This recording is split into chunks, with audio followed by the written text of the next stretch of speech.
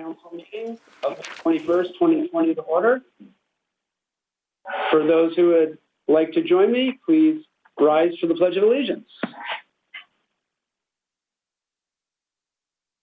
I pledge allegiance to the flag of the United States of America and to the republic for which it stands, one nation, under God, indivisible, with liberty and justice for all.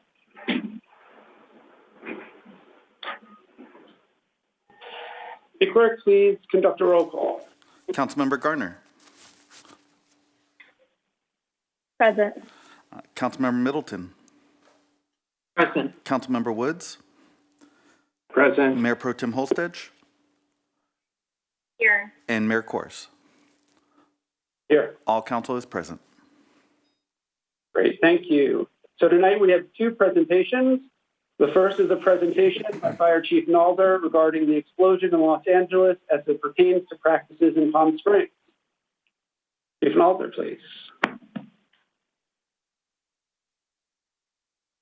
Council members, my speaker on. Can you hear me now? Yes. Okay, good. So thank you, Mayor, council members. So at this time, the investigation on the fire in Los Angeles, the explosion has not been completed and the results have not been published. But what we do know is that the fire, what caused the explosion was butane. Now, the facility was a business called Smoke Totes. This is actually the second fire that they have had at that location in Los Angeles. And what we also know is that they aren't licensed to carry those products, and they are not licensed to do extraction with those products. And it's a big problem in Los Angeles.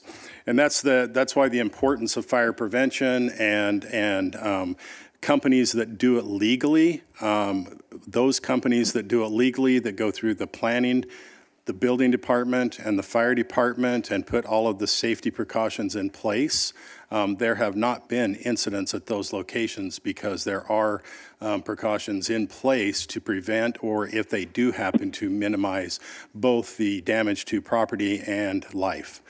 So I do have the plans examiner, the fire plans examiner here with me if you want to know any specific questions, but there are a number of these licensed facilities in the Coachella Valley, Desert Hot Springs, Coachella. We have one called Nature's, what is it? King's Garden, sorry, King's Garden. They went through this process. I don't know if you caught the news story, but I'm confident that that is a very, very safe facility. And the one that just applied, that went through planning, preliminary planning approval at the last council meeting, they are going to be going through that same process. And I'm very confident if they go through that process, that it will also be a very safe facility in our community.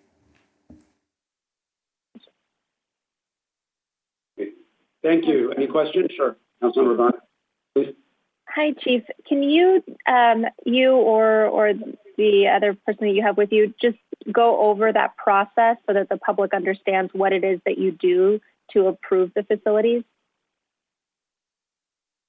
His name is Stephen Otero. He's our fire plans examiner in our fire prevention. And what I wanted to say also was we have had in Palm Springs a number of we haven't had any fatalities, but we have had explosions from butane and honey oil production in the valley, in Palm Springs, in the past. So when they are not done properly, we do have a big problem with those places. So I'll turn it over to Stephen for any specific questions about the process.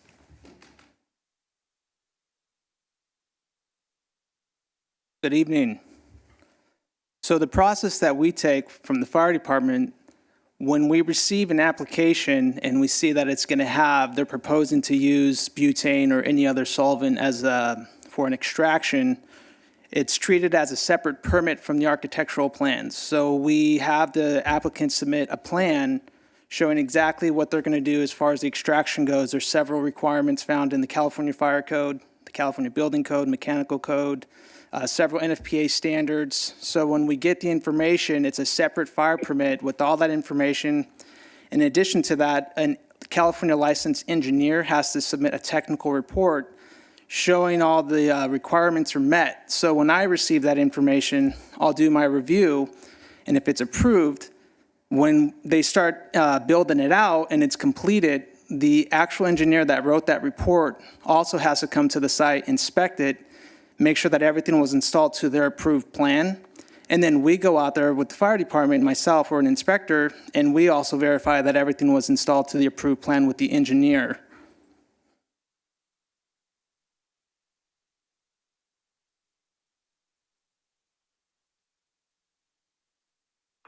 Thank you. Anyone else have any questions on this?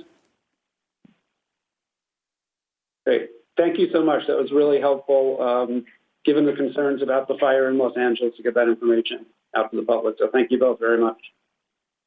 So the second presentation is going to be a budget presentation by City Manager David Reddy. And I just want to note that normally we would do this when that item comes up on the agenda, but given the number of people who have signed up for public comment, who want to talk about the budget, we wanted to get as much information out first, so you have that information prior to public comment, because that will make your public comment that much more informed and helpful for the council to have. So thank you for understanding that. And City Manager, please.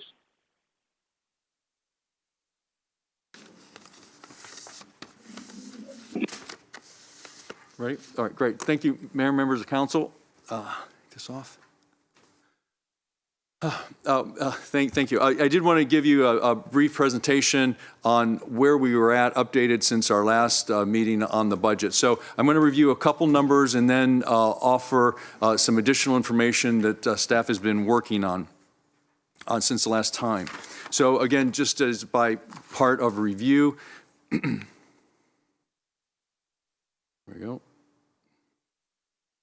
We got it out here.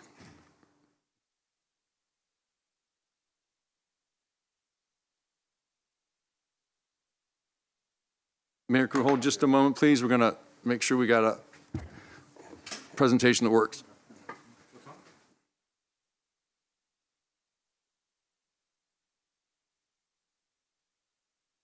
If you need, I can go down to the podium. No, it's the system.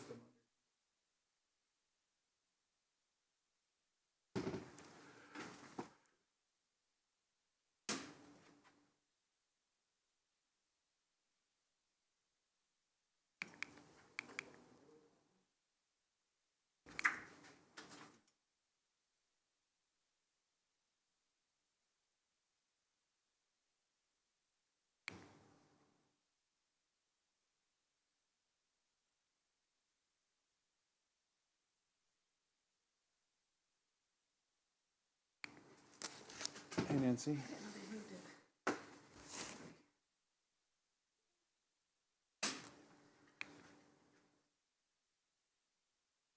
Click through well. There we go. Okay, thank you. All right, I think we're ready to go. All right, thank you, Mayor, members of council. So I'm going to go through this presentation. I will do it briefly so we can get update on these numbers. So if, again, as you recall, we're looking at over 2 fiscal years, a $76 million deficit due to the pandemic. 1920 was the 29.2 million. In the new fiscal year beginning July 1, it's the 47.175. And what I wanted to do is on the revenue projections, again, how do we come up with that number? Because certainly that number is a threshold question on how we go forward. So we looked at lost revenue in a range from low to high. And as I indicated last time, we took the mid-range just for a way to get the discussion started, and that's our best guess at this time. And so when we look at what that means, how we arrived at it, and if you look at each year, each month to month, we took what the dollars that we received in those revenue areas the prior year, and then with the economy basically stopped, we looked at what we were getting now, and we could see that we had those very significant drops. And so then we started to figure out, well, even if we started to open up in phases, and we don't even know when that's going to be, we're making inferences here. As you can see, in July of 20, we would still anticipate being 82% below in our tourism revenues that we were a year ago. And so then we started to try to ramp up over the months. But then even into next year, based on the information we're having, we're not seeing a fast recovery. And as you'll notice in March and April of next year, those are our peak seasons, just in terms of what the things we believe won't be there then, certain events and certain conferences, we're anticipating those reductions as well. So when we get to the end of next fiscal year, June of 21, we're still around that 50% level drop. Now again, that is the mid-range. So again, it could be a little higher, it could be lower, but this is what the figures look month by month in that mid-range. Okay, so just by way of comparison, this is interesting. As you can see, our number is large compared even to Riverside County, and the reason for that is, as a tourism economy, we derive a lot more of our revenue from hotel tax, and the sales tax is the important drivers. And as you can see, the county just doesn't have as much of those revenues coming in that make up that percentage of their budget. So I just thought this was a good comparison of that. How could the city have a higher deficit from the COVID than the county? And this sort of indicates why. Okay, so again, so for the current fiscal year, which ends this June 30, we had the estimated deficit of 29. We've made these savings already, and I would note, Council, that this is very, very significant, this $10 million of saving, and that's been frozen positions, it's been reductions in every department on their operational spending. And it was an important thing to do, but you know, again, it affects our service getting through just this fiscal year. That leaves us a balance of 19.1. At the meeting last week, you've indicated that you would be willing to use that from our reserves to balance that out. Now, I would also note that in part of that 10 million, we've canceled $4.5 million that was the part of the 2-year paving contract. And I just wanted to highlight that because, again, all these reductions, as important as they are to balance our budget, do in fact have effect on the services we're providing. And this one particularly, which has been a popular one of the additional street paving that we've been doing over the last several years. Next fiscal year, starting July 1, again, we have that middle range and we have the deficit of $47.1 million. And you can see on the right there, our revenue total goes from 125 to 80 is what we're projecting, and that's a very significant loss. All right, so fund balance. What does all this mean? We have the 47 million that we're expecting deficit next year. We have reserves of unrestricted of 33. We used, now again, I'll talk about that reserve in a moment, but that's the combined that's not the combined, that's our general fund unrestricted. We used 19.1 to get through the current fiscal year. That gives us remaining reserves of 14.3. Council has been putting aside over the last several years additional reserves for our PERS expected pension increases in the coming years of 16.2. And that gives us then a total still of 30.5 after we've used the 19 million on this June 30th to get through this fiscal year. Okay, the rolling budget model. So this is the new from what we talked about the last meeting, and this is what I'm suggesting that we move forward to get through the fiscal year and handle that $47 million deficit. In talking to the subcommittee, which was Mayor Kors and Member Middleton, basically we're recommending that we combine the general fund and PERS reserve set aside. So that gives us the total general fund reserve as of June 30th of 30.5 million. And what that does, obviously, it still provides a 28% fund balance, reserve of our general fund going forward. Now, what this combination does, it allows us greater use of these funds to avoid the extreme staff reductions that we identified would need to be. We did it in scenarios B and C last meeting to be able to close that significant $47 million gap.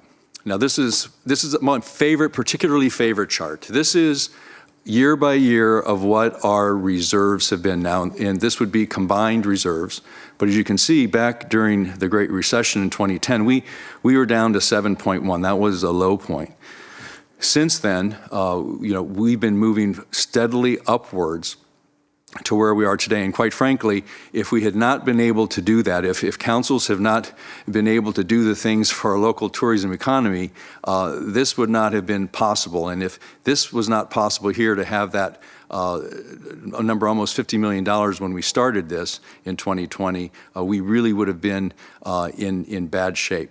So I think this is a success story in and of itself, just looking at this graph. And I think this will play an important role going forward, the importance of the economic drivers. And if anyone had any doubts about our economic incentives and things that we've done, in the downtown for the hotels and all the things that are associated with that convention center, that part and parcel is a big reason why we have those increases. Okay, so the rolling budget model for next fiscal year, what we're suggesting, and you saw part of this in last meeting, and now this is how it would roll out if council wants to approve this. We've got this $8.3 million in savings. Now, on the next slide, I'll show you what that's made up of, but basically that's non-personnel departmental savings, and then other reductions of programs, and I'll show you that in a moment. Capital projects deferral of 4.2, but again, I would note that that affects the capital projects that we're going to do both there and Measure J for next year. So that's a total of 22.7 million savings for the next 12 months beginning July 1, and that is significant in the fact that it has effects on how we deliver services, but it's so important to get us to deal with this $47 million deficit.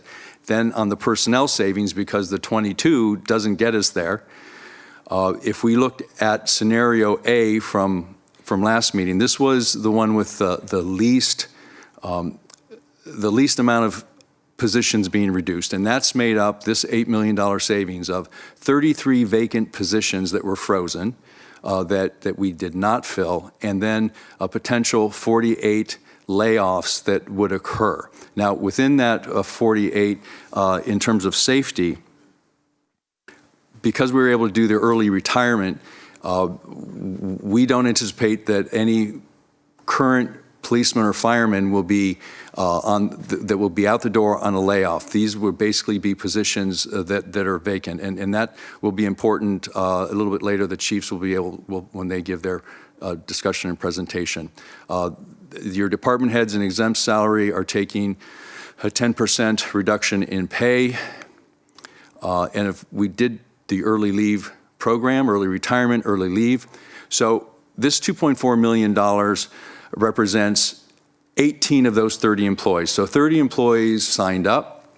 However, some of those are critical positions that we must refill. So the goal is to refill as few as possible.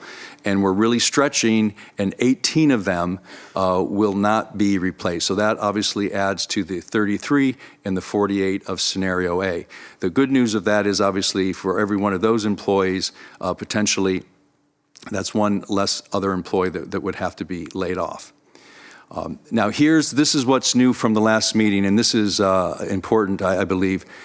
In the 2021 budget, council had wanted to put $3 million into the PERS reserve set aside. So as you recall, our PERS set aside was up to $16.5 million. This is how that's funded. This would have been another $3 million.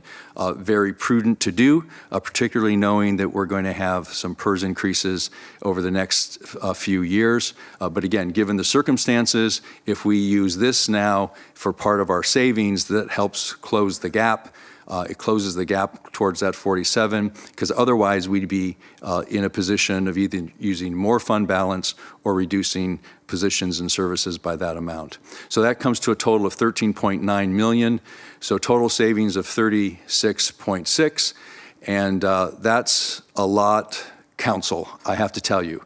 Now, the burden is going to be on all of us to continue to maintain services, our core services, and also to the extent that we can, the other things that are important that we do every day for our residents and visitors. So we're committed to keep going, but this represents a significant cut. All right, so we got the total savings of 36. We had that ugly number of 47 as a deficit. So our revised deficit now is 10.5. Now there's really, we're not advised to do more reductions because we're going to be thin, very thin as it is. So if we use the combined reserves under the rolling budget model of 10.5, that obviously gives us a zero balance at the end of 2021, June 30. So if we project out, that's where we would be. Now, that then leaves us with a 20 million basically fund balance, and that's the combined reserves, and that's 18.4. Now, the importance here is at a minimum, you don't want to drop below 10%. This gives you approximately 18 with the combined. Now, the caveat here, an important part is since the 47 million, again, is our mid-range, it's our best inference guess at this time. It could be higher, could be lower. The variables of when the economy opens and how fast our economy comes back, all those are unknown. So what we want to make sure is a caveat that on a month-by-month basis, we're back here at a city council meeting with our revenue projections and what our expenditures are. So what that means is that we have to be able to ensure that no matter what happens in between, at the end of the fiscal year, we are not going to have to use more than what we've stated here, that we're going to meet our expenditure reductions and hopefully our revenue income. Now, that being said, that's what the rolling means. The rolling on a month-to-month basis, if we find that this is specifically not working out so well, the economy is doing less than anticipated, we may have to make additional cuts, and that's the important caveat. Conversely, at the same time, if the economy is doing better, we may be able to pull back on some of these reductions. So that's the burdens on us to make sure we have that continual discussion and we can be flexible as we move throughout the year. So again, that will leave you with a general fund reserve of approximately 18%. Now, I just want to focus for a moment on this list of non-personnel savings. You see at the top there, the operating budget is that 3. That's the whole range of departments, everything from supplies and travel and training to the kinds of supplies that they need to actually operate. This represents what we think is the most we can do. We wouldn't want to fall below that. And again, as we mentioned before, the landscape maintenance, those are like cut in half. So people, hopefully they'll understand we're going to be doing less mowing of the parks, things of that nature. And as you can see, there's the homelessness services there, additional expenditures that council took on because we weren't getting that help from the county as we believed we should. And so council was able to step up. That is no longer in the budget, and I think you'll probably want to discuss that. There are some other things that we may be able to do to adjust to at least potentially backfill that. So for example, we've reached out to the healthcare district to see if they want to help us continue with some of those programs. I would also just note that you see there the film festival, $475,000, an important economic driver for the city. We need those savings to help us bridge this deficit. But again, the importance of that, what we're anticipating that how we can, at least for 1 year, we're looking at potentially the revenue for PS resorts and maybe for tourism to backfill that film festival dollars if in fact the film festival is able to go forward at all this year. So again, so these represent the reductions, but we may be able to backfill some of those, and I'm sure that's what partially council will want to talk about as we move through the discussion this evening. And again, so in the bottom line here is that represents approximately the 8.3 million in savings that we're going to need. Now on capital projects, the downtown park is an item that council did want to have some deeper discussion on. And when you're ready to do that during the discussion, Assistant City Manager Marcus Fuller has a couple of slides specifically that he will walk you through that will give you those options. But I do want to notice that with the Measure J and capital construction that you see at the bottom of the page there, again, we're canceling those projects for the next fiscal year. But again, I would like to say they're more deferred, that in the following fiscal years, we can start to do those again, like street paving, because again, we are going to have to get back into the capital projects. We can't defer them for multiple years. Again, and so just for a note, these are some of the Measure J capital projects that we would be deferring. And as you can see at the bottom, that 2.8 million balance, that's the new projects that would have been funded, and likely that would have went towards street paving. So again, we'll be deferring that as well, all to be able to deal with this significant deficit. And then these are some of the capital fund projects. We talked a little bit about those last time, but again, these were in essence, the general fund capital projects that we received those savings. And this, we went through that one, and we had talked about this. So this is just sort of the recap of where we are. And the bottom line to this is we would have the combined reserves. We have that zero balance at the end of the fiscal year. So with that, Mayor, that is my presentation, and I guess we'll have questions and discussions after public comment. Thank you, Mayor. Thank you. And since this is on the agenda, I was advised that we save our questions and any discussion until after we hear from the public on these things. Although I'm sure everyone has some clarifying questions. So write them down. I wrote down my list so I don't forget them after. I think we have a number of people in public comment. So the next item is acceptance of the agenda. The City Council will discuss the order of the agenda, may amend the order, add urgency items, note abstentions or no votes on consent calendar items, or request consent calendar items be removed for separate discussion. I'd like to entertain a motion for acceptance of the agenda. Are there any items any council members would like removed from the consent for separate discussion and or vote?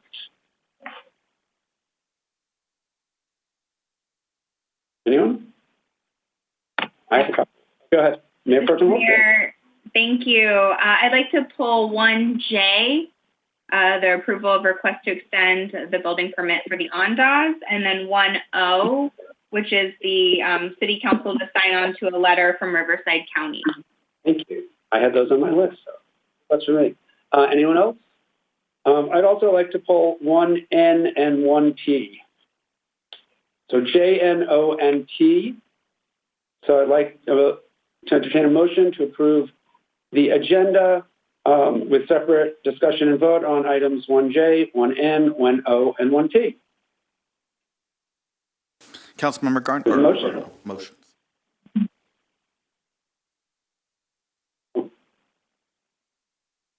Make a motion to accept the agenda.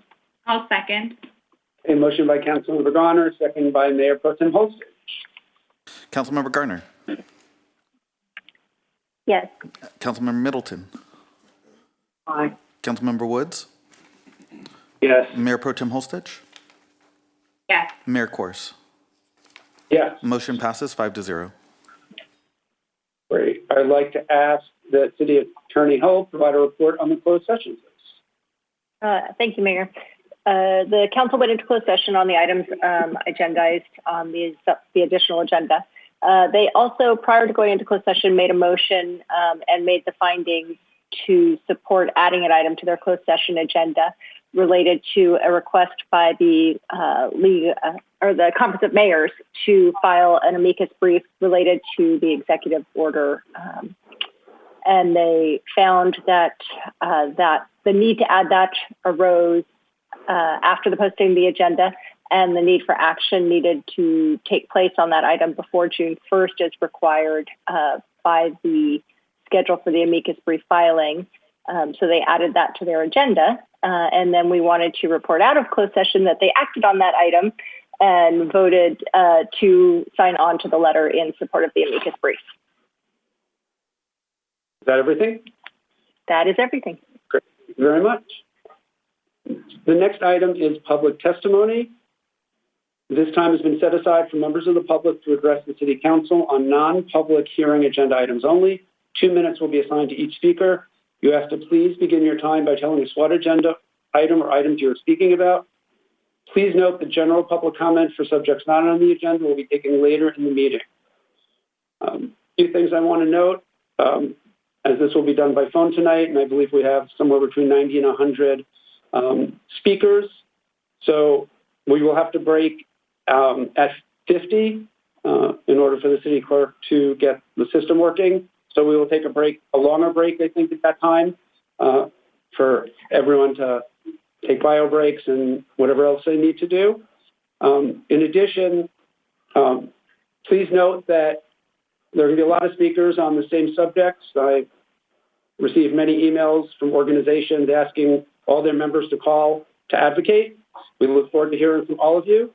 In the interest of time, if someone has made the similar comments to what you're going to make, it would be appreciated if you said that you agree with the goal, but not repeat the exact same remarks, as that will help us get through this faster. But we do want to know what your position is, and of course, any additional remarks you want to add.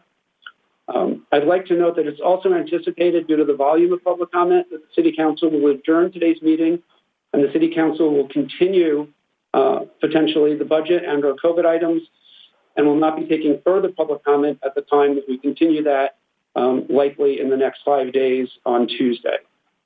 So tonight, the City Clerk will be contacting speakers via telephone. City Clerk, can you please begin? Thank you.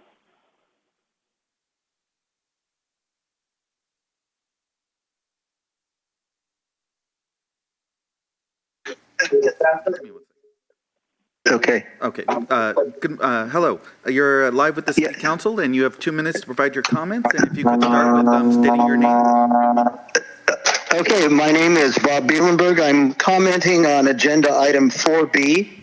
I first visited Palm Springs in the winter of 2000 when I first found the pool.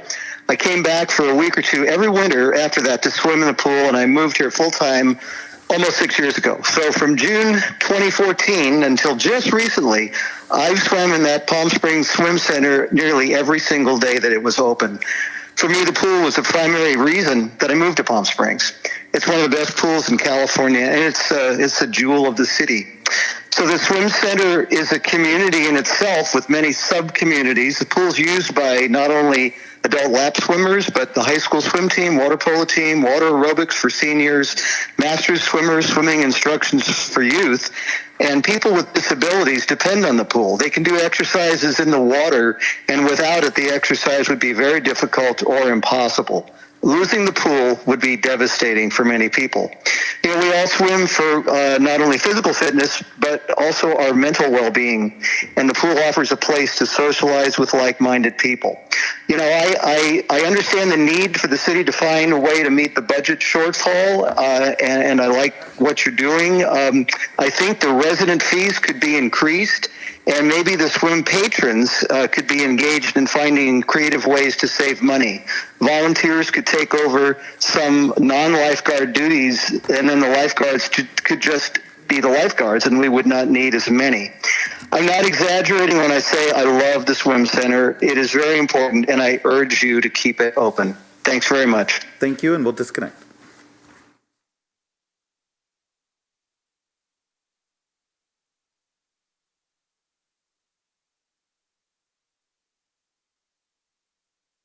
Hi, Stan May. This is Anthony calling from the Palm Springs City Council meeting. You're live with the council and have 2 minutes to provide your comments. Hi, I'm Stan May from the city of Palm Springs. I live in the Racket Club Estates area. I agree with Bob that under no condition should the pool be closed. I don't think that should even be considered. I do have comments on the proposed hours in scenario A.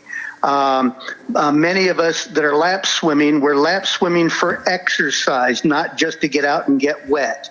And so You can't really exercise in the summertime once the temperatures head into the 90s, into the hundreds. And so there is a large community of swimmers, including the master swimmers and others, that swim at 5:30 in the morning, Monday through Friday, because it's the most appropriate time to get exercise in. And I think whatever hours you come up with, at minimum, we should consider at least every Monday through Friday, 5:30 to 8 or 8:30, just to be able to get in those exercise swimming hours. And again, scenario B, closing the pool should not be considered, period. Thank you. Thank you, and we'll disconnect.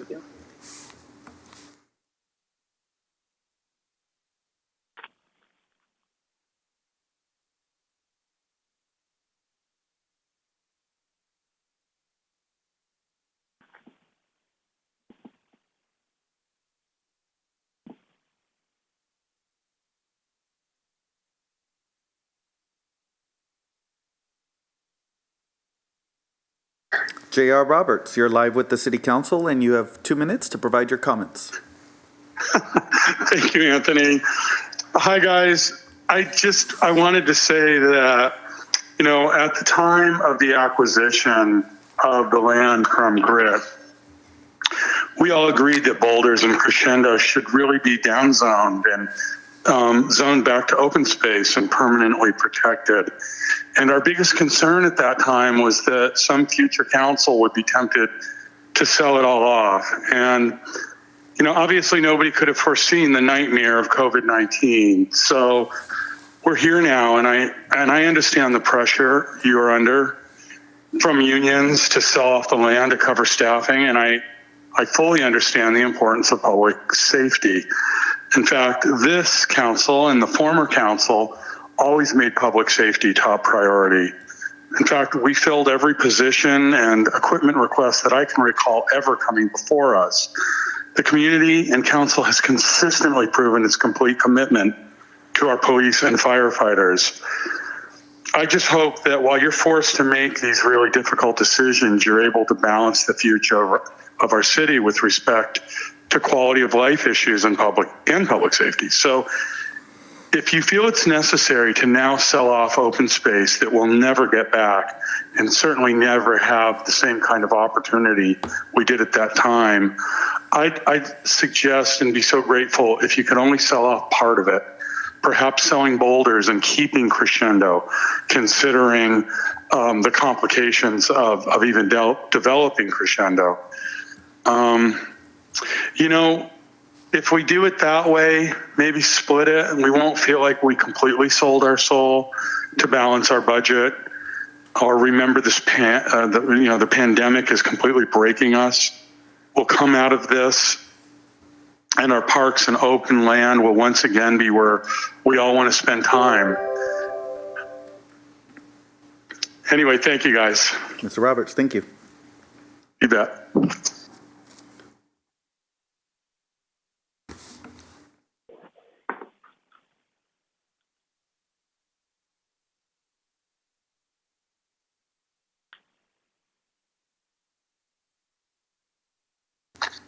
Hello, Barbara Abrams. Yes, this is she. Hi, this is Anthony calling from the Palm Springs Council meeting. You're live with the council, and I have 2 minutes to provide your comments. Thank you. Thank you for allowing me to speak on behalf of the Palm Springs Library.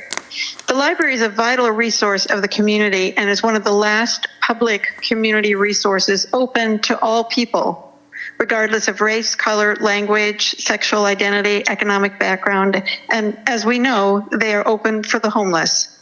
I say this cognizant of the challenges you face in balancing priorities and making difficult financial choices.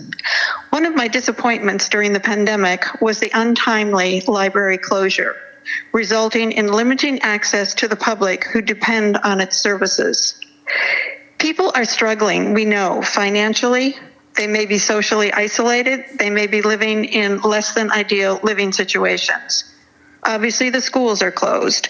It seems as though families and individuals have been left to fend for themselves.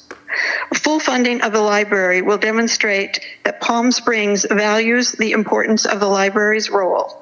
Access to books, programs of all types, resource materials about other community agencies look to improve the literacy of people and prevent serious problems for many others. The library supports not only education, but a sense of well-being, self-confidence, positive growth, and health. This all leads to preventing problems. Let us not be short-sighted. Have we not learned from the pandemic that business as usual does not serve us well? Funding all services, emergency, health, medical, businesses, they're all important, but not at the expense of the future of our community and the library's resources. Thank you. Thank you, and we'll disconnect.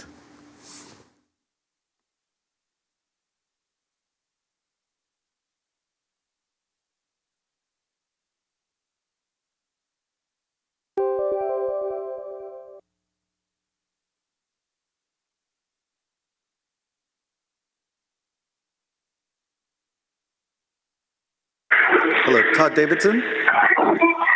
Yes. If you're watching the meeting live, if you could. Otherwise, you have 2 minutes to provide your comments to the City Council. Hold on, hold on.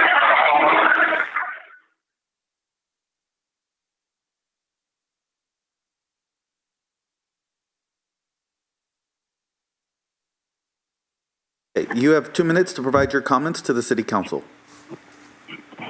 Yes, I do. Okay, you can begin. Hi, my name's Todd Davidson. I've lived in Palm Springs for greater than 25 years. Spent most of my teens and early adulthood there, and raised a family in the city also. And the youth program that the city puts on at the Leader Center was invaluable to my wife and I. Going to school, the after-school program, both of us had full-time jobs. It was a great benefit to us having that type of facility and resources available to us raising our son. And since that he was there from 4 years old until now he's 17. He volunteered there for the last 3 years, helping, trying to give back to the city. And I think it would just be a huge travesty to let that program go to the wayside, especially when it's helping so many people in the city that really need that resource. There aren't a lot of daycare options out there that are cost effective, especially for working parents. And that just really fills the need for the city and fills the need for a group of people that just don't have a lot of resources when it comes to daycare. I was just really sad to hear that the city was looking at discontinuing the programs, and just wanted to voice my support for the program, and I wanted the council to know how much it really meant to my wife and I in raising our child. It's the old adage, it takes a village to raise a child, and that was, a huge part of the village was, the city of Palm Springs, aftercare, and summer programs. Okay, Mr. Davidson, your time's over, so we'll disconnect now. All right, thank you. Thank you.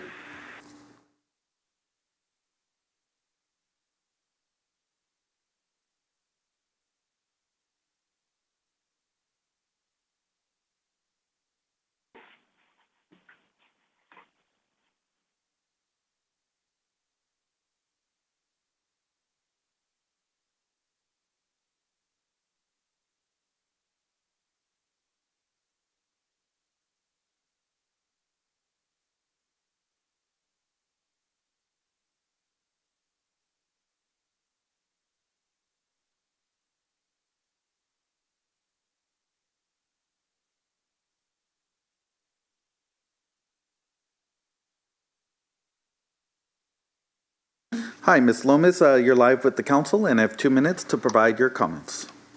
Great, thank you so much, Mr. Mr. Mayor and members of the council. My name is Liz Loomis, and I chair the Little Tuscany Neighborhood Organization, which represents approximately 700 households. We're aware the council will vote on selling land it has been deeded to fund the budget shortfall. 2 parcels, Boulders and Crescendo, are in our neighborhood. When they were deeded in the summer of 2019, it was made clear to the public that they would be protected as open space, with plans to turn them over to a conservancy trust in the long term.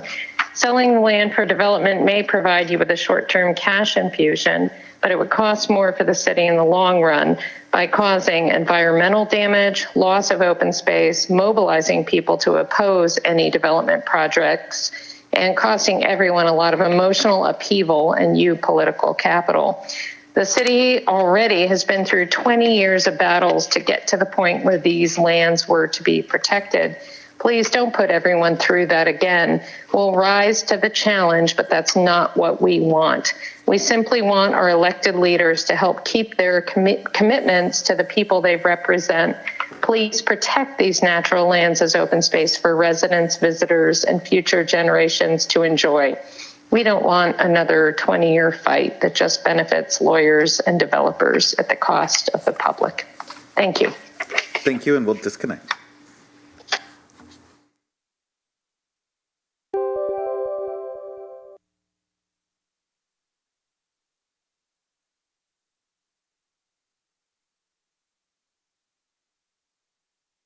Through that again. We'll rise to the challenge.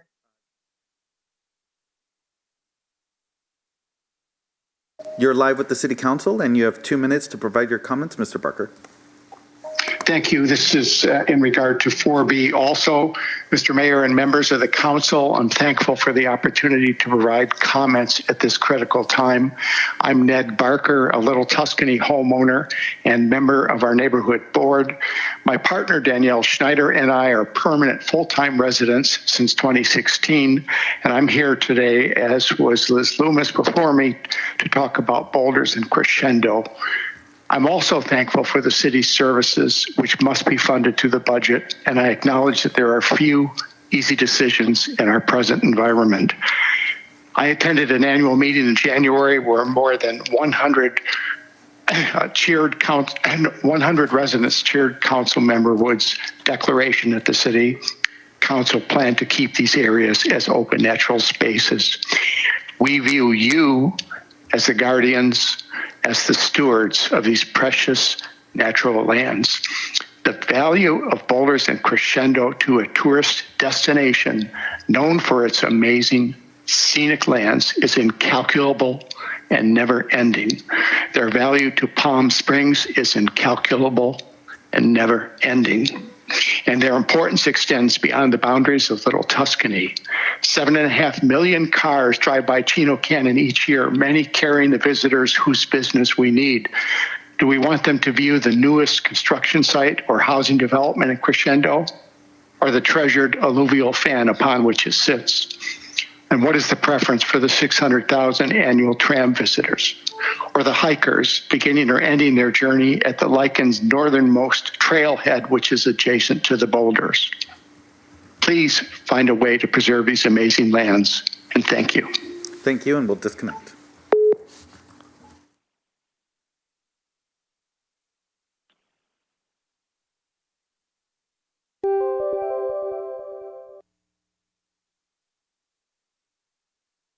Hello, Carol Palmer. This is Anthony calling from the Palm Springs Council meeting. You have 2 minutes to provide your comments. Hi. Oh, and this is about the library. Is that correct? Yes. Yeah. Okay. Well, I just wanted to share with you that I've lived here about 3.5 years. And I just want to say that I hadn't had a library card for about 40 years, and I did get one here, and I've attended a lot of their events. They have speakers come and they'll have movies. And I just think it's great. And I think that coming from the Bay Area, you don't have a lot of free services, and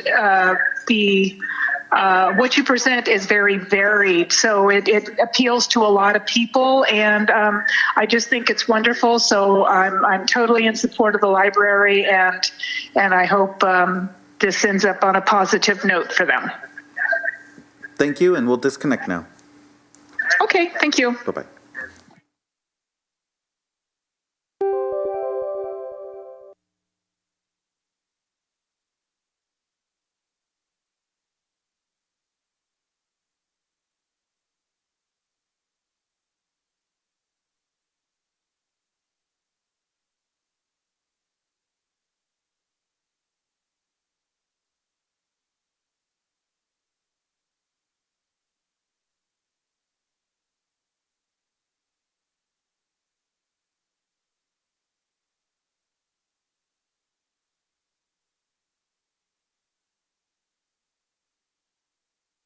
Kathleen Brandt, this is Anthony calling from the Yes. Palm Springs Council meeting. You're live with the council and have 2 minutes to provide your comments. Okay, thank you.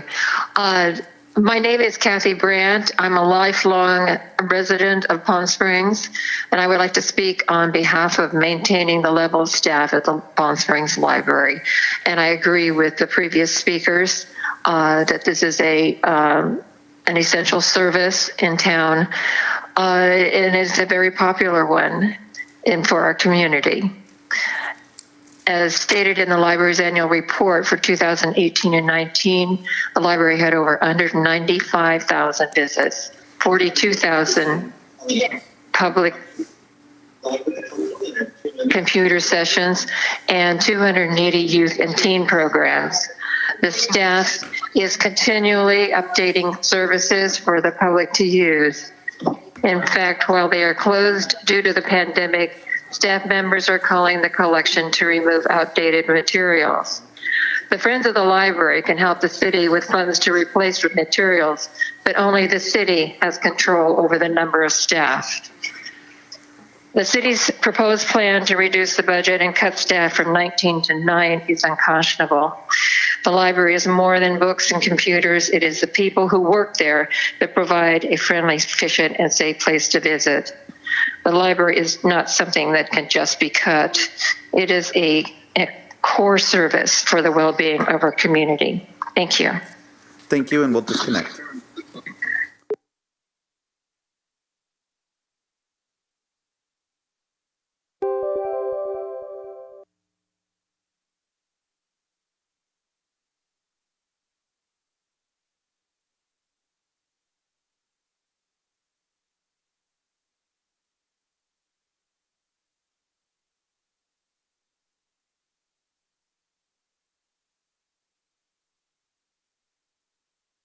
Hello, Wyon Long.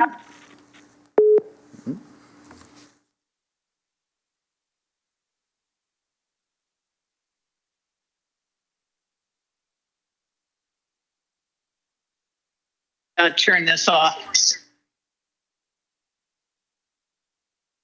Ms. Warmick, you're live with the council and have 2 minutes to provide your comments. Thank you, Mr. Mayor and members of the council, friends. I'm here on 3 topics. I agree with Kathy Brandt, Barbara Abrams, and Carol Palmer on the importance of the library. I also want to speak on the possible sale of 3 of our environmentally sensitive parcels. I'd like to ask the council to take their time on that and to allow time for the environmental organizations to see if there was a sale possible through funds that are available. I do believe that on July 10th, July 24th, September 18th of 2019, you committed to deed restrict the properties once you acquired them for conservation. And I would love to see the council take the time to see if that's possible and not lose those lands forever. On the downtown park, pause if you can about making your decisions. Give Anthony time to see if there are funds available, and look really hard at how long and how much more it's going to cost you for the pause. I don't envy you the decisions you have to make tonight. I have great respect for your intelligence and wisdom, and I wish you luck. Thank you. Thank you, Ms. Warmick.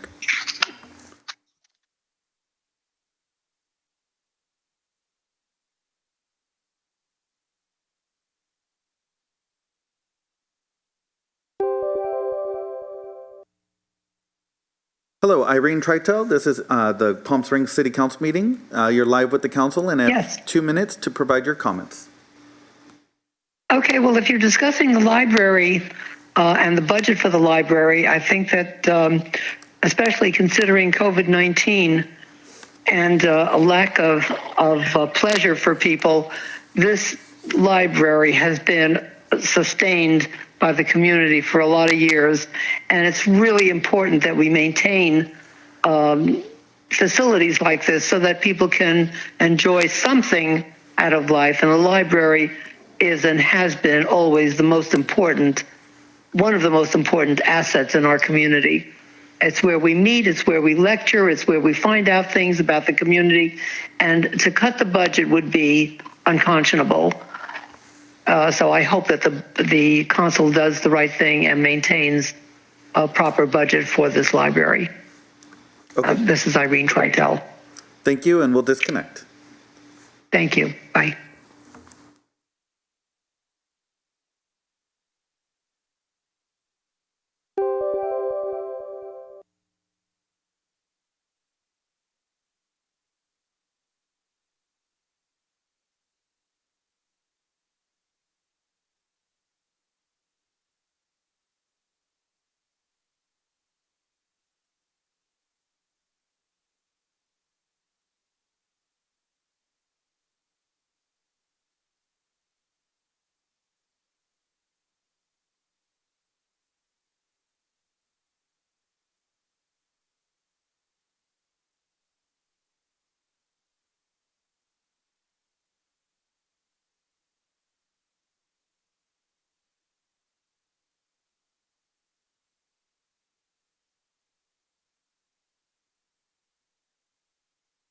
Hello, Iris Johnson.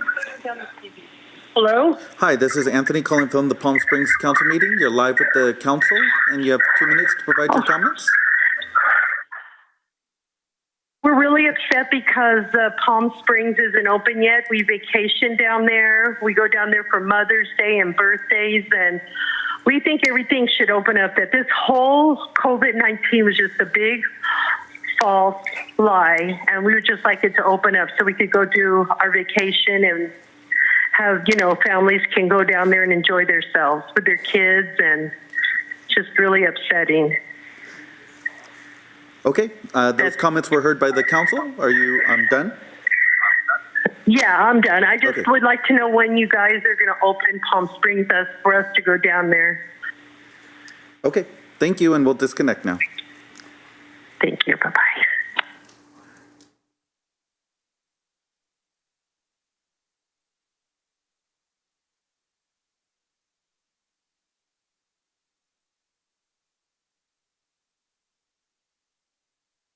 Allison Alvarado, this is the Palm Springs City Council meeting. You're live with the council, and you have 2 minutes to provide your comments. Okay, thank you. I just wanted to comment on the swim center. Keeping the swim center is really vital to our community. There are many of us families who don't have the luxury of having a pool, so therefore we rely on the community services. And the swim center is one of them. The swim center is a place where our kids can go. It's a safe place for our kids. They can swim, have fun, burn energy, exercise all in one place. It keeps our kids busy off the streets, where they're vulnerable to temptation and all of the bad things that are out there today. I can tell you that the swim center has been a vital part of my family routine, as well as being a part of one of the swim teams there, the Elite Otters, which has afforded my kids with a lot of many life skills that they need as to become great citizens of our community. I also just want to add that, I have an 8-year-old son who has ADHD, and seeing him at the pool and being part of the swim team and swimming at the center has really improved his focus and his overall well-being. I mean, swimming has been part of his, critical approach to his treatment. So I hope that we can somehow keep the pool open, whether it's on a limited basis or what. I mean, I think if we could come up with some sort of, volunteer lifeguards, and training them, I think we could save some money there, as long as we could, keep it open. So I hope that we can keep it open, and I appreciate you guys listening. Thank you. Thank you, and we'll disconnect.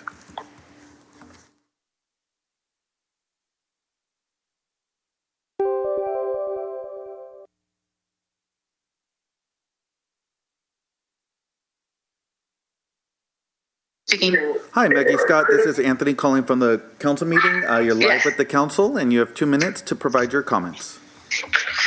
Alrighty then. My name is Maggie Scott, and I have lived in Palm Springs for 36 years. Palm Springs Swim Center has been extremely important in our community. It serves so many different residents, to learning how to swim as infants to seniors. The Swim Center is a huge part of my son's life now that he's been born here and now is part of the pool. My son has learned to swim at the Swim Center, and now he has been blessed to have found an amazing sport, and recently now has joined the Lead Otters swim team that has been a huge joy and a huge part of our life, and I see us making it a part of our life. I see my son doing this pretty much through school and hopefully through to his going through to university.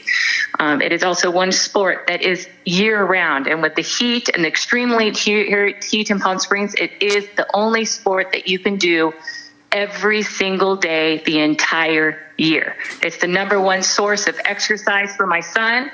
I cannot believe that the city is even considering solving their financial problems by eliminating the pool or cutting the hours of the pool, which has become a huge part of our lives. Please find some other way to solve your city's finances. There are other ways. Do not punish our children and their future. Please keep our pool full-time open, and do not sacrifice our children's future, and to allow them to represent our beautiful city. So I'm just asking for our pool to stay open and to open our city. And then also, I believe my son also has 2 minutes to speak today. Yes. Okay, so Gavin, now you say what you have to say. My name is Gavin Scott, and I am 8 years old. And I am in second grade. I was born and live in Palm Springs. I am member of the Elite Otters swim team. You can say I have been part. Was part of. What do you want to say? Part of your family, right? Part of my family. Do not take away. Don't take away the pool. Open our pool, our city. For our city. Thank you. All right, thank you. Thank you, and we'll disconnect. Thank you.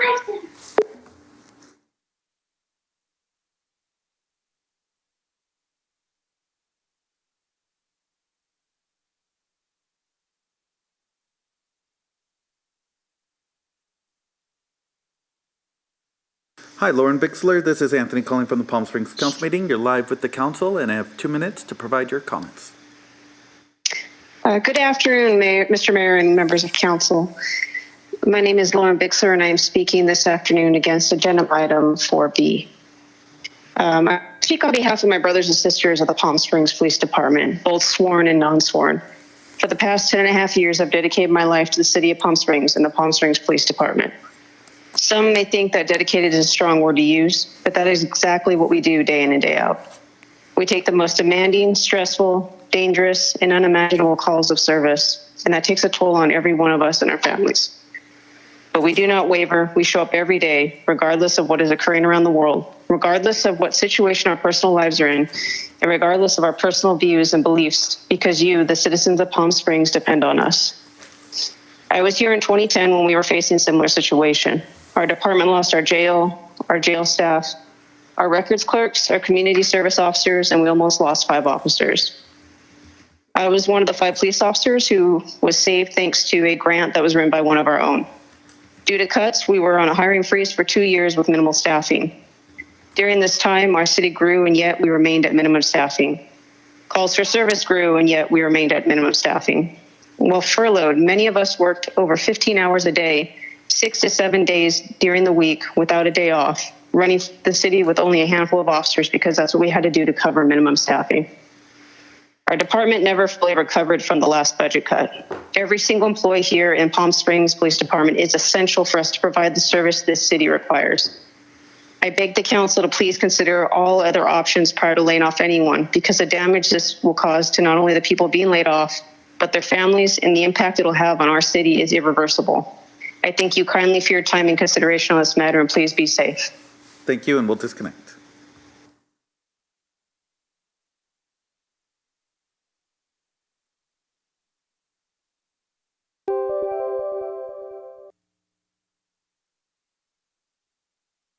Hello, Kirsten McLean.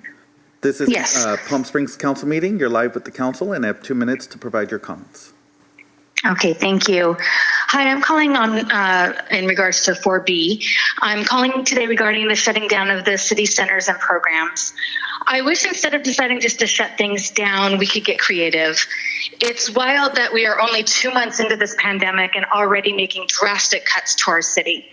I get being proactive, but it's extremely frustrating to see the children's programs and the children in our city always get the short end of the stick. Could you imagine being a child during this scary and uncertain time?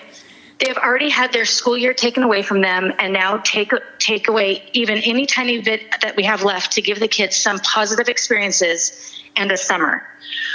It would be awesome if we could let them see their friends and have some fun in town, because going out of town is not ideal right now. Even if the camps or programs have to be smaller, or kids can go limited days to allow for everyone to have a chance to come, there has to be a way to make it possible to keep these programs and centers open. Yes, kids are resilient, but they don't need to be stripped away if we as a community can try and create something hopeful for them. The city staff has a great relationship with the children, whether it's the after-school programs, preschool, or summer camp, and they make a huge impact on our children's lives. I've got to believe that there is some sort of creative solution that can be made, and these decisions could greatly affect the future of these kids, and it would be wise to make their future bright, since they are our future leaders. Thank you. Thank you, and we'll disconnect.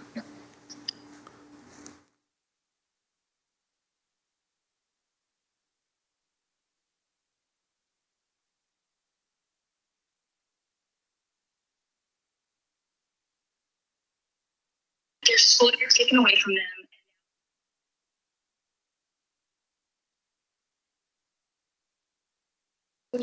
Mr. Wolfgang Gieseski, you're live with the council and you have 2 minutes to provide your comments. Sure. My name is Rob Giesica, and I am the owner of Chill Bar on Arenas Road. I wanted to thank the City Council for giving citizens and businesses the opportunity to suggest ideas to help our city recover from the public health and economic crisis we are facing. We know that sales taxes from nightlife and restaurants constitute a meaningful portion of the city's budget. We would like to put the ABC's fourth notice of regulatory relief in context as it relates to bars that do not serve food on a regular basis, i.e. Type 48 licensees. It has been suggested that the Arenas District in Palm Springs was one of the first groups to suggest that bars and restaurants might utilize outdoor space in order to ensure proper social distancing amongst patrons while allowing business owners to operate profitably. If true, we believe it is important to understand that our original suggestion did not make any reference to the state or city's timeline for reopening businesses. We did not ask that the opening of Type 48 licenses be accelerated. We merely understood that neither health authorities nor customers would be comfortable with crowded bars and restaurants in the near term. Living and working in one of the sunniest places in the United States, we suggested that we use this natural advantage and give all bars and restaurants the ability to expand their footprints where possible when authorities deemed it safe to allow us to reopen. It is our understanding that the suggestion was brought to the ABC, and while some alternatives were considered, ABC decided to allow various types of licensees to utilize outdoor space. ABC seems to have attempted to streamline their rules with respect to this decision by asking that bars and serve food and subject themselves to the same requirements as restaurants and operating outdoors. While this adds costs and subjects us to unfamiliar regulatory regime, we believe this was a wise choice, as the inclusion of food will make distancing more natural and discourage an outdoor festival or happy hour atmosphere that might otherwise take hold. We understand that if we choose to take advantage of the ABC's relief, we will contract with a reputable provider to bake bona fide meals, provide seating to customers, discourage customers from mingling, and control the consumption of alcohol per existing legislation, and finally comply with regulations applicable to food service. While ABC has been proactive and fairly clear. Sir, your time is over. Okay, sorry, thanks. Thank you, and we'll disconnect. Thanks.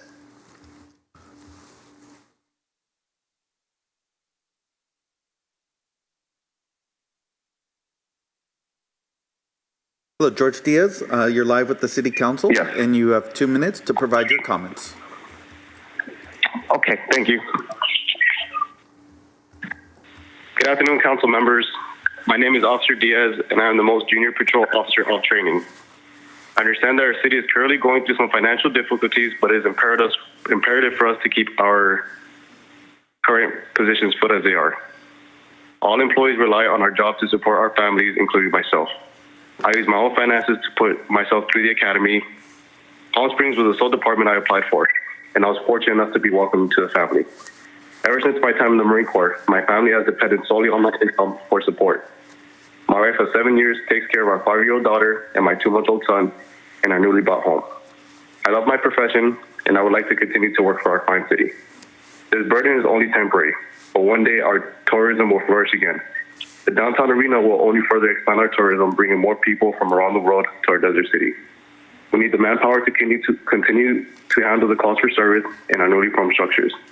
Our non-SWAT personnel staff also help us tremendously to do our jobs more fluidly. As the most junior officer, I feel as if my job hangs in the balance more than my fellow officers. I understand the city has over $30 million in real estate assets. This can be sold to help keep our personnel. My family depends on me, and I depend on the city. Thank you for your time. Thank you, and we'll disconnect. Thank you.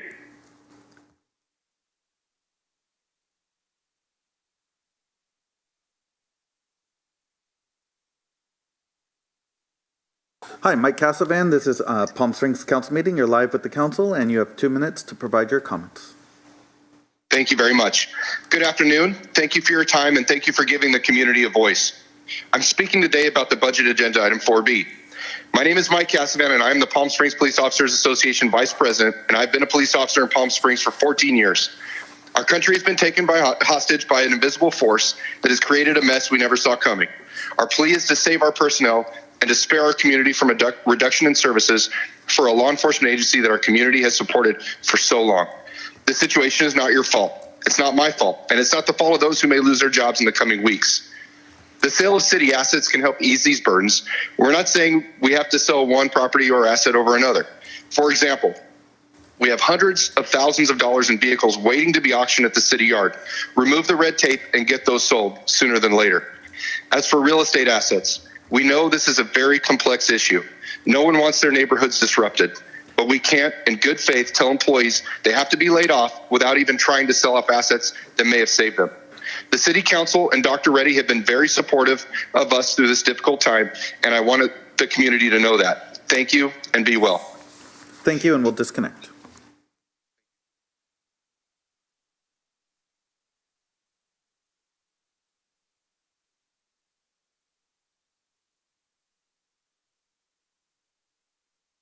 Hello, Michelle Martin.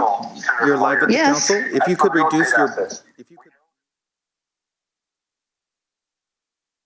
Thank you. You're live with the council, and you have 2 minutes to provide your comments.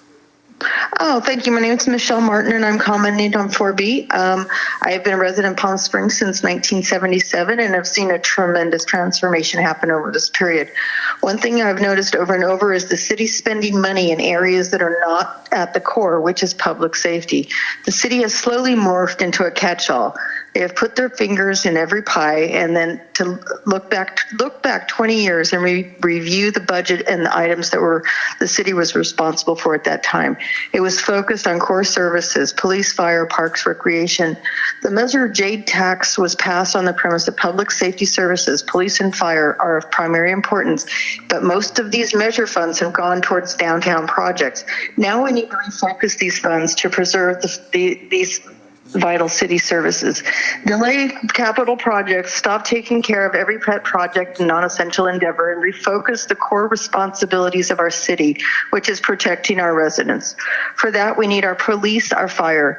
As for reopening the economy, it does not appear the city has the same appetite to reopen as citizens. Maybe we should be putting our efforts towards a safe reopening. Businesses want to reopen with this new normal and have been preparing, so they have the sanitation in place, social distancing requirements, etc., but give them a chance to survive. Last, a comment on the city manager's slide showing the growth in reserves. It's a bit disingenuous, as it does not show the corresponding revenue and spending increases over the same period of time. Adding those data points would put this in perspective. So thank you for listening to my comments. Thank you, and we'll disconnect.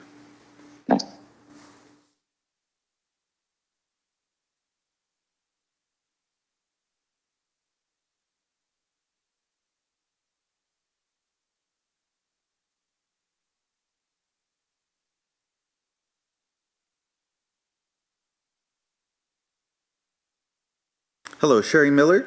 This is Anthony calling from the Palm Springs Council meeting. You're live with the council, and you have 2 minutes to provide your comments. Okay. My name is Sherry Miller, and I'm a police officer with the Palm Springs Police Department. I'm an Army veteran. I have 10 years of service with law enforcement, and I'm a single mother of 4. I lateraled to Palm Springs PD about 2 years ago now, and I'm so grateful to finally be back in service in my hometown. Being an experienced lateral officer, my professional concern is the city losing a group of exceptional officers that have deep loyalty to the city. During these unpredictable times, I think it's critical to have public safety at its max. Aside from that, I stopped to think about the big picture. We talk about family in all of our respective departments and programs. So I thought, what do families do during financial crisis? Families don't lay off family members. We buckle down. We commit to revised budgets. We might even let go of some material assets. We dig our heels in. We work hard. We follow through and continuously reevaluate. We take care of each other. That is what a family does.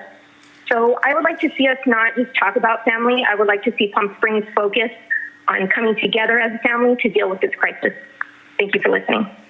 Thank you, and we'll disconnect.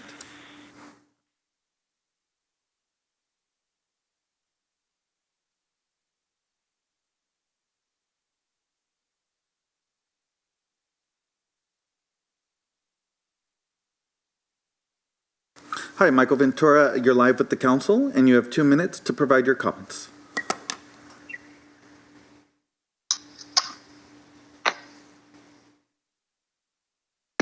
Hello, my name is Michael Ventura, and I am calling in today to give public feedback on action item 4B. Thank you, Mayor Kors and councilmen. Once again, my name is Michael Ventura. I'm the assistant principal and athletic director at Palm Springs High School, and I was just calling in about the possible pool closure or reduction of hours at the swim center. Our school uses it for athletics every day, all year round. We have our boys water polo team that uses it in the fall, and the girls water polo team uses it in the spring. Then we have our boys and girls swim teams that use it in the springtime and summertime. All the teams use it for off-season training to get ready for the year. We have over 30 competitions that happen there throughout the time. We work closely with all the junior programs that come through there. Palm Springs High School has a long legacy tradition of great athletics. When athletics is great at Palm Springs High School, we also, it allows for great atmosphere at the high school. becomes a heartbeat when athletics are doing well. And without the pool, I don't really see another option for us to use a pool. There's no other pools for us to be used in our district. And so I just would encourage everybody to, take that in mind, that the pool is used by the high school, and it's a big part of our community. And when the high school is doing well, it's good for the community. We use a lot of support of the community, and the community supports us back. And so please consider this factor in making your decision. Thank you so much. I wish you guys the best. Stay safe and healthy. Thank you. We'll disconnect.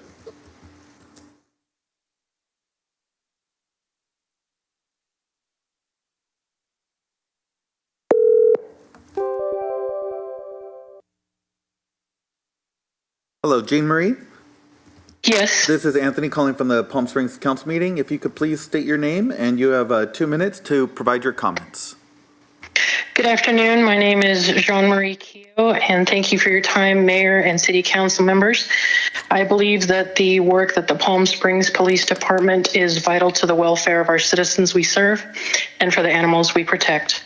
I believe it would be disastrous and inefficient to cut out Palm Springs police officers, community service officers, and animal control. The time it would take for police officers or other agencies to assist could mean precious minutes to a citizen in need. Bottom line is, the cost to outsource animal control would be a drain on an already burdened economy. Our animal control is unique, and that we work to reduce animal surrenders. In a 24-hour period, animal control can receive up to 40 calls for service, and only a quarter of those go through dispatchers. We are skilled at speaking with the public and prioritizing what a true emergency is. If animal control is taken away, the police department would be inundated with calls that should be dealt by an animal control officer. Ladies and gentlemen of the City Council, with all due respect, this is of utmost importance. Please let the Palm Springs Police Department continue the excellent work they do. Thank you. Thank you, and we'll disconnect.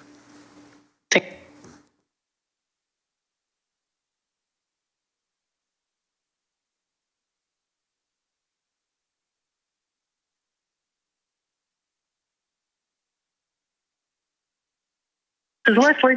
Hello, Leslie Tisdale. This is the Palm Springs Council meeting. You're live with the council, and you have 2 minutes to provide your comments. Hi. Hey, Mayor and Council. I'm glad that you gave me the opportunity to give you a little call here. So I'm giving you a call to advocate, obviously, for the animal control positions. I think that it's a vital city component of service. They answer some of the same calls as police do. They get into some of the same situations as police do. In this COVID time, they have gone to people's houses that have COVID, that have been hospitalized, to handle their animals when they are in absentia. They've taken risks like police officers and other public safety, fire do, paramedics. I would say that they are essential services, and I would say that they are frontline workers. It is important to me as a tax-paying citizen to have animal control as an option if my dogs were to get out. I want them to be locally here, and I want them to be taken to the Palm Springs Animal Shelter. I live in Demuth Park, and I would like them taken to the right place and taken here and taken in a timely manner so as they wouldn't come up injured or deceased. I'm going to tell you that animal control calls can be long. They're on them for extended periods of time, and so they are less expensive than having a sworn officer on the same calls. It saves officer time for more urgent and emergent calls. It's a public safety issue. We have done routine leash patrols in the parks, which I would say has saved people from being bitten. They do extensive investigations on bite reports and get back and forth to the different parties and in a timely manner. Ms. Tisdale, your time is up. Okay, that's all right. I appreciate you giving me the time.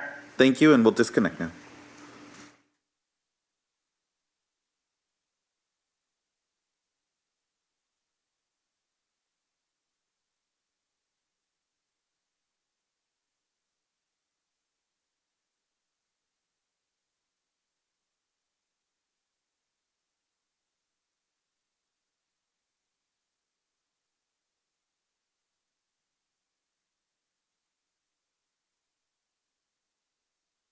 Hello, Natasha Montez. This is the Palm Springs Council meeting. You're live with the council, and you have 2 minutes to provide your comments. Okay. And you can begin. Okay.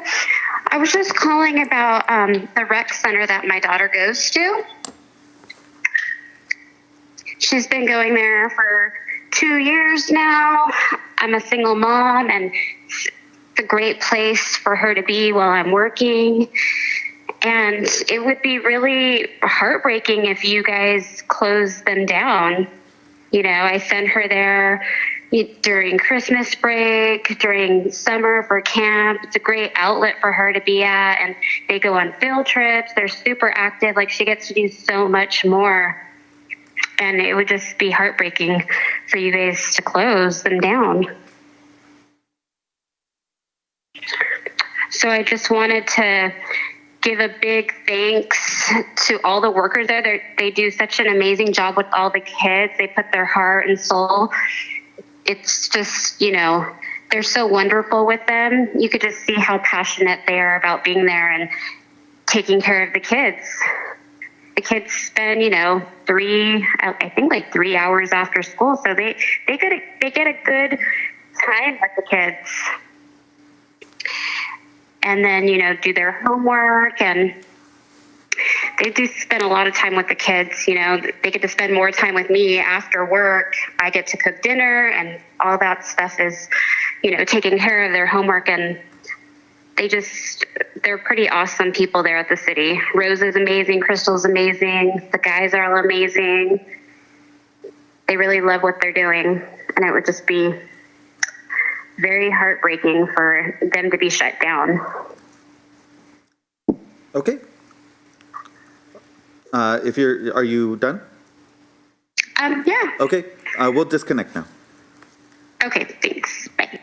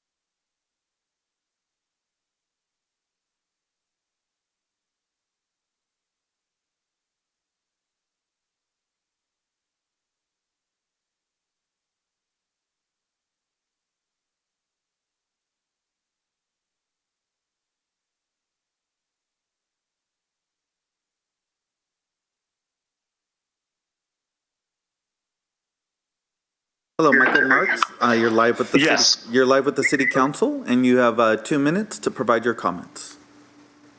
Thank you. Good day, Mayor, Mayor Pro Tem, and council members. My name is Michael Marks, and I'm the head coach of the boys and girls water polo programs at Palm Springs High School. I am speaking today to urge the council to leave the swim center as intact as possible during this difficult time. I am speaking to days and hours of operation. The swim center is an invaluable resource to the community, and specifically to the water polo and swim teams at Palm Springs High, as well as the community at large.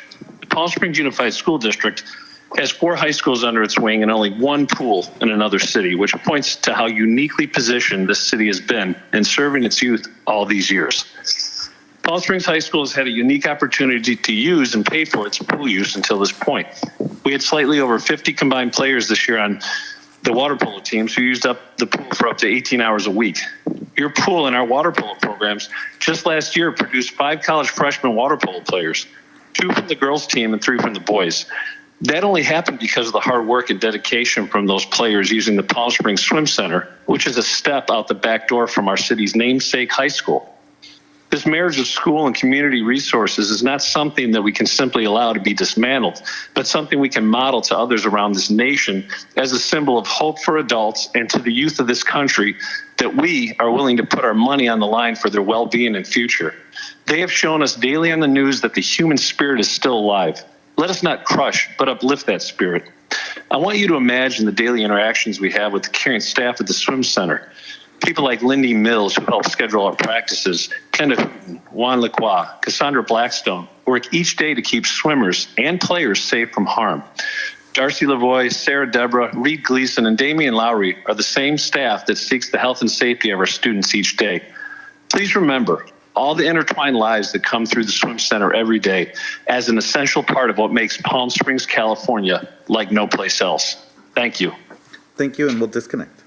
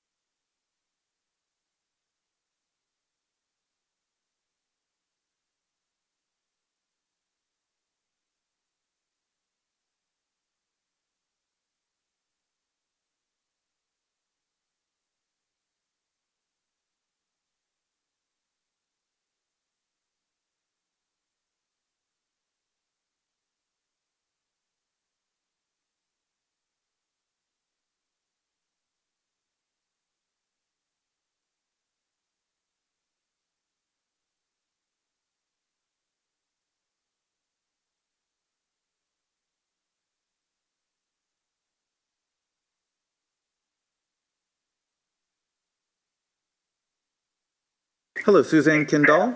This is a Palm Springs Council meeting. You're live with the council, and you have 2 minutes to provide your comments. Okay, I'm turning mine down. Okay. Okay, tell me when I can speak. You can begin. Okay, this is Suzanne Kendall, and I'm speaking on behalf of the Swim Center. I moved to Palm Springs last year, having left Saipan primarily due to a closure of the Islands pool.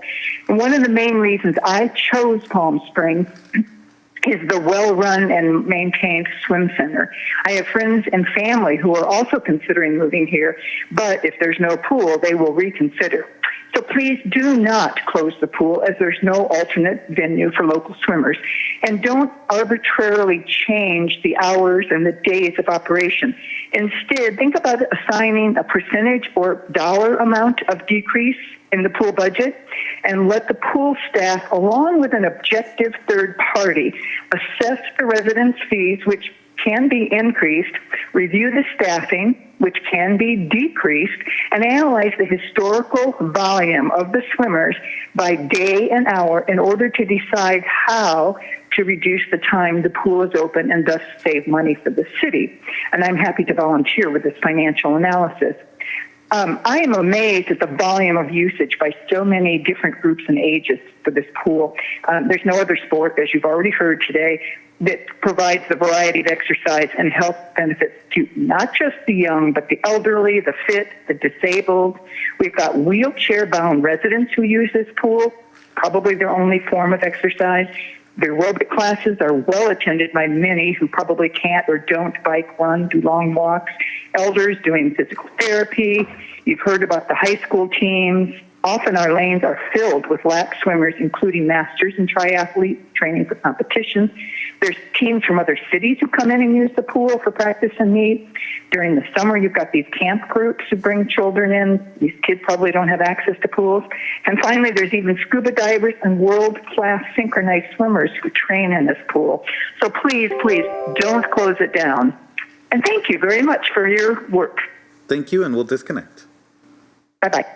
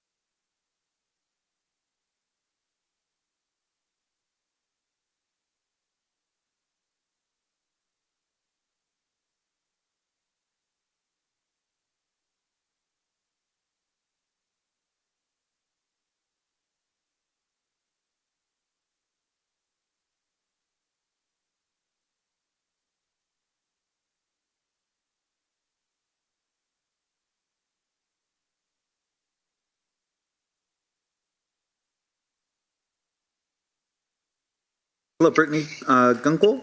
This is Palm Springs Council meeting. You're live with the council, and you have 2 minutes to provide your comments. Okay, thank you. Good afternoon, ladies and gentlemen of our City Council. I just want to respectfully remind you that the most basic function of our government is to ensure the safety of its citizens. Now, I understand the city is having budget problems due to COVID-19, and you are all in a very difficult position. But the fact of the matter is, if you cut into the public safety revenue to bail the city out and hopefully make additional funds available, we are going to have an even bigger problem, which is the safety of our community. Hello, Brittany. Cuts to our public safety is an entirely different ballgame, and frankly should be off limits, because changing how public safety officers respond to calls and how many public safety officers are on each shift could determine if someone lives or dies. I was born and raised in the city of Palm Springs, and I like to think that we live in a safe city. I value, respect, and depend on all our police officers, firefighters, and non-sworn public safety officers like dispatchers and animal control to help when needed and to come quickly. I know that if the City Council makes this cut to our public safety, no doubt will that change. I can assure you that we will all feel the impact, and some of us who really need the help of someone in the public safety sector will not be so lucky to receive it because of the direct result of our City Council. It is my understanding that there has already been more than 30 people who have voluntarily chosen to partake in the city's voluntary leave of service program, which already amounts to a lot of money saved for the city. I'd like to point out that there are other options the city should explore, like selling property owned by the city or making cuts to other city services like the pool and library, which all should be made before making any cuts to our public safety. I'd like to remind everyone that those would be temporary cuts, unlike the public safety cuts, and once we have recovered, we could easily reopen these facilities. You, ladies and gentlemen of our City Council, you need to remember that this pandemic will pass, and just how great our city will be at rebuilding will be up to you. Because if you think a quick fix of sourcing money from our public safety will solve this problem, you're wrong. And in reality, what we are going to see is an increase in crime rates, and our community will lose faith in our first responders. Some of them even... Thank you. Thank you. Thank you, and we'll disconnect.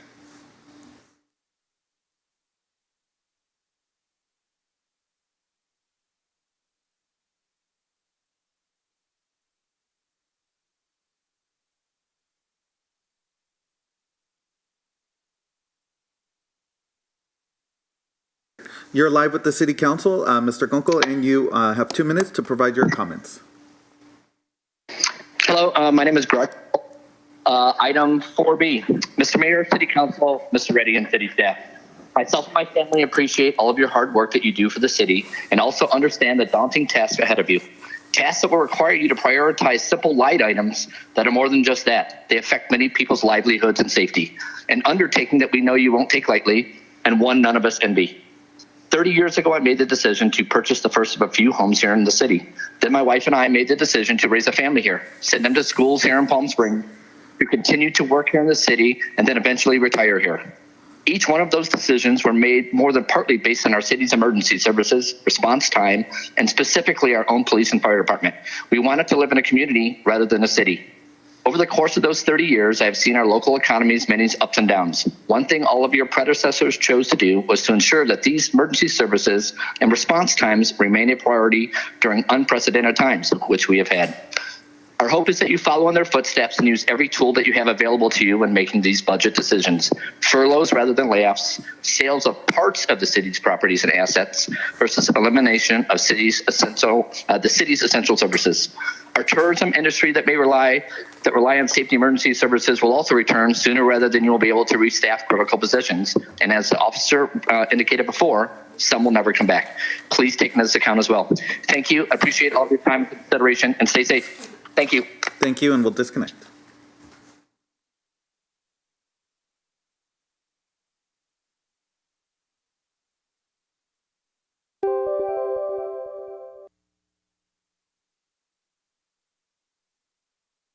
Hello, Arlene Delaney. Hello. Hi, this is Anthony calling from the Palm Springs Council meeting. You're live with the council, and you have 2 minutes to provide your comments. Thank you. I won't use all of that time up. I appreciate being able to voice what I think about a library generally wherever I live, and it is that it reflects the community. And I believe that it expresses what the values are in a community, and that we need to fund our library so that we can continue to do that as well as it has been in the past. I thank you for your time. Thank you. Thank you, and we'll disconnect.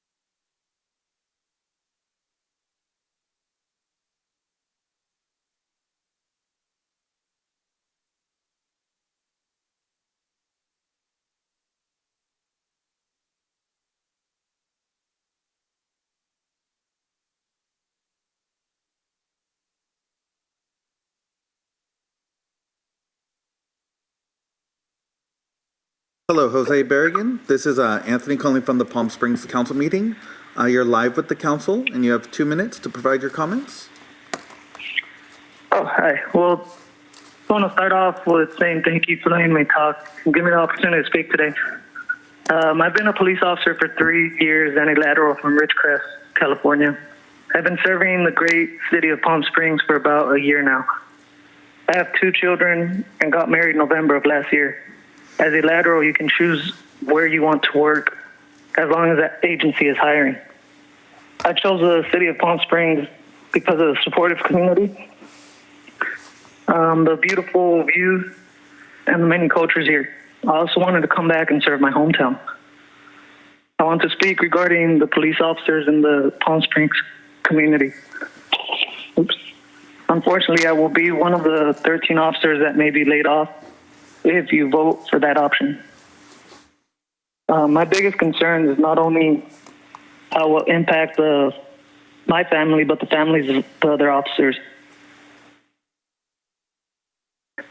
The safety for the police officers and the community. Here at Palm Springs, we focus on officer safety and serving the community to the best of our abilities while doing it safely. Laying off these officers will affect both the public safety and the safety of officers. I know things are tough right now, but I have faith that the city of Palm Springs will overcome this obstacle. I follow several social media accounts for the city of Palm Springs, and I've seen several comments left on different posts. A lot of the comments are people stating how they can't wait to come back to the city of Palm Springs and visit. Again, I know that the city of Palm Springs will recover for this, and we will need all the police officers to keep the peace and keep the community safe. And I just want to thank you guys. Thank you, and we'll disconnect now.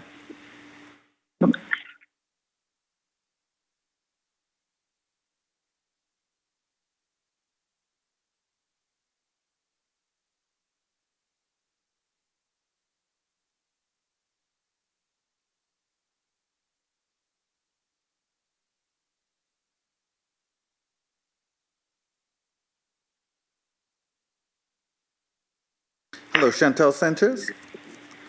This is her. This is Palm Springs Council meeting. You're live with the council, and you have 2 minutes to provide your comments. Oh, thank you so much. Is this in regards to the pool and the programs, correct? Yes. Okay, so I'll be pretty brief, but I just wanted to say that my kids have been part of the community since we moved here 2 years ago, and we were part of the Tiny Tots program. The kids have always gone to the summer youth programs. And the pool, my daughter now is one of the elite otters, which is a little swim team that she does. And it's been very, very, it's just been very beneficial personally for our family. And I can only imagine for other families. Again, on a personal level, my daughter, she has confidence issues, and being on the team, the swim team, has helped her a lot just from what was suggested from counseling at from Catherine Finchie Elementary. And also just if there's no programs, it's probably going to, drive a lot of these families away from Palm Springs. And we really don't want that to happen. We would like to see the families and communities in Palm Springs continue to be able to use the services here and to make it not just a vacation town or a party town, but also a place where permanent residents can live and families can thrive. Does that conclude your comments? Yes. Okay, thank you, and we'll disconnect now. Thank you.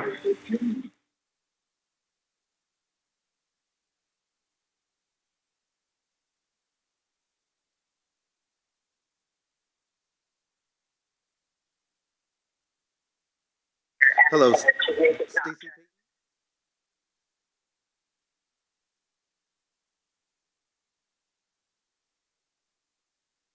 Okay, Ms. Stacey Payton, you're live with the City Council, and you have 2 minutes to provide your comments.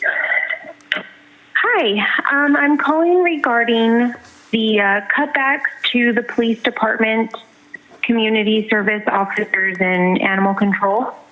Just wanted to state as a resident that while I understand that you guys are, the city is in a difficult financial position, I think that these officers in this department is more than essential. I think that the function of the community service officers is equally important to the function of, police officers. And I think that reducing capacity in that department would put public safety at great risk.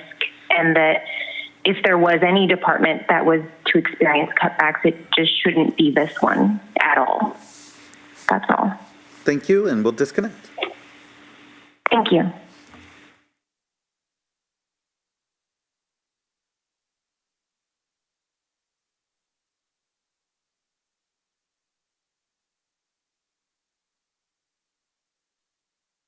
Hello. Hello, Matt Davidson. You're live with the City Council, and you have 2 minutes to provide your comments. All right. Hi. So I'm here to talk about the budget cuts, specifically on FKO. I have been part of FKO since I was in the program, since I was in around 3rd or 4th grade. And when I heard that the budget cuts coming towards the FKO, I wanted to talk to you guys because FKO provides a lot of opportunities for the working class family, parents that work 9-to-5 jobs that can't pick up their kids after school, but FKO can. They provide great educational help as well as activities, and I believe that this will benefit the working class more if it does not get cut, because I was in it once and it really helped me a lot because my mom would work till 5, 6, 7, and Miss Rosa and everyone there would still be there to help me and support me. So that is why I believe that the FKO should not be part of the budget cuts, or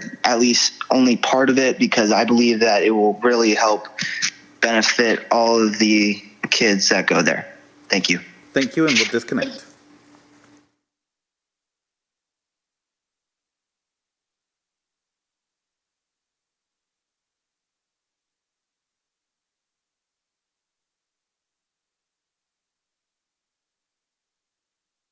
Hello, Margaret Cherry. This is a Palm Springs City Council meeting. You're live with the City Council. And if you're ready, you have 2 minutes to provide your comments. Yes, hello. My children are frequent flyers at the Palm Springs day camps. They use them during the summer, during the off time at school. They also use the after school program. Now, I know we don't have very much here for a lot of our kids to do during the hotter months, and I know that electricity bills are really high, but I feel really strongly about the day camps in both the Jesse O Park and here at the Leisure Center. They are very crucial to our kids, especially right now where the kids have been locked up and everything here at home. and they have not been around friends or anything else. And I know that they were just asking about it today about camp. If we cut the budget where we have no camps, we have nothing left for these kids to do. And I myself remember a time when there was nothing here for us, and a wonderful man that we knew and loved called Uncle Howard, his name was Howard Haddock, made sure that there was a program here for the youth, for the full-time for the full-time kids and the ones that were just here, just during the summer. And having that program alive for all of my kids, and I've got 8 of them, has been a lifesaver. I never worry about where they're at. I never worry about their safety. The staff there at the leisure center is awesome, and they help immensely with school homework. The after-school program it's desperately needed for working parents, and you never worry about where your kids are because you know they're safe. They know they're getting their homework done, and that's one less thing you have to do besides getting dinner. If we were to lose that program, both either the summer camp, the day camp, or the after-school program, that would really hurt a lot of people. That would hurt them immensely. Ms. Cherry, yes. your time is over. Thank you. Thank you, and we'll disconnect.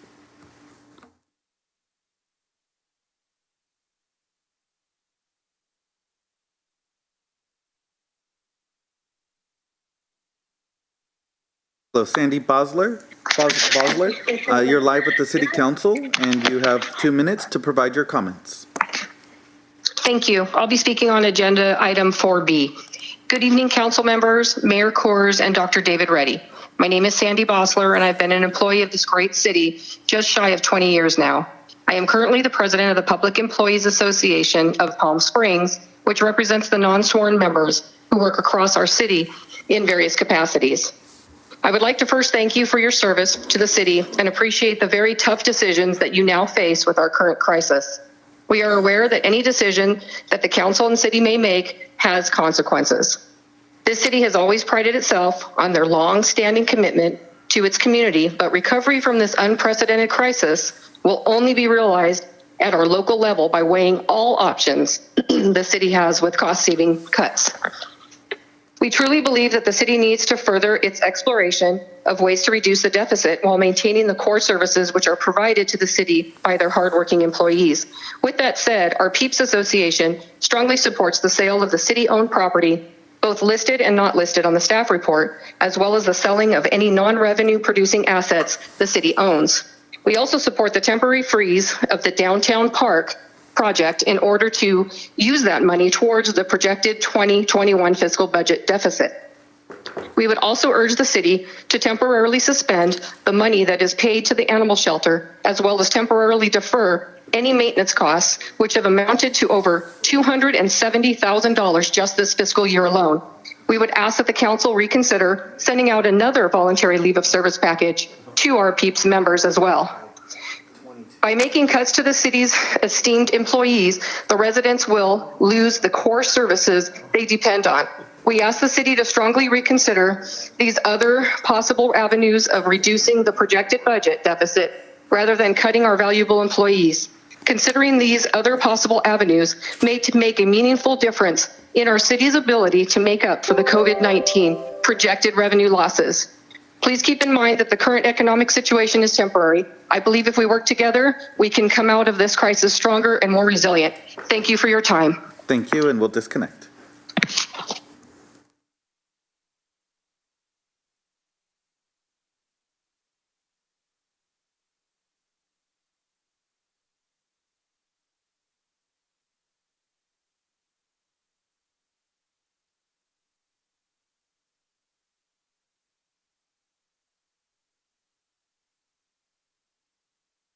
Thanks, Anthony. Jarvis Crawford, you're live with the City Council. Considering these other possible avenues. Hello, Mayor, council members, and city staff. I'm speaking on item 4B. Thank you for the opportunity to speak and taking the time to listen. Our city has been through many tough times since its incorporation back in 1938 and have weathered the storm to become a world-renowned city. I can say I know this firsthand as my family came to this village back in the 1940s and seen it grow to a city. Palm Springs has opened its doors to folks from all walks of life from around the globe. Due to the current pandemic we are in, we have been forced to close many doors. I am speaking on many fronts today. First is for the employees of the city. I am a board member of the Management Association of Palm Springs. By laying staff off, this generates more issues for the city. Loss of institutional knowledge, reduction in productivity to services and projects that are managed by staff, mental health and moral of employees due to stress levels. Not to mention the mental health of those who are and will be laid off and have families to provide for. As you may know, many recently furloughed staff are having trouble getting their unemployment. I've worked for our city Parks and Recs department for 20 years, where many residents use our services to fill out resumes, play sports, or participate in educational programs. So I understand that park projects are important, but the need to save jobs is more important. When we are asked to give the city cuts in the form of furloughs and told that there's still going to be layoffs for the city and wants to complete downtown parks, police substation, provide for library renovations and air conditioning at restrooms where no one will be visiting, that hardly seems fair. Lastly, I speak as a longtime member of the Palm Springs community. When my family came here, they were not met with open arms by all, but were accepted by others and made Palm Springs their home. When they were pushed away from where they lived, it did not stop my family, as they found a way to work with the city of Palm Springs to make a new community. They, along with the community of folks, rely and depend on community centers, which is a sanctuary to them that provides many resources. I do realize that the city has been hit hard, and I always know that the city has been able to weather the storm. Council, I ask that you please look to finding other projects to pull from and not jobs and people to pull from. Thank you. Thank you, and we'll disconnect.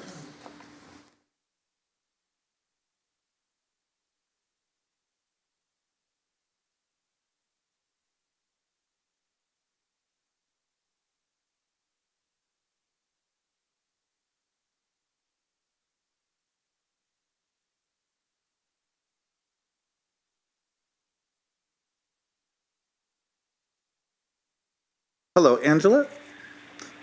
Yes? This is the Palm Springs City Council meeting. You're live with the City Council, and if you could please state your name, and you'll have 2 minutes to provide your comments. Now? Yes, you can begin. Hi, my name is Angela Kennedy.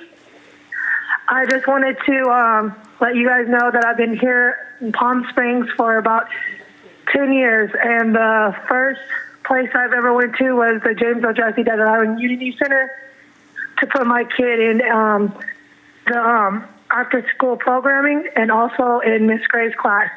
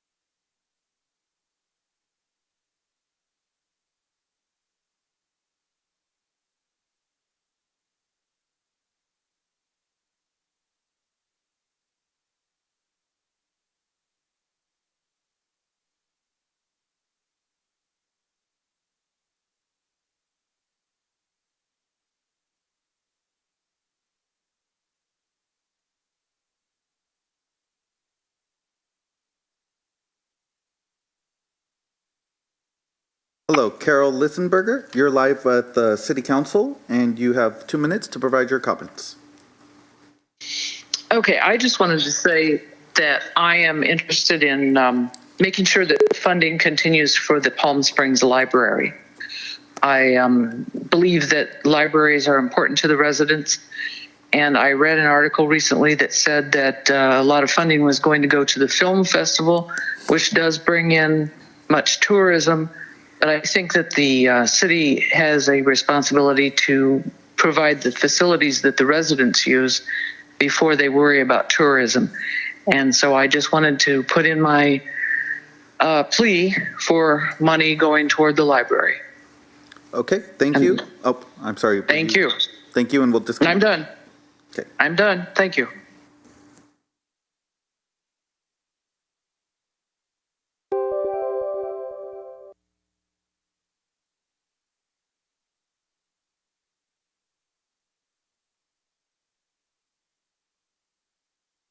Hello, Peter Garcia. Hello. Yes, it is. You're live with the City Council, and you have 2 minutes to provide your comments. Thank you. Hello, Mr. Mayor, council members, and Mr. Reddy. Thank you for letting me speak. My name is Peter Garcia. I am calling about the budget and the possible layoffs of city employees, especially police and fire. I am mainly calling about your animal control officers. I am one of your animal control officers for the city of Palm Springs and know that they may be laid off. I know that animal control is a non-sworn position, but is very essential. I would like to say that if you lay off your animal control officers and contract with Riverside County Animal Services, that you will not get the same type of service that Palm Springs is used to and has a very good rapport with animal control and the residents. Palm Springs is a very unique city and goes beyond the care for animals. Animal control also has a very close connection with the Palm Springs shelter and always does more than expected for the welfare of animals. I know that your decision is a very difficult one, and please consider what I have said for your animal control officers and for the residents of the city of Palm Springs that love their animals. Thank you, and take care and be safe. Thank you, and we'll disconnect.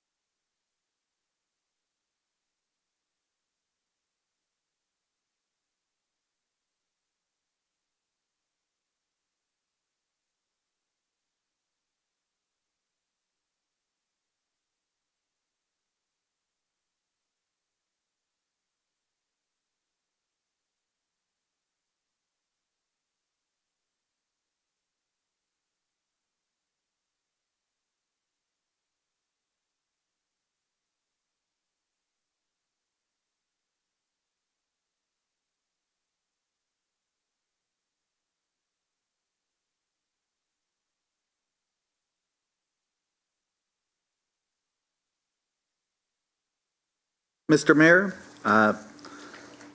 that I will try to reconnect to the person that we dropped. Otherwise, we are at 50, and we can take a break so I can load the other speakers. Thank you. Okay. And about how long would you suggest? I only need about 10 minutes. Okay. Is that good for everyone? Yeah. Okay. So you can try the one last speaker again? Yes, I'm going to go back to the speaker that got dropped and then resume. Okay.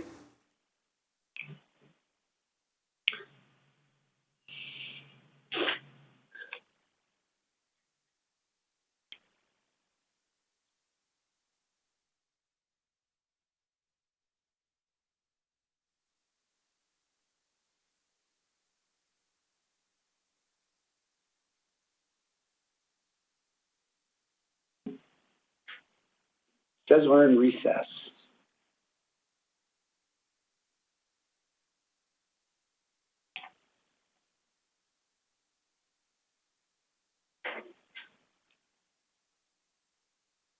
Everyone's muted, by the way. Are we on recess, Mr. Mayor? Think so.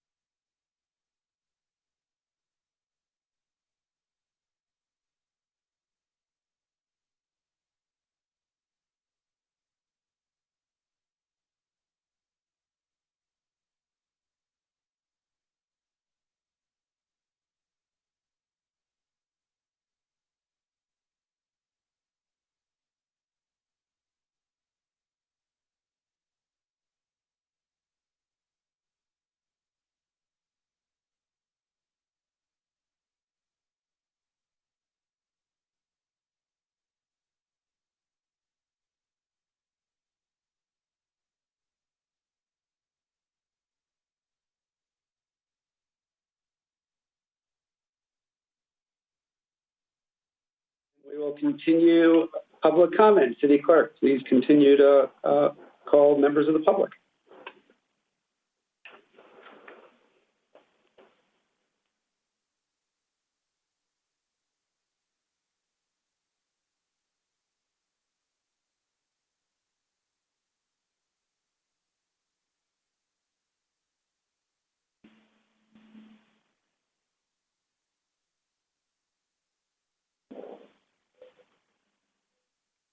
Hello, Angela Candy. You're back with the City Council. Sorry for dropping you before.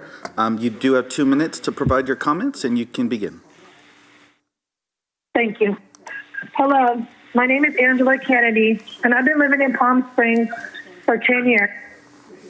I joined the James O. Jesse Desert Harding Kennedy Center for the early childhood literacy class with Miss Gray, and also the helper of Miss Ann, as well as Jarvis Crawford. With that program helped my child in every way. Just about 3 years ago, I became an employee with the James O. Jesse Desert Highland.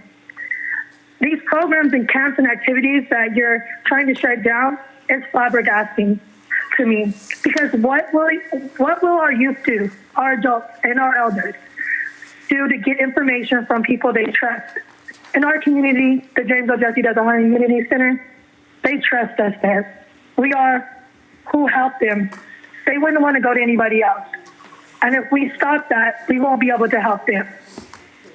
These programs help our youth and elders in school, jobs, memories, and bonding to getting to know our community. I run the mature adult program, and I'm encouraging my elderly to stay fit, get out the house, and take trips so they can get out the house as well. I also run a basketball program with our youth, and you'll be stopping our kids' dreams to being a star. Our youth is our future. Please take consideration on what the effects will cause if you take them away. You will put everyone's livelihood, memories, bonds, and break them to pieces. Please don't let this pandemic stop us from helping one another. During this time, we should stand together and let our programs, activities, and camps, recreation in general, flourish. Because without this, we would be failing our city and our youth. We are community's resource and helpers. Thank you for your time, and God bless you. Thank you, and we'll disconnect.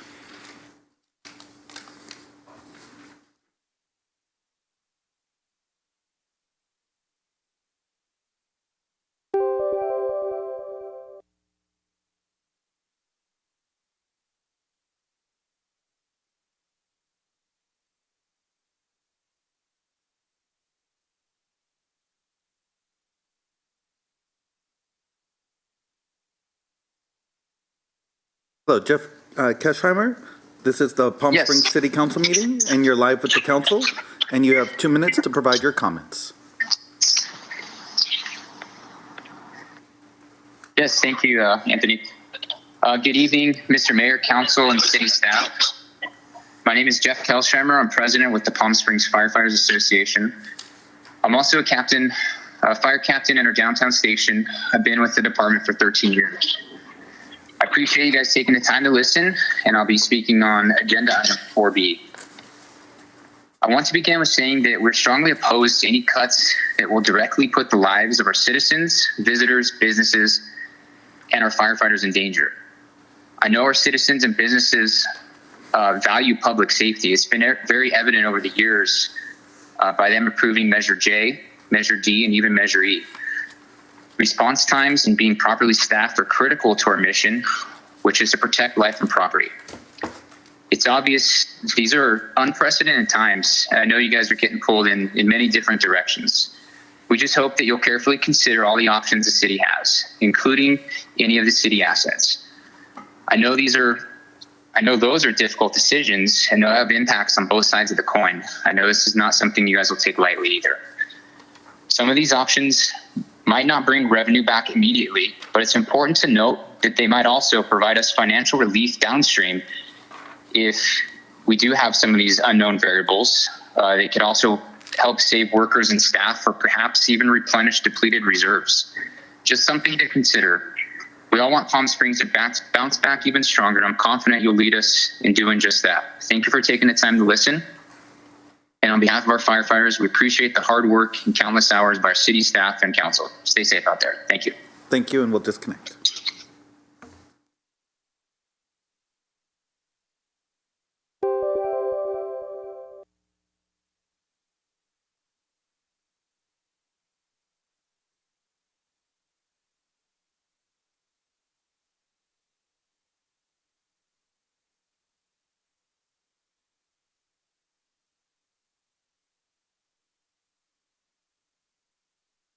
Hello, Nikki McLaughlin. This is the Palm Springs City Council meeting. You're live with the City Council, and you have 2 minutes to provide your comments.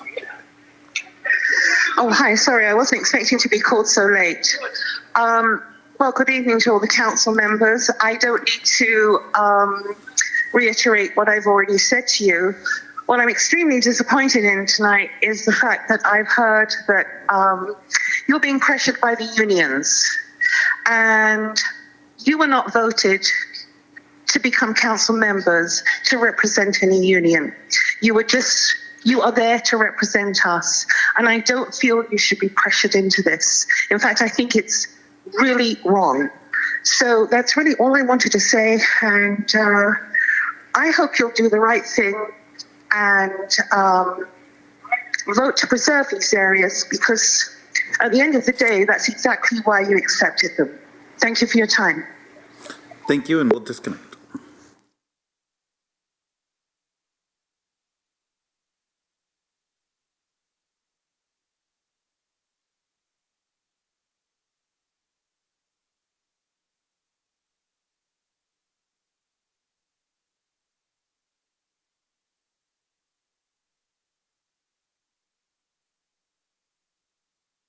Hello, David Dry. This is the Palm Springs. Yes, this is David. This is the Palm Springs City Council meeting. You're live with the council, and have 2 minutes to provide your comments. Oh, hi. Yes, hi. My name is David Dry. I live in Palm Springs with my husband, Paul Russell. I'm commenting today on the possible idea of putting the Boulders and Crescendo properties on the market due to the COVID-19 pandemic. I oppose the sale of these properties. My comments pretty much mirror those made earlier by Liz Loomis and Danielle Snyder and a few others. When the legal settlement with GRIT was announced, it was hailed as a once-in-a-lifetime opportunity to preserve open space at the northern entrance to Palm Springs. When the properties were deeded to the city in the summer of 2019, city leaders made clear to the public that these lands would be protected as open space. I believe they should be protected as open space.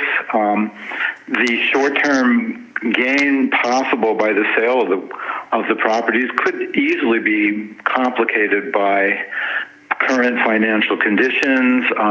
Even if a sale perhaps happened tomorrow, the staff report stated that it could be 12 to 18 months before any monies were available to the city's general fund. So as a short-term fix, it's not even really a short-term solution. So I, again, oppose the idea of putting those properties on the market and wish you all. Thank you, and we'll disconnect. Thank you.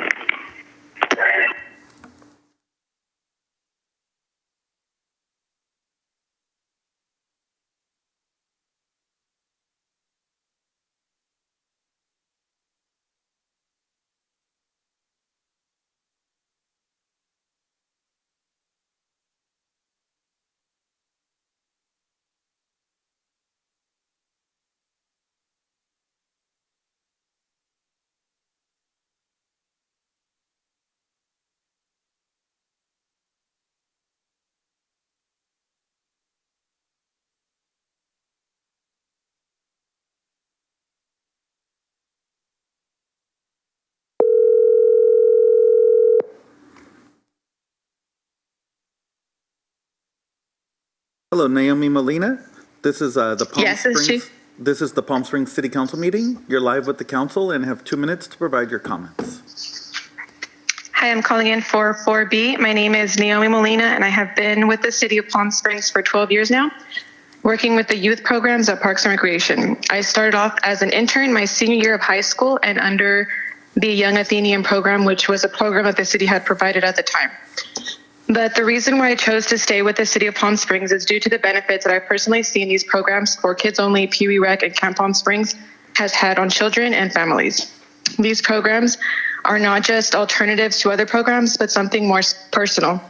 And so many parents have expressed this, not just to me, but to all the staff at Parks and Recreation. It's been because their children are safer and well taken care of under our care. In our programs, parents know their children are not going to get lost in the shuffle, but will be taken care of in a personal way. Throughout the years, I have gone through different experiences with families, from illness in the family or death, even death in the family, or struggles with just being a single parent. And to a certain degree, not just myself, but I can speak for other people and all the other staff as well, we have all fulfilled a need in these families' lives. And in many families, both parents have to work and sometimes just need a little extra help. But whatever families need, we are always there to help. We have constant communication with our parents, and we try to make them feel a part of their children's day, even though they must work. For the past few years, I've made videos of the kids throughout the school year so parents see what their children do and what they learn, so that they don't feel like they're missing out on anything, especially since children grow so fast.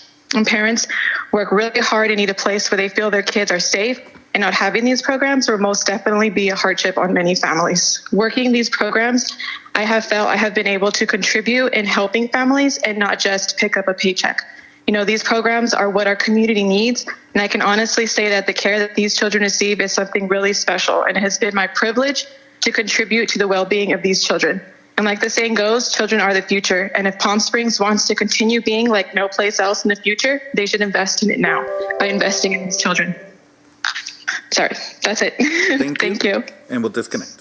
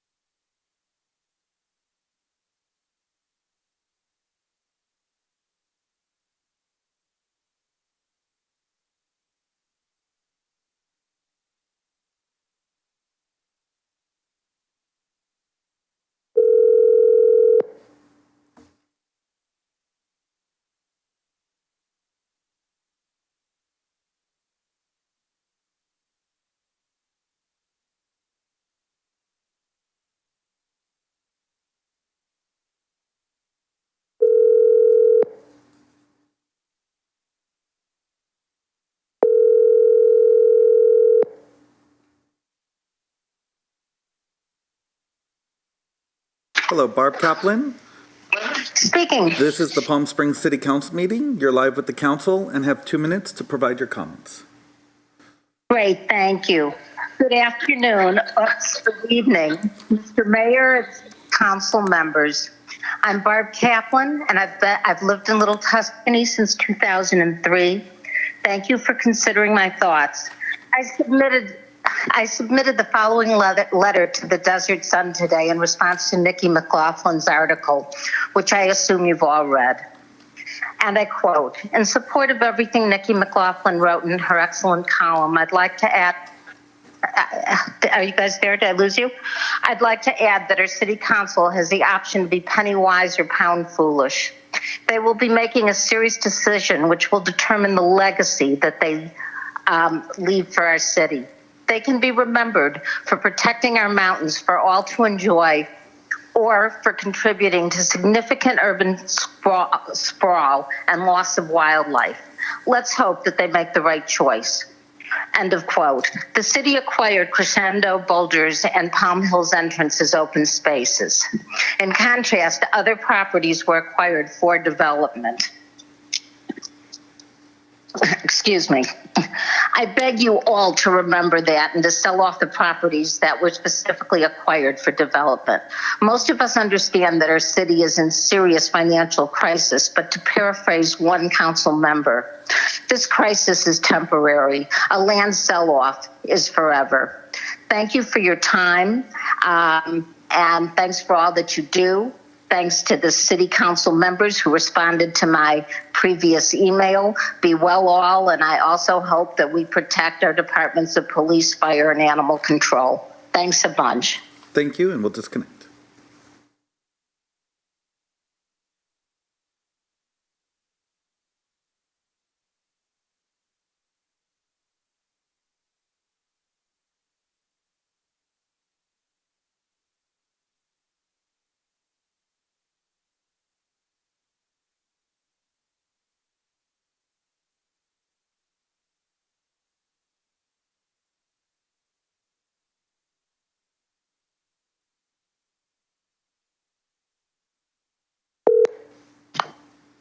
Hello. Hello, Jessica Gallagher. You're with the Palm Springs City Council meeting. The council is live, and you have 2 minutes to provide your comments.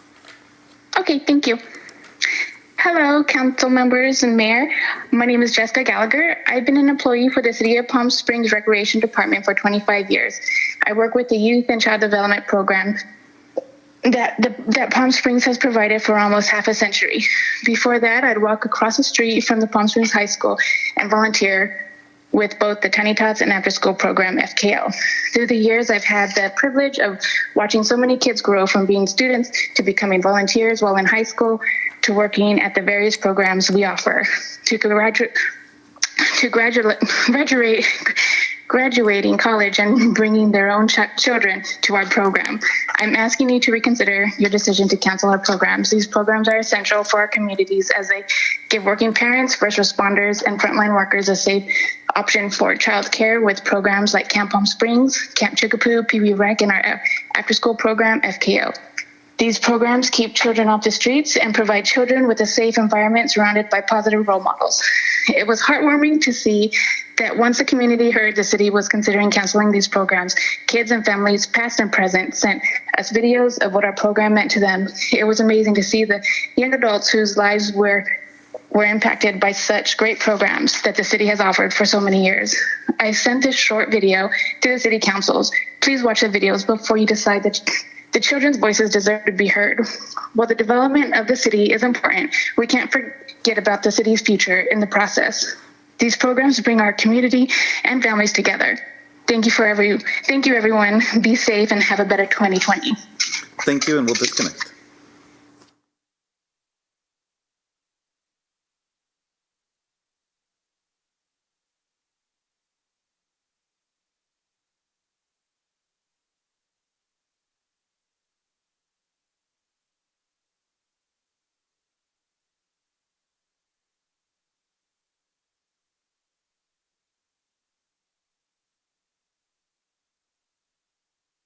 Hello, Sheldon Harmatz.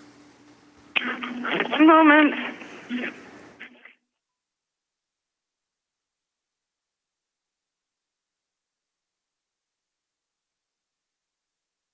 Hello, Sheldon Harmatz. This is the Palm Springs. Yes, this is the Palm Springs City Council meeting. You're live with the council, and you have 2 minutes to provide your comments. Are you live with the council? Okay, let me put the mute button. Okay, yes, I would like to talk about, first of all, a couple of items here. The city manager did a great job with the budget, but I'm concerned about the cuts with since 2010, and our revenue increased, and we cut 13 officers, and they haven't been replaced, and that's not right. And I believe that we need to maintain and also increase. Also, another issue would be the library. The library, we heard from, people talking about the library and how important that is to the community, and I believe it is important. I've been here since the 1950s, and I'm a taxpayer property owner. Also, as far as that 4B issue with the selling the property in Little Tuscany, I believe that we need to sell it to maybe a conservation consortium, and that should be open spaces.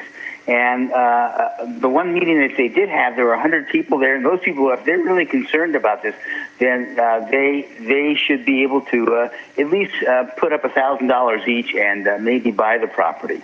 One of the things I feel as far as a solution, people talk about this, and then we have a lot of people that are wealthy in this community, and they need to participate. And I believe that our property owners, which I am one, should be assessed at least $1,000 or more in order to save the city. And I'm in favor of a campaign. In fact, I'll lead it with Mayor Moon as far as saving the city and get the wealthy people in this community to contribute to save the police department for sure, the library, and also the pool is an important aspect of this community. You heard from the water polo coach, you heard from the athletic director, you heard from an 8-year-old and other parents as far as the pool's importance.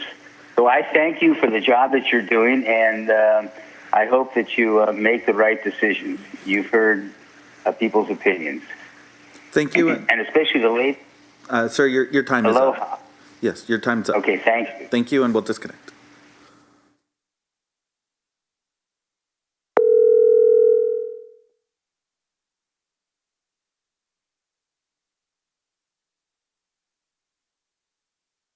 Hello, James Gleason. This is the Palm Springs City Council meeting, and you are live with council and have 2 minutes to provide your comments.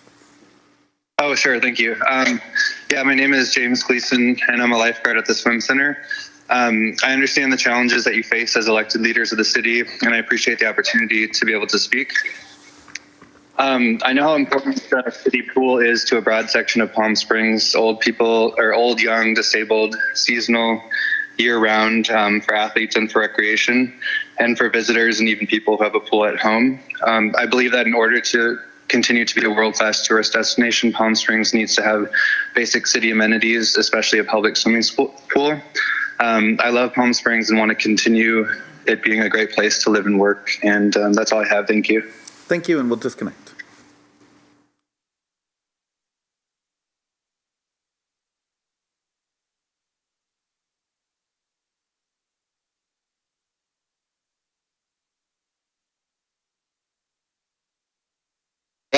Hello, Billy Winters? Yes. This is the Palm Springs City Council meeting, and you have 2 minutes to provide your comments. Okay. Hi, yeah, my name is Billy Winters. I'm from Palm Springs. I grew up there. My wife is actually one of the animal control officers for the city of Palm Springs. I've watched her bust her hump for the past 8 years, sacrifice, personal time with the family, and to get where she is today. And she finally got her dream job. And now I have to see her come home and cry at the end of the day every day thinking she's going to lose that job. The fact of the matter is that animal control with Palm Springs provides a great service. If the city has to go through Riverside County Animal Control, that wouldn't be ideal, as if this is just speculation again. I imagine it's going to cost the city more money. Plus, I've lived in areas where Riverside County Animal Control is at, and I mean, you call when there's a dead dog on the side of the road. That dog stays there for 4 to 5 days sometimes. With Palm Springs Animal Control, if you call during business hours, the day of, they pick that animal up. If not, the next morning, that's the first thing they do. They protect people against rattlesnakes and stuff like that, and they go out there as soon as they can get there. They provide education on animal safety to the public, and they're not just out there to cite and write people tickets. They're out there to provide that education so it doesn't happen time and time again. People aren't leaving dogs in their cars during the summer. They just provide a great service, and she really cares about the city. She really cares about the people she gets to help, and most of all, she cares about the animals. And I just thank you for letting me speak and giving me the time. Thank you, and we'll disconnect. Thanks.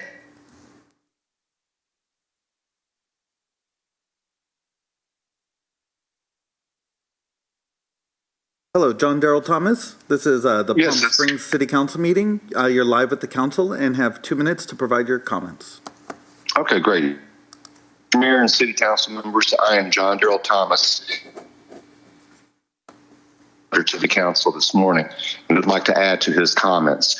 Yes, we are a short-term rental owner, but regardless that we have an STR, it is still time to open up Palm rather than later. Our cases have been shrinking. There have been no recent deaths in Palm Springs, and Riverside County seems to be under control. And there are ample medical facilities in the valley as well as Lake County. City finances are in ruin because of the shelter in place by the state of California, as well as the Coachella Valley and Riverside County issuing orders. I believe those measures were appropriate. The curve has been flattened. It will never be down to zero. The hotels and eating establishments should be opened with social distancing. Those two groups are linked together as hotel guests because they typically don't have kitchens, need restaurants, and restaurants need guests. The base population of Palm Springs cannot meet the needs of the restaurants as customers. We need more people to come and help us support them, the hotels, and the small business owners such as retailers. Regarding the bars, socially distancing is more difficult for them. The bar owners could form a committee to brainstorm solutions with the health industry to come up with solutions to present to the city council. All of the entertainment industry has been hurt. We need all of these industries so that those employees can feed their family, pay rent, and try to get out of the hole that all of us face. In regards to the city of Palm Springs hole, we need the visitors to come here now before it's getting to be 110 degrees every day to help pay down the massive budget shortfall that we have.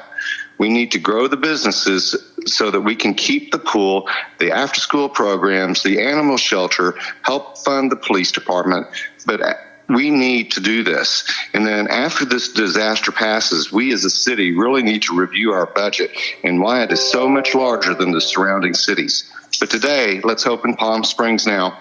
Thank you for all the work that you do for the city, and God bless. Thank you, and we'll disconnect.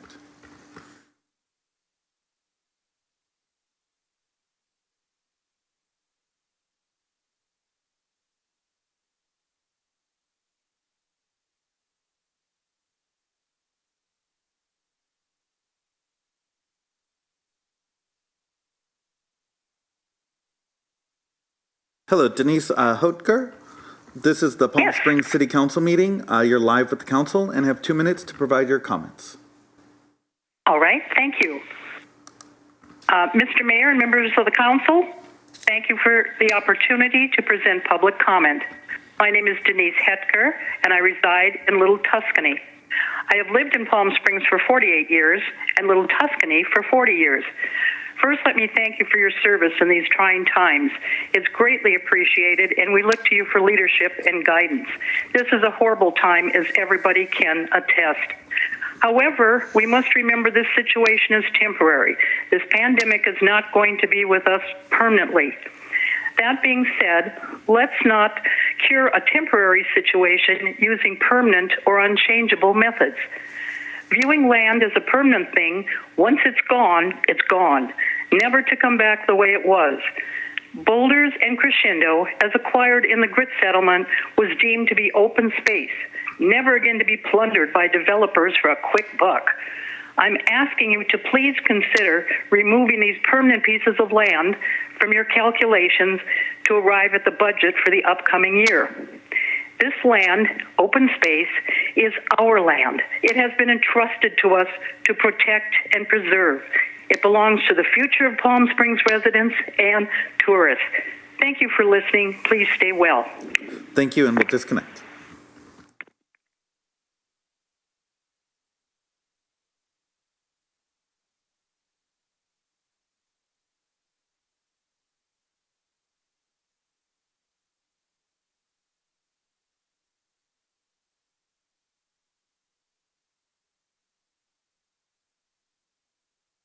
Hello, Fred Baldini. This is he. Palm Springs City Council meeting. You're live with the council and have 2 minutes to provide your comments. Thank you, council, for taking this call. I just wanted to voice my opinion concerning the Crescendo and Boulders potential sale, understanding the shortfall of finances due to the COVID pandemic. Those areas sit in an alluvial fan, and they are critical to a biohabitat in that region, with both flora and fauna being disrupted if those get developed and having a fairly significant impact on the fauna, especially because they depend on the supporting shrubs and creosote that hold the alluvial plain and help to reduce flooding. I fully, as far as trying to fund when 2 parcels were, one in the litigation with GRIT. Fred, if you can hear me, I think we'll call you back in a few minutes.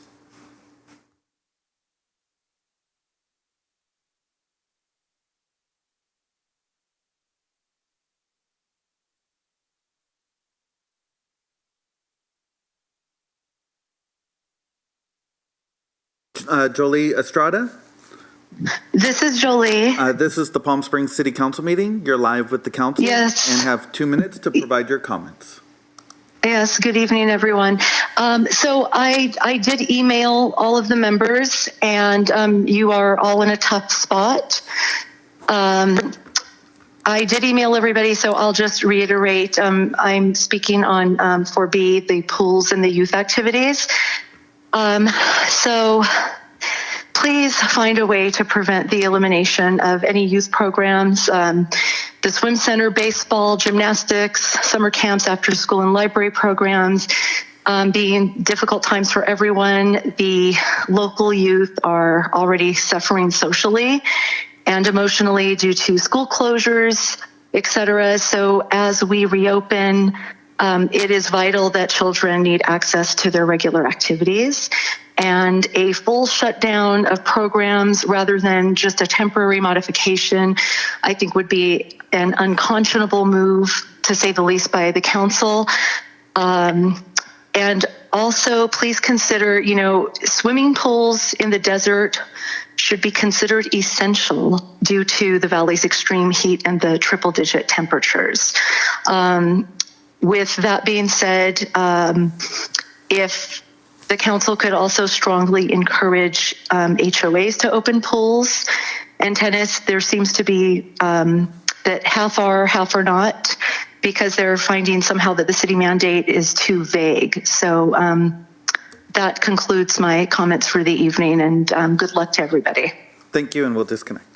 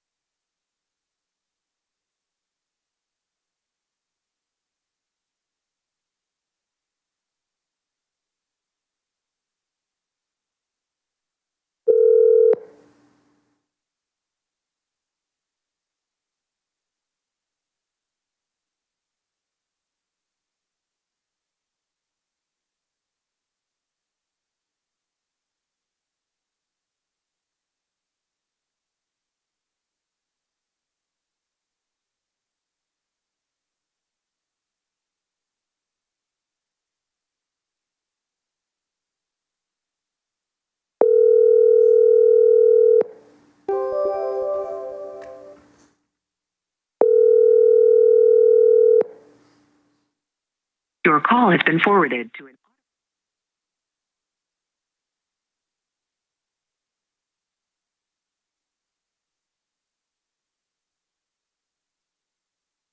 Hello, Erica Ponce. This is the Palm Springs City Council meeting. You're live with the council and have 2 minutes to provide your comments. Okay, hi. I'm calling on about the youth programs, which is the 4B. I don't think it's that they should do away with those programs, because it does help, because I watch my grandson. Well, he stays with me, he lives with me, and I was even a part of Camp Palm Springs way back when. So It helps him, helps me out because I don't have nobody to help me. It helps his mom. And he loves going there. He loves being with all of them. They help him tremendously. He's Miss Rosa, Crystal, Miss Naomi, all of them, Miss Jessica. They're perfect. They're great with him. It's a good program. Let me see. And even, I don't know if you guys are getting away with all the other programs like the soccer and baseball and any of that. I don't know if you guys are doing that, but he participates in all of those things. I don't think it's fair that the budget gets cut and the kids' programs get cut. I hope they don't at all. It's very important to children. They have somewhere to go, like single parents. This is what they depend on. And the kids depend on these summer camps. They go swimming, they go on field trips, they do activities, they do crafts. I mean, they go to the parks too and they play. It's just important to them. And I think these programs need to stay. They deserve this. Thank you. Thank you, and we'll disconnect. Bye-bye.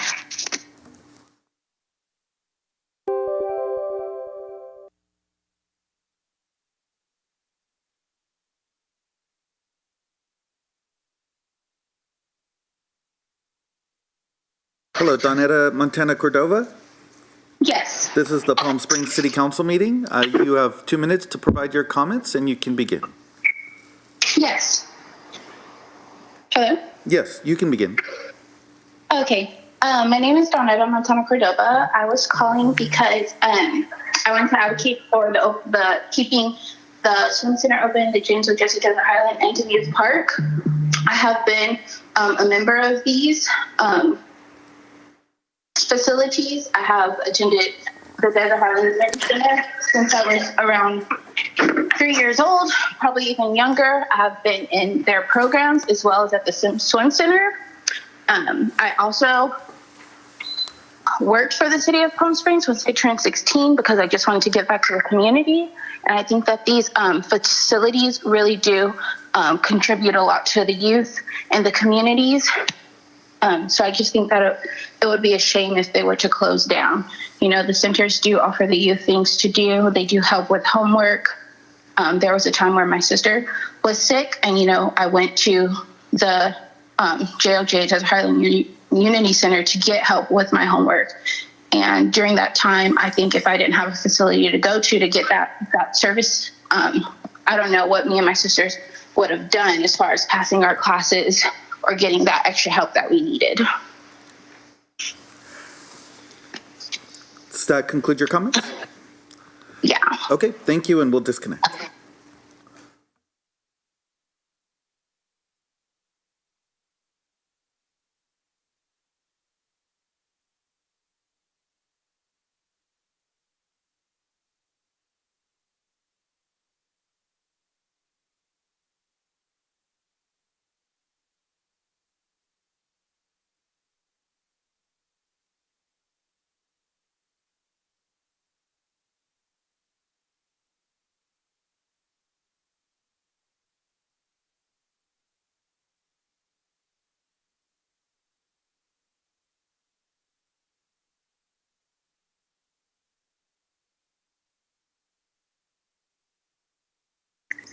This is Sadie. Hi, Sadie Albers. This is the Palm Springs City Council meeting. You're live with the council and have 2 minutes to provide your comments. Great. Let me open it up. So my name is Sadie Albers. I work as a community outreach media specialist for the Palm Springs Police Department. I'm calling on behalf of the budget item. Right now, when someone mentions the cuts to public safety, the response is there will be cuts, but not to sworn personnel like officers and firefighters, which sounds okay on a base level, but it should be understood that every single civilian working in the fire and police hold a vital role to the departments and the safety of the city. If the civilian is cut, the sworn officer will have to pick up the slack and perform that duty. This pulls an officer or firefighter from the street for an extended period of time, which ultimately puts officers at risk of not having backup, firefighters not having enough staff on the rig to safely respond to a working fire, and puts each 911 caller at risk for the longer they have to wait for an emergency response. I come to the Palm Springs Police Department after 3 years of working in a city riddled with budget issues and subsequent rampant crime in the city. In that city, my main goal as a communicator was to explain to the community why it took officers 12 plus hours to respond to a home burglary, because there simply wasn't enough staff to handle the calls for service in that city. As devastating as it sounds right now to limit the pool and library hours, I think we all need to keep a clear perspective on the entire situation. The recreation services are an amazing privilege that the city has been able to provide residents and visitors, and will be able to provide again one day. However, it is an absolute right for the community to feel safe, and a right for the public safety personnel to feel safe performing their duties. We can and will recover from this, but we need to put health and safety of our community members and city staff at the forefront right now. Thank you so much. Thank you, and we'll disconnect.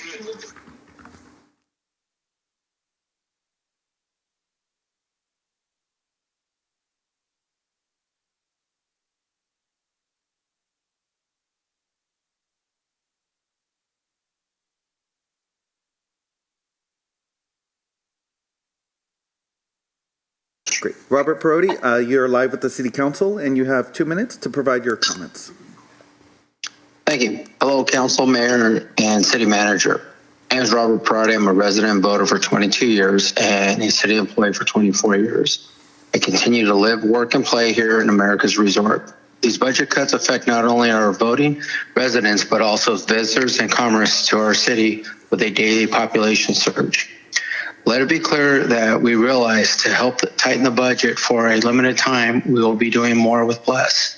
The city is concerned with the current state of our economy and looking for areas to cut. We cannot be paced and need to look at the next level of economic concerns as well.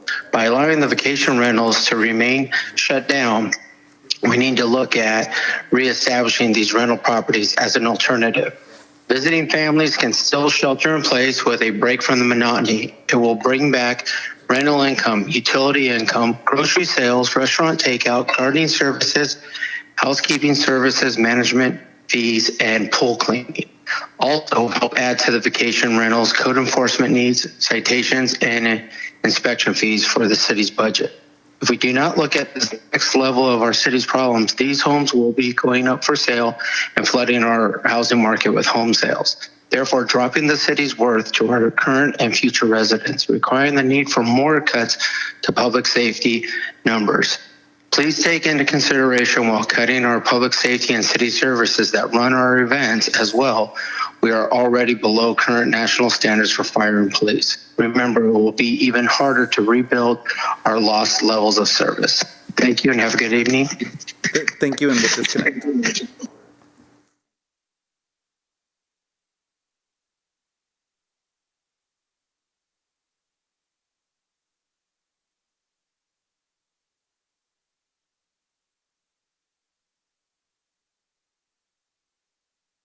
Hello, Rebecca Hendrickson.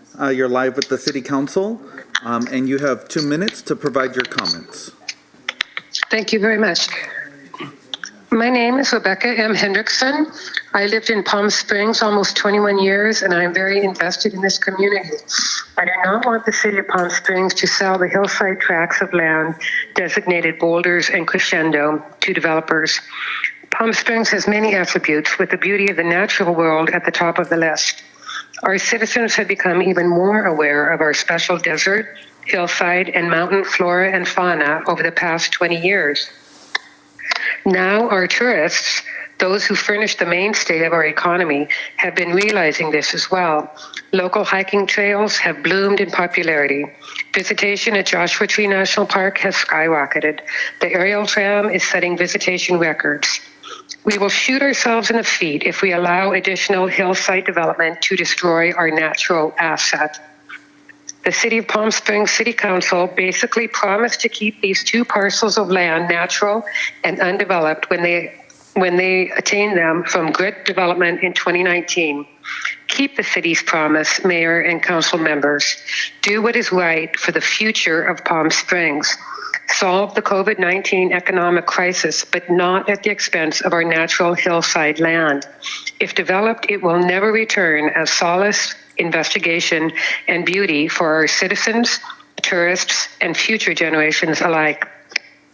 please do not offer Boulders and Crescendo for sale. We need hillside open space now and in perpetuity. I put my trust in you. Thank you for your consideration. Thank you, and we'll disconnect. Thank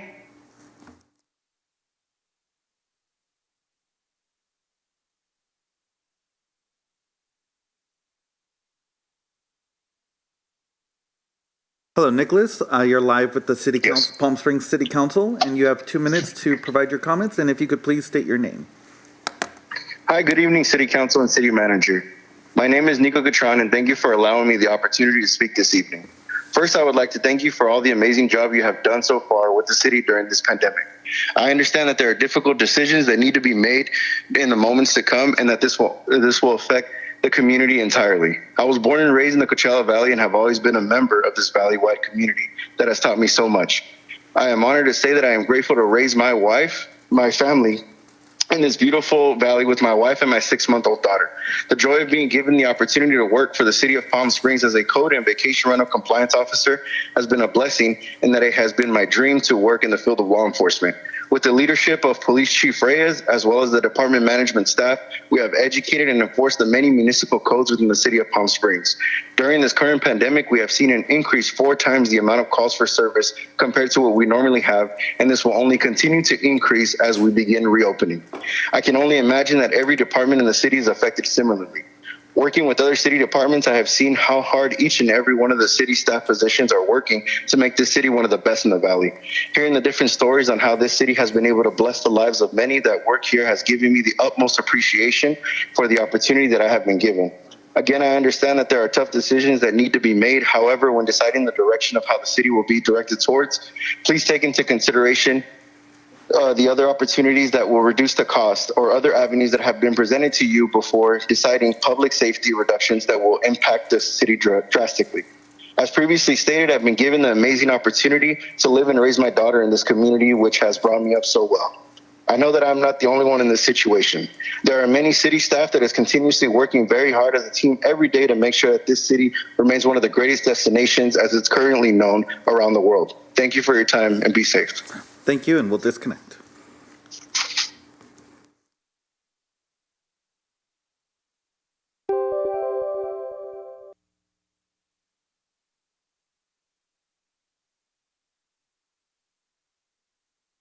Hello, Charles Steinman.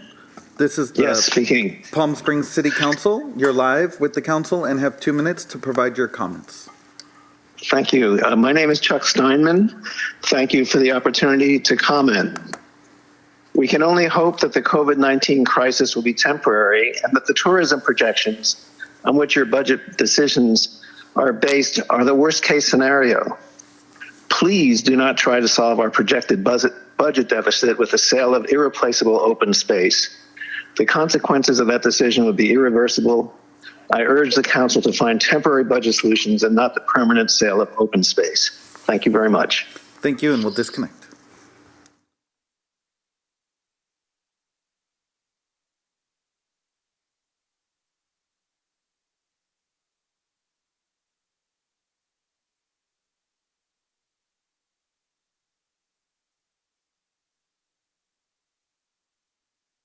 Hello, Nancy Morrison. Yes, hi. You're live with the City Council, and you have 2 minutes to provide your comments. Okay, great. I'll be very short and to the point.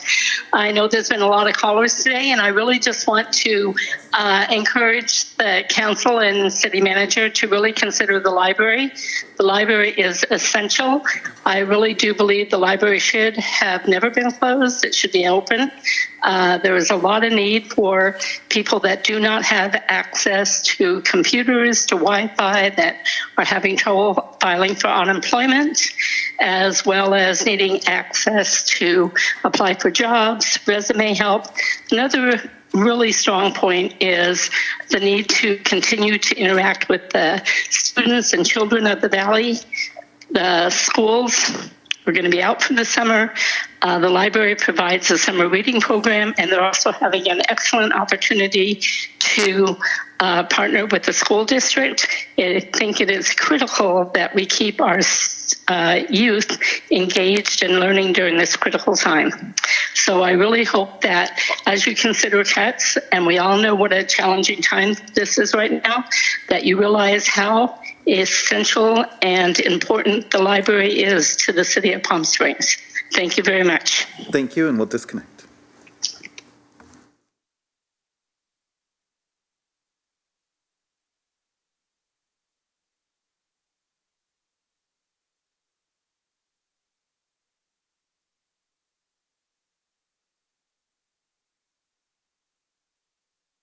Hello. Hello, Michael Hammond.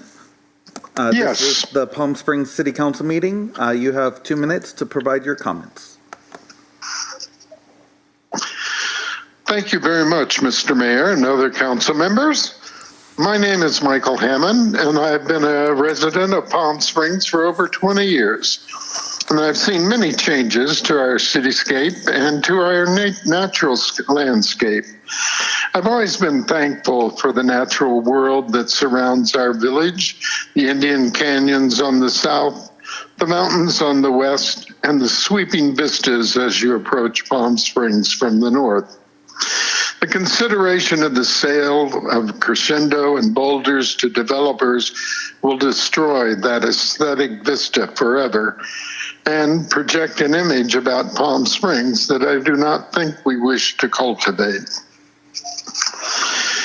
Many people worked for many years to preserve the land in its natural state. Please explore other avenues of revenue instead of selling Boulders and Crescendo. They welcome all visitors to Palm Springs. Thank you for your consideration. Thank you, and we'll disconnect.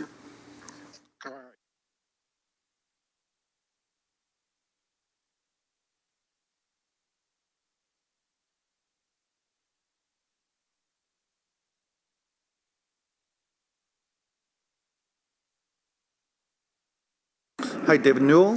This is the Palm Springs City Council meeting. You're live at the council and have 2 minutes to provide your comments. Thank you. Mayor, Mayor Pro Tem, and council members. My name is David Newell, and I am the president of the Management Association of Palm Springs. We are a group of nearly 80 middle management and professional employees that works hard every day to serve the needs of the Palm Springs community. Collectively, our members have more than 650 years of service. We serve at City Hall, the library, parks and recreation facilities, and in our aviation, police, and fire departments. We pride ourselves in the service we provide to the community and hope the council will continue to look for ways to preserve these services. We reviewed the budget and would suggest council look further at reducing non-personnel expenses, such as those appropriated for certain capital projects that haven't started or can be postponed until after the 2021 fiscal year. Another item is tourism, which is planned for a reduction of $500,000 from the original $2 million. We also allocate an additional $600,000 towards the Coachella Valley tourism. Similarly, we sponsor and subsidize a number of other causes and special events that may or may not happen with this pandemic. While these are important for our city and tourism, we might consider looking at funding these items once the city is through the pandemic and back to a healthy financial standing. We also appreciate the council considering a rolling budget to minimize staff reductions at this time. Certainly, we hope our economy has returned to some normalcy soon so that such draconian cuts become unnecessary and we can continue to provide a high level of service to the community. Together with the strong leadership of the council and city manager and the hard work of your dedicated city employees, we will get through this. And we hope you continue to look at ways to maintain the level of service residents and community members have come to expect in Palm Springs. Thank you. Thank you, and we'll disconnect.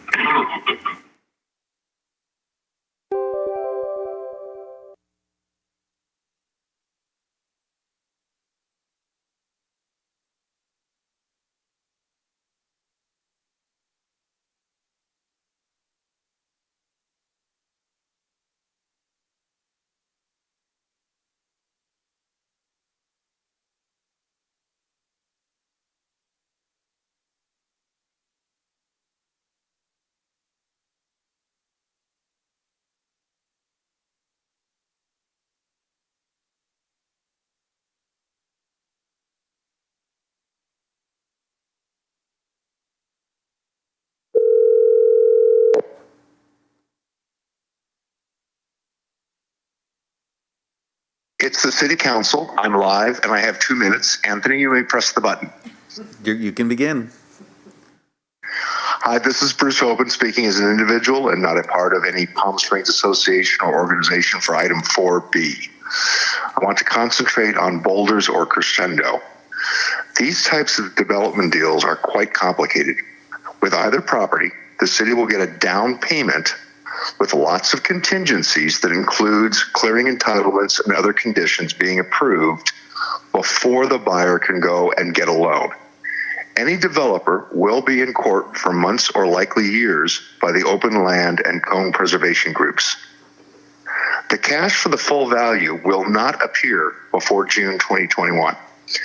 The only other answer is if the conservationists have the cash to pay full price by then. Sure, put them on the market, but absolutely do not count on these properties to be the solution to next year's fiscal revenue shortfalls. It is a risky, bad plan to count on that. And thank you for your time. Thank you, Bruce.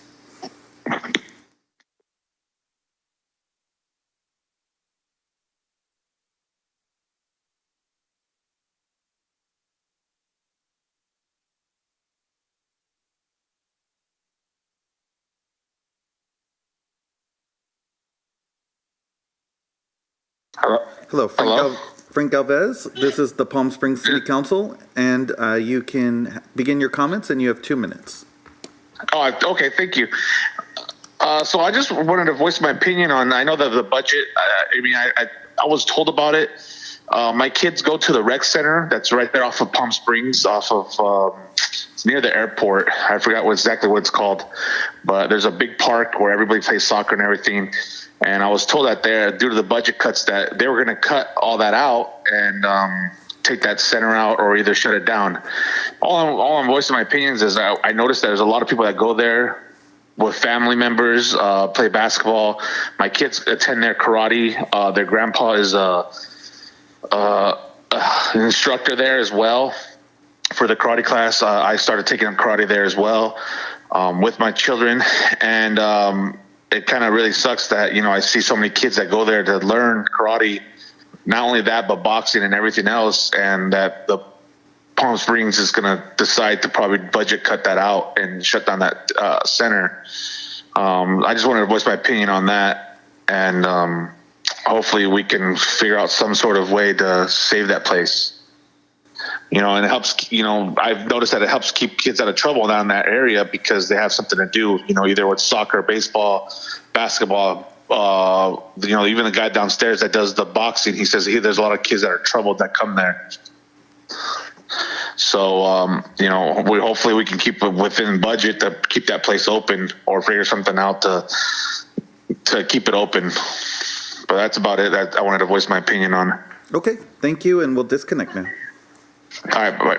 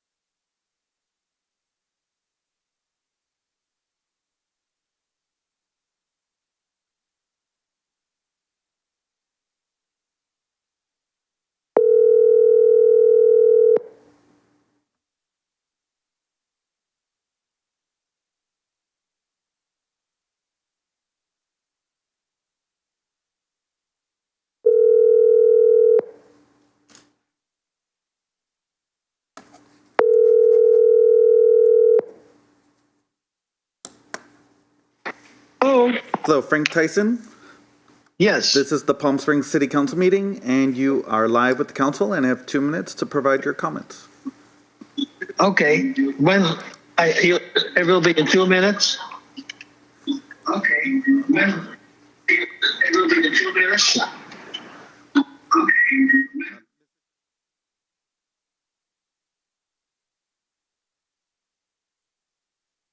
Hello? Yes, you have 2 minutes to provide your comments and you can begin.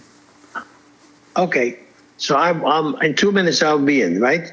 No, you're live with the council and you have 2 minutes to speak. Oh, to speak, starting right now. Yes. Okay. Okay, this is Frank Tyson, and I want to strongly object to the selling off of properties, Boulders, Crescendo, and Palm Hills. This is our future of open space that we give away. As long as I've been observing our city hall, it seems that it has too often been run for the employees rather than the public at large. Salaries have been increasing all along at levels outrageous for a small town. Our financial mismanagement is such that in terms of high indebtedness, we are almost the highest in the state, 477 out of 482 cities in California.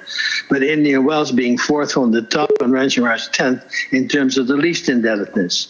The coronavirus pandemic may be a good stimulus to clean up house with all the hundreds and thousands level salaries and institute some permanent cuts in high-end salaries. Other governmental agencies are doing this.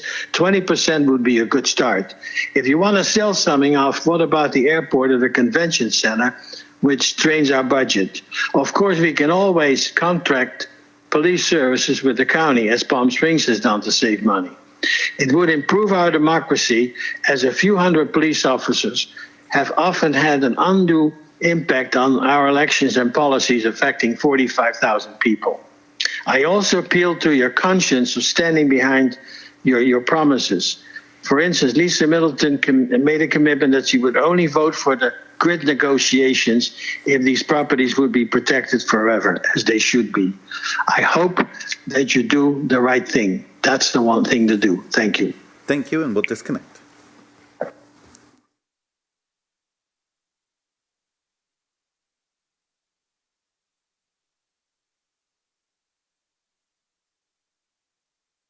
Hello, Scott Bridgman. You're live with the Palm Springs City Council, and you have 2 minutes to provide your comments. Okay, thank you for allowing me to have a say. I would like to say that I support leaving the land at Crescendo and Boulders as open, protected spaces. Many of our natural open spaces seem to be disappearing at an alarming rate. We see how developments here start and stop so quickly, and we're left with unfinished projects, and we just can't afford to have that happen. I'm also very upset about that our representative, Dennis Woods, is not allowed to vote on this, is he? Can you answer me that?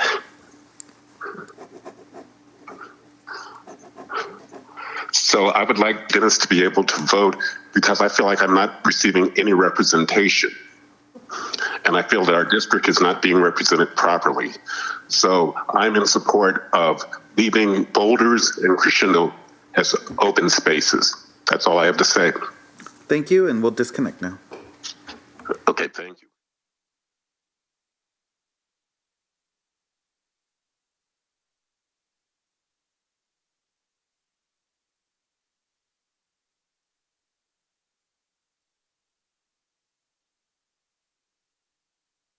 Hello, Steve Beck. This is the Palm Springs City Council meeting.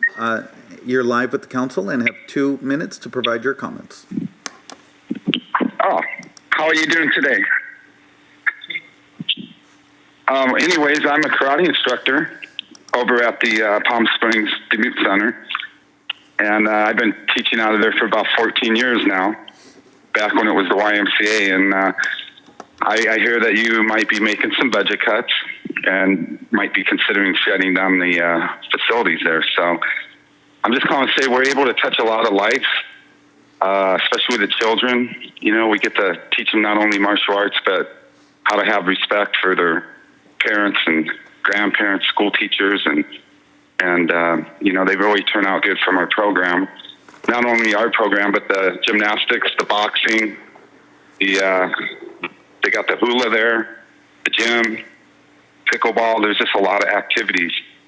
And I wish and hope that you give us a chance to open up our facility in a safe way. I know Manny is our manager, and he's on top of things, and we've been talking on how to open our school up in a safe environment. And I'm hoping that we have that opportunity. So it would be good. There's a lot of people that go there from the city of Palm Springs, and if we close that building, we're going to have a lot of kids unable to have activity. So that's all I'm saying. I just hope and pray that you give us the opportunity to open up in a safe way. Thank you, and we'll disconnect now. Okay, thank you very much. Bye-bye.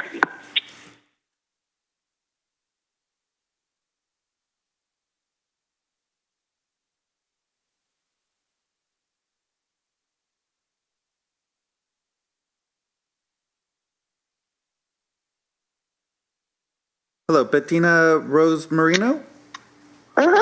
This is the Palm Springs City Council meeting. You're live with the council, and you have 2 minutes to provide your comments. Okay, thank you. Thank you for taking my call. I had 2 items I wanted to discuss. You've probably heard some of the comments. I can't believe it's still going on, but anyway, here goes. I am opposed to any sell-off of the Boulders, Crescendo, and Palm Hills conservation land. It's a real shame that that's even a consideration, considering how many people in your constituency have worked to protect that land. So really, there has to be another consideration. I hope that you dig deep and find a different solution. Certainly conservation land, and especially that land that you see when you come gliding in on the 111. It's such a beautiful entrance. To have that marred seems a real misstep. So I'm really hoping that that one gets taken off the table completely, all 3 of those tracks. Please don't even consider even one of them. The second thing I wanted to talk about was the Friends of the Palm Springs Animal Shelter. I'm really concerned that there is a consideration to outsource protecting our companion animals in Palm Springs to the county.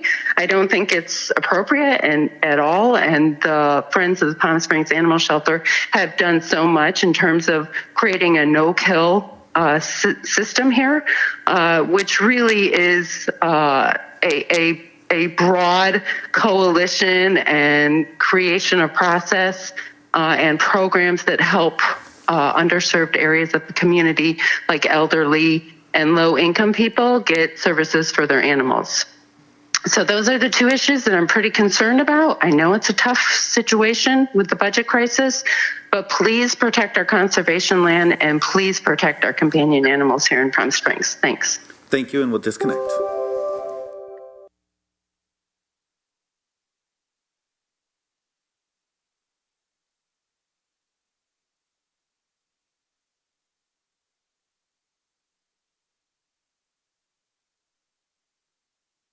Hello, Lonnie Mann. This is the Palm Springs City Council meeting. You have 2 minutes to provide your comments, and you can begin. Okay, thank you. I said my name is Lonnie Mann, and I'm calling in regards to the Palm Springs Swim Center. About a year ago, the Elite Otters created their swim program, and I have a special needs who at that time was 15. She's 16 now, but she could not swim at all. And one of the coaches took her under her wing, taught her how to swim, and as she was creating a program within the Elite Otters called the Amazing Otters. My daughter is now safe in the pool. She's out there. She's getting exercise. She's on a team that she would normally not be able to be a part of. There are kids on the team that have aspirations to going to the Olympics someday or collegiate level swimming. But for kids like my daughter, there's a handful of them. So these special needs kids that are on this team that are out there making friends, swimming, getting exercise, and learning to be safe. And that's the biggest thing. there's a huge percentage of children that die every year from drowning, and that's children, like regular children, as well as the disabled community. So I would hope that we would be able to work something so that we can keep the swim center open for all these reasons and many, many more reasons. And that's all I have to say. Okay, thank you, and we'll disconnect now. And thank you.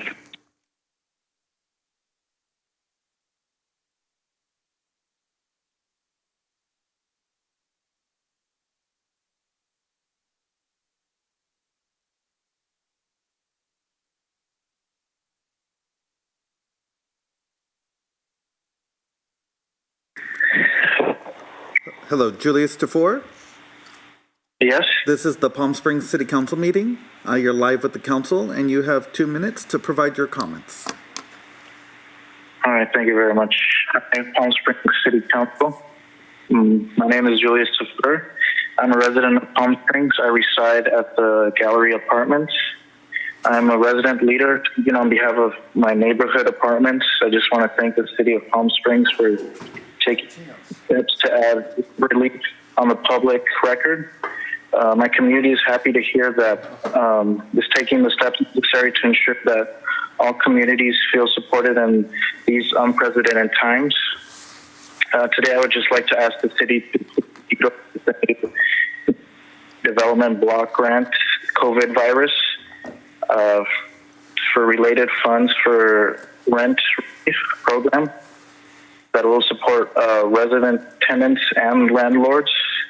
That this disbursement should also include an agreement between landlord and residential tenants that have been financially impacted due to COVID-19. This would tremendously benefit the people who live in apartment complex in Palm Springs, such as myself. Thank you, Christy, Grace, and Jeff, for your distinguished leadership during this pandemic, and have a good evening. Thank you, and we'll disconnect now.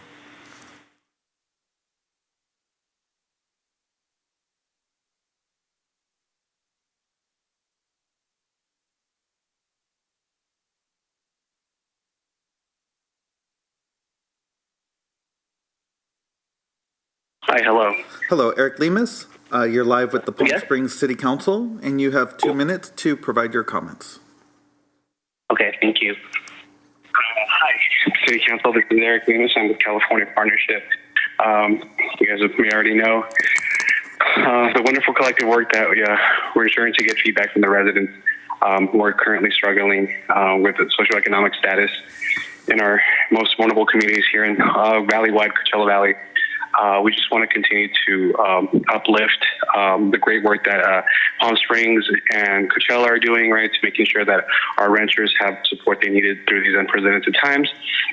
Essentially, we're asking, right, to continue the work to help us continue to advocate, to continue to put on the forefront policies that ensure that our renters are being taken care of, but also our commercial and definitely the displaced communities. And so we're aware that, right, with this new CBDG funding block grants that are going to be available for COVID virus related, we're asking you, the city, to please put those funds to use to help us with rent relief.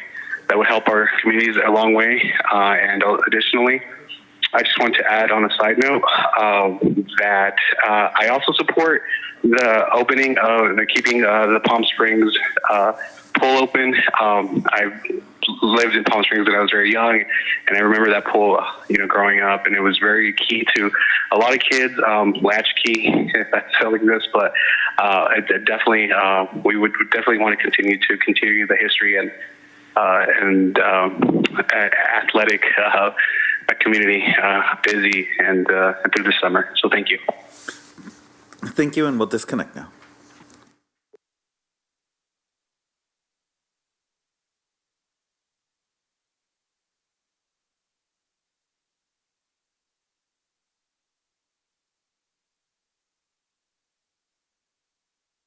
Hello, Jim Kazan.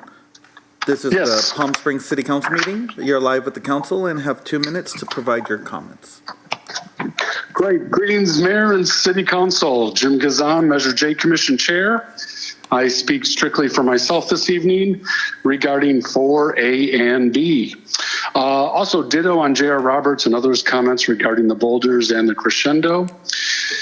Two buzz terms that are becoming popular as we navigate moving into a new normal are redirect and reimagine. When evaluating the new downtown park, we have the opportunity to redirect millions of Measure J funds to other areas of need, and obviously you've heard a lot of those this evening.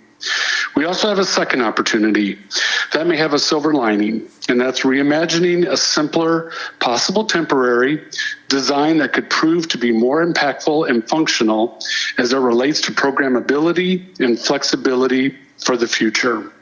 Imagine an open park that can be used for festivals, events, and recreation.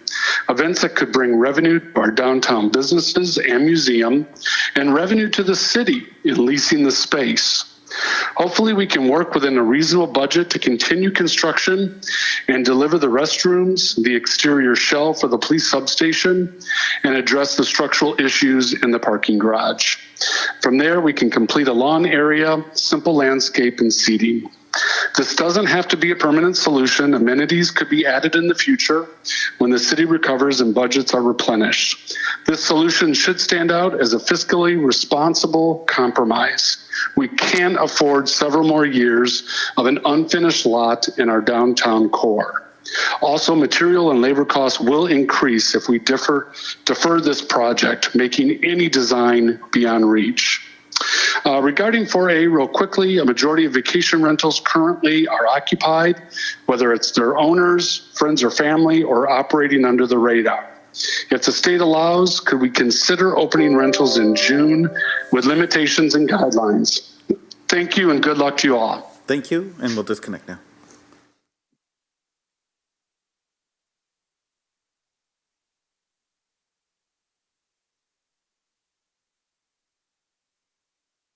Hello, is this Sam Harris?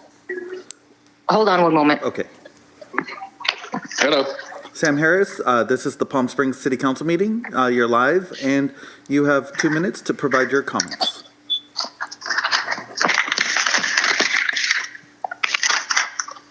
Hello, my name is Sam Harris, and I own Sherman's Deli and Bakery in Palm Springs. And I'm also a resident of Palm Springs, and I was born and raised here. I am here today to talk about item 4B. I hope you can find other ways besides compromising our citizens and tourists of Palm Springs by cutting our police and fire. It is the city's job to keep our citizens and tourists safe so they can feel comfortable and whether they visit Palm Springs or live here. Our city is growing with new hotels, homes, and condos, including a new sports arena. We will need our police and fire, so please do not cut these services. Thank you very much. Thank you, and we'll disconnect.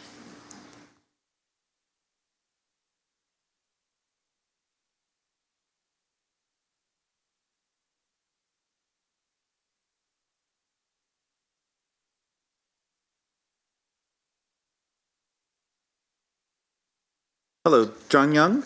This is the Speaking. Palm Springs City Council meeting. You're live with the council Yes. and have 2 minutes to provide your comments. Okay, thank you, council members. I'm sure it's been a busy day, and this is truly a challenging time and a difficult time with tough choices. But I'm late to Palm Springs and now live and love it because of its unique essence, the honor of its history, and the preserved sense of still a sort of a village, and the few remaining untouched parcels that sort of just are stunning across the landscape toward Mount Jacinto, especially boulders, which I think is a remarkable draw for both visitors and residents. I have grave environmental concerns about the development of such as boulders and the loss of beauty, atmosphere, and great variety of flora and fauna. Once gone, they are gone. There is no recovery. I want to offer a caution, too. I've witnessed in other places the prospect of a quick tax fix via development can prove illusory. I've seen this personally. There come promised tax breaks, not tax income. It takes years, often stalls out, and offers more havoc than solution. The very essential nature of what existed is ruined, gone forever. And it seems to me there are other potentialities for development maybe at 111 toward I-10 as an example, or carefully a one-time tax adjustment. I know, since I love the place, like a little order of PPP, repayable, you say, add a little tax to me, I would say, great, I want to help the city out. And when it turns around, which we all hope for and believe will ultimately prove true, it comes back. And I know it's a difficult time, but these choices are tough. But man, in terms of development, once you destroy the environment, once you take away what is unique about the area, it is gone and it is never the same. I know you got some work on your hands and our hands, and I know everybody in Palm Springs is ready to pitch in and help as best we can and always possible. That's not the solution, though, and I thank you for your time and for listening. This is John Saker Young. Thank you, and we'll disconnect now. Thank you.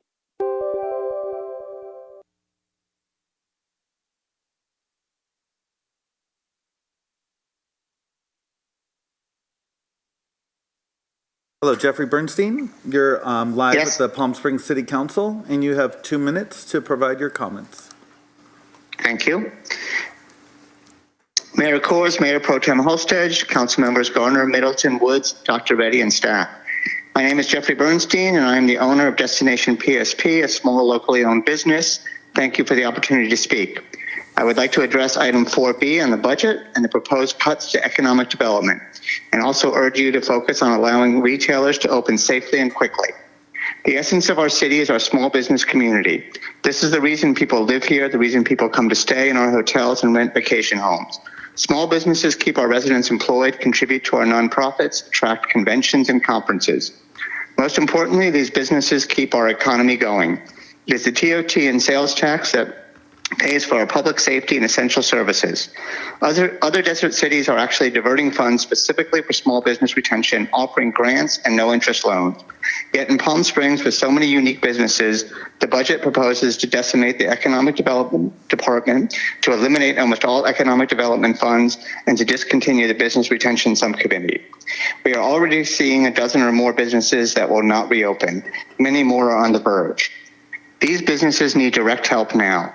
Investing in tourism spends in a convention center is all well and good, but if there is no lifeline for existing small businesses, many more will shut their doors for good. For many, $5,000 to $25,000 can mean the difference between surviving and closing. And helping our businesses open soon is imperative. People are now able to shop at supermarkets, Walmart, and Home Depot, but not our small businesses.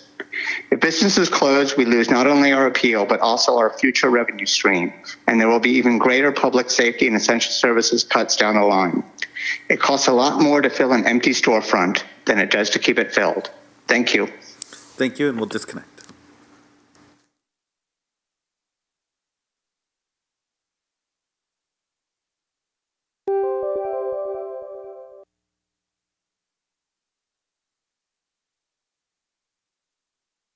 Hello, Matt. This is the Palm Springs City Council meeting. You're live with the council, and you have 2 minutes to provide your comments. And if you could please state your name.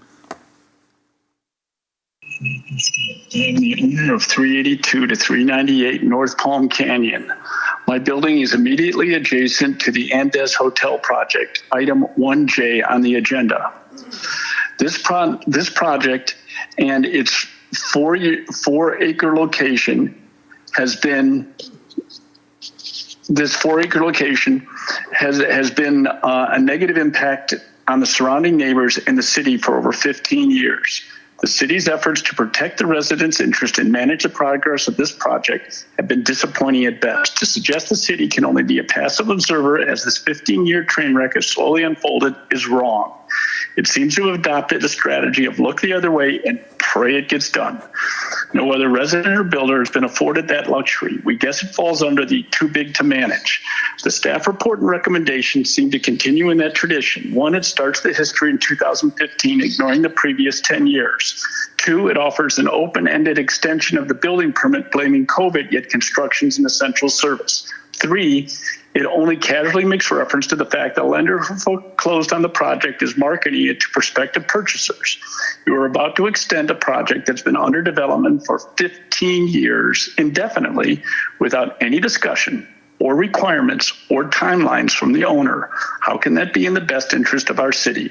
What happens when they sell the project and the new owners arrive with the latest request for an extension and additional concessions? There were a series of items the original developer agreed to when the plans were approved relative to the neighbors like us. Mr. Mayor, you're the last remaining council person that was there when they were agreed upon and were fearful they will be lost in the shuffle, but are quite important to the neighbors. While we know the budget issues you face are quite overwhelming at the moment, we urge you to defer this item till you have time to explore what real options the city has.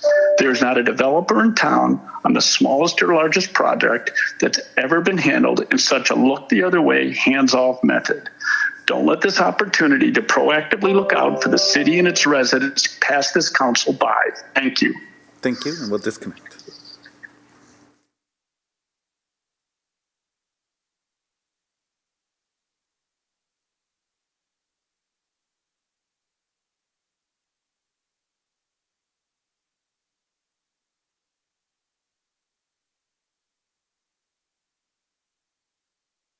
Hello, Nicola Ito.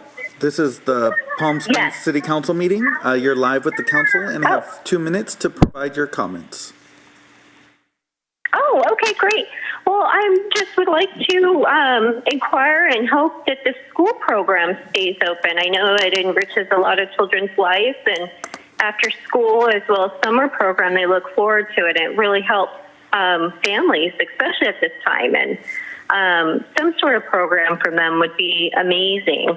I know how much it's done for not just my children, but the community.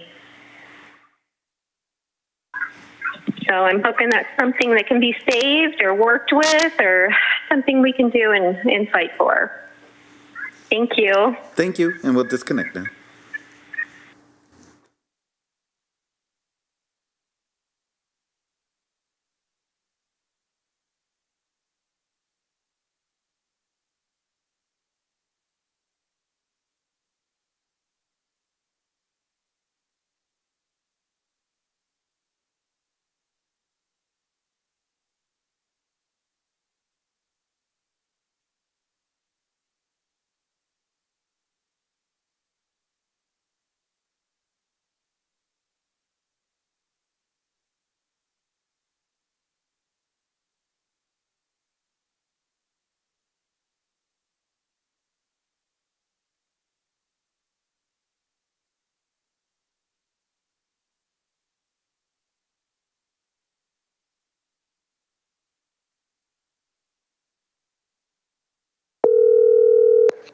Hello. Hello, Judy Deertrack. Yes, it is. This is the Palm Springs City Council meeting. You're live with the council, and you have 2 minutes to provide your comments. Yes, I do, and I'm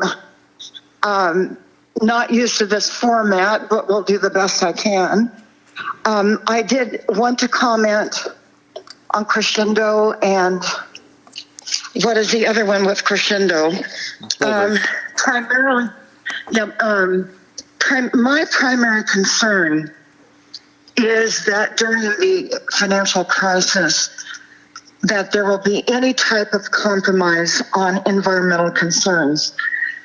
And the primary thing I want to say about that is that this financial emergency and its link to the coronavirus most likely has an environmental foundation to begin with, because it may be part of global warming, and we're going to be facing real challenges.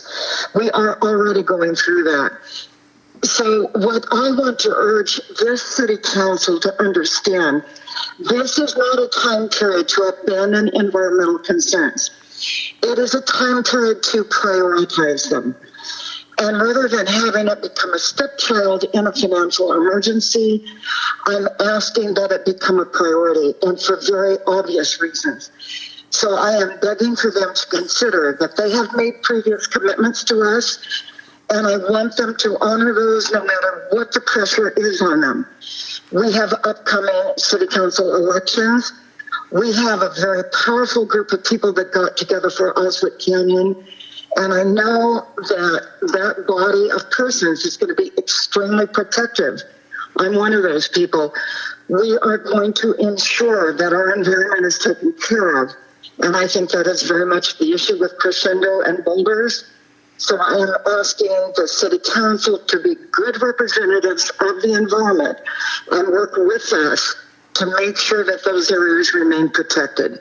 And that's really all I wanted to say. Thank you. And thank you to everybody for going through this difficult time. Thank you, and we'll disconnect now. Okay, thank you. Bye-bye.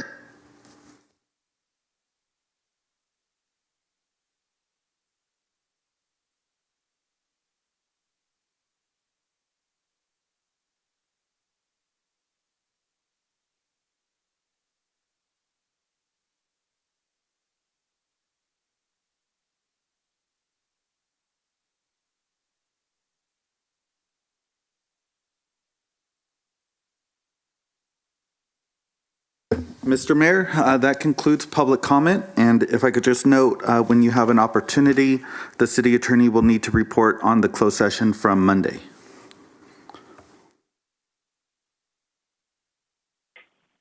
Thank you very much.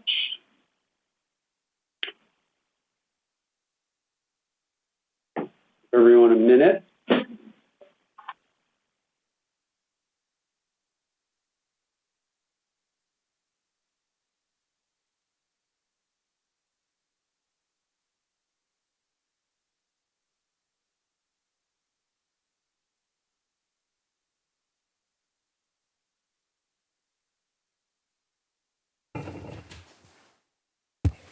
What does the city attorney report on closed session for Monday? And then we'll resume. Yes, Honorable Mayor, members of the City Council, members of the public. The City Council met in closed session on Monday earlier this week and discussed the items that are listed on the agenda. There were labor negotiations as well as significant exposure to litigation, and there was no reportable action. Great.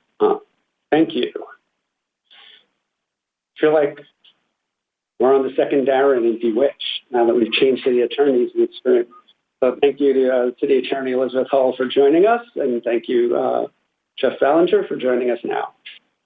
Before we move on, I do want to thank everyone for their public comments tonight, as well as the hundreds of residents, employees, and business owners who reached out to me and the rest of the council by email. You know, I always think that one of the things that makes our city so special is the passion and engagement of our community.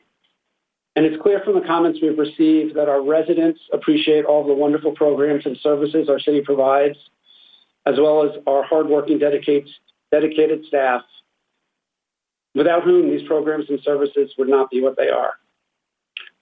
I also just want to take a moment to stop and acknowledge where we are as a city at this time.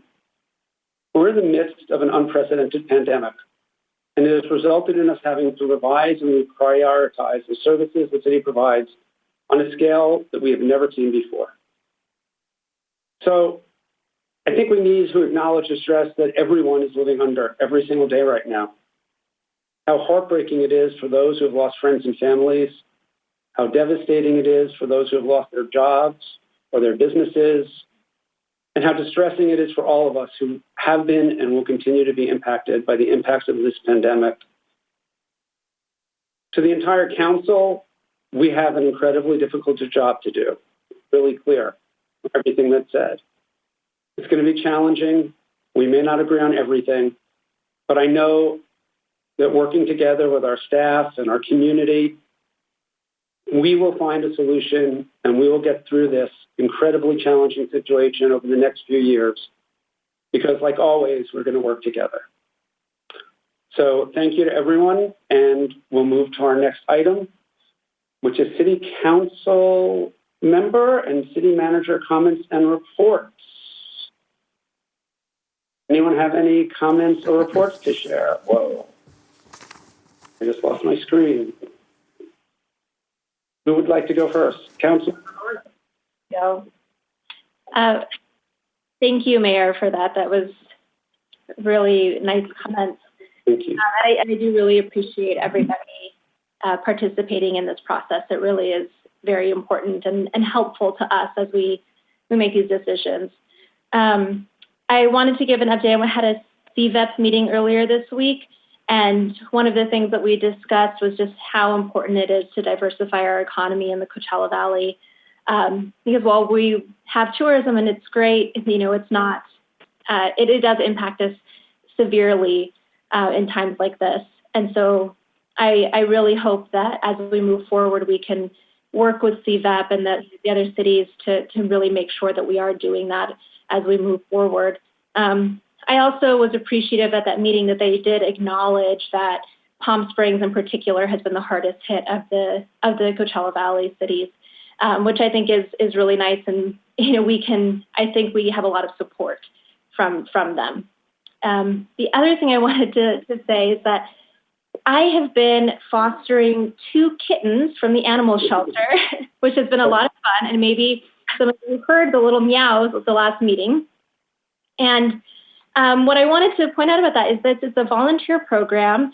And I think that right now, with so many cuts, not just for our city, but for so many organizations in our valley, it's going to be really important for all of us to donate and to volunteer our time to different organizations. So whether that's the Animal Shelter, the Boys and Girls Club, or a different group of your choice, I just want to really encourage people to get involved in any way that you can as we all figure out how to bridge the gap with different programming.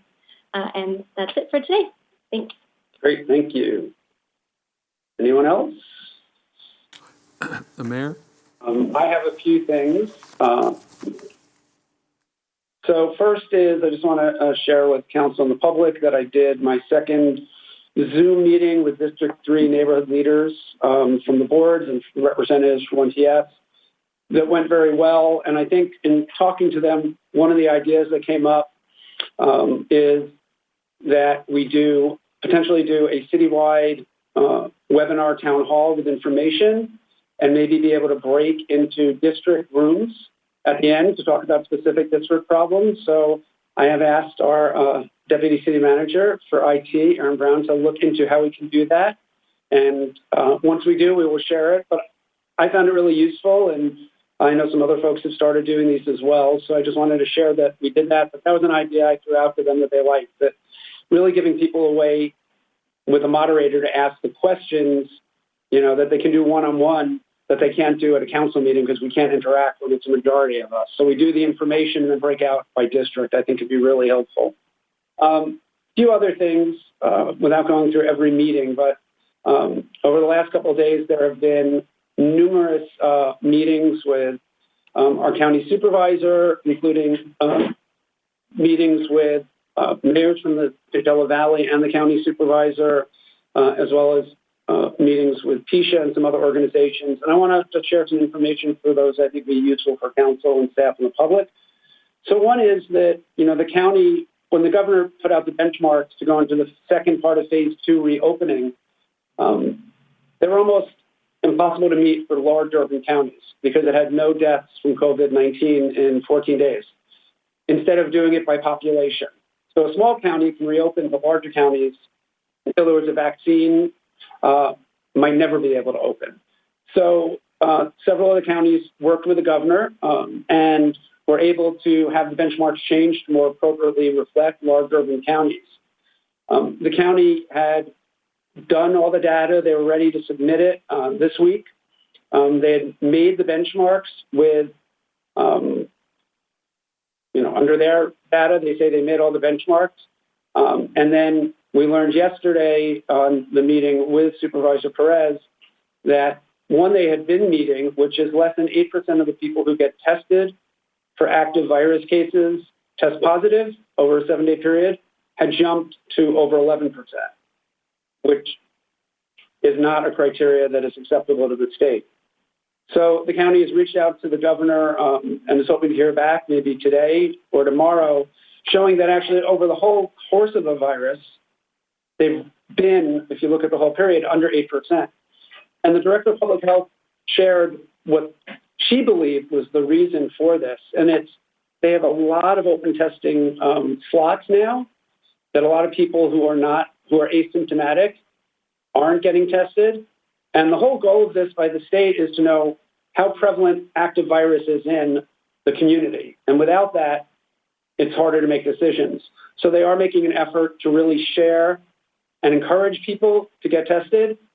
both because we need the data in order to reopen, but also because people who are asymptomatic, who are healthy right now, may have the virus, and they're the most likely to spread it.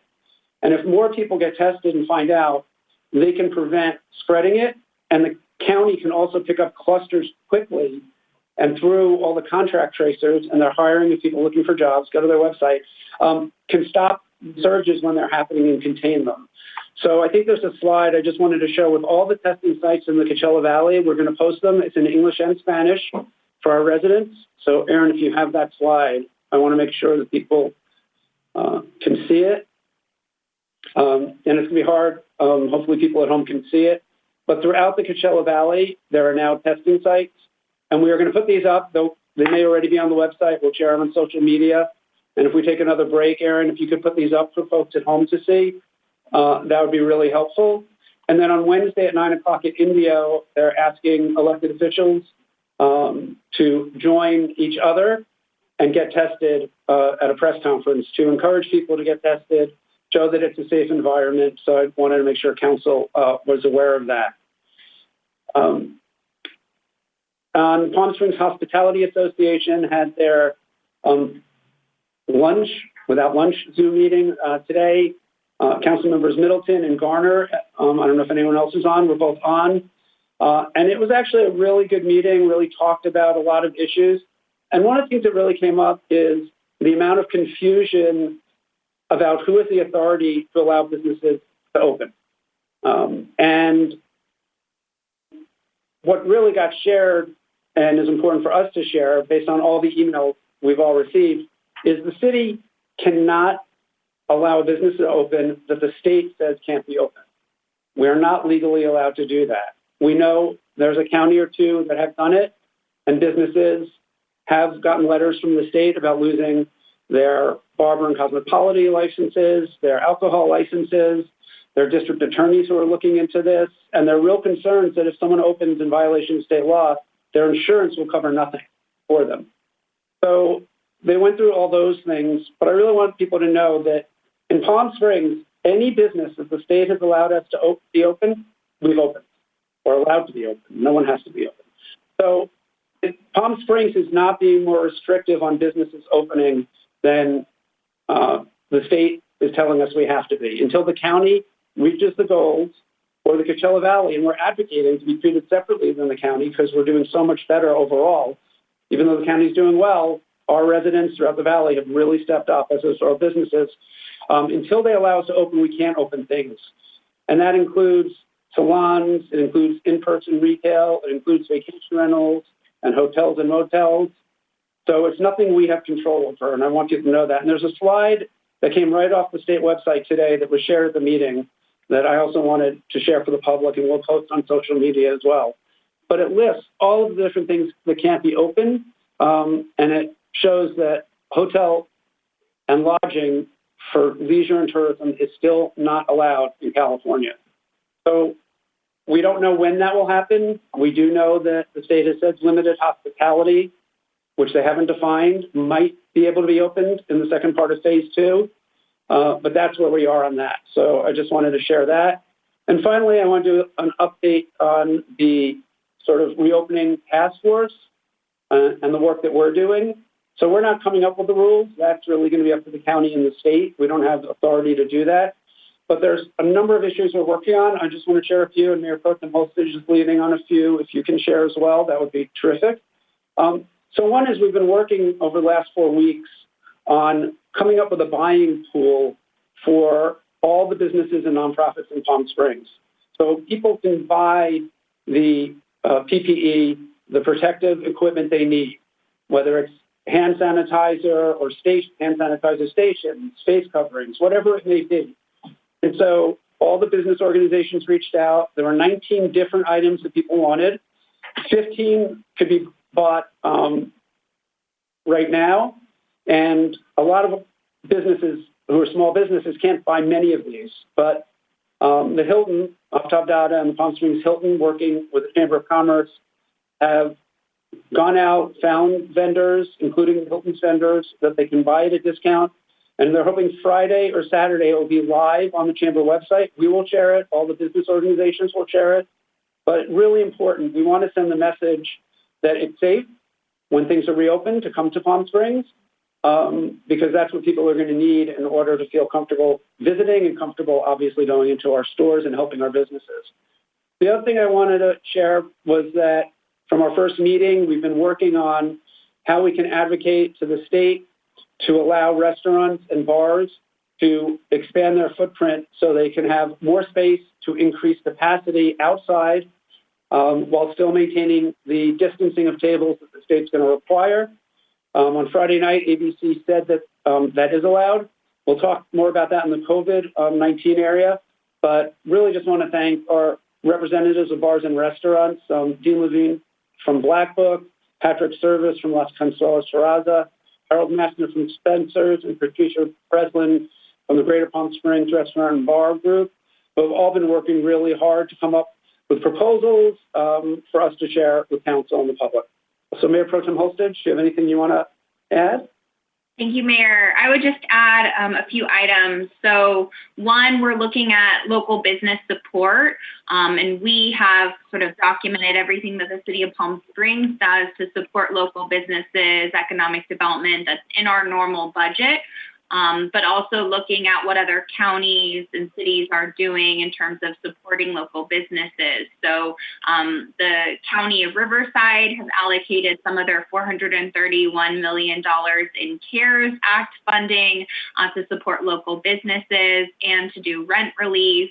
The County of San Bernardino has done $30 million from their CARES Act money to do grants to local businesses and their county to get up and running with the new health orders. And so we're working with the county, with economic development agencies to get those funds from the County of Riverside and other programs into Palm Springs residents, as well as thinking about what the city can do.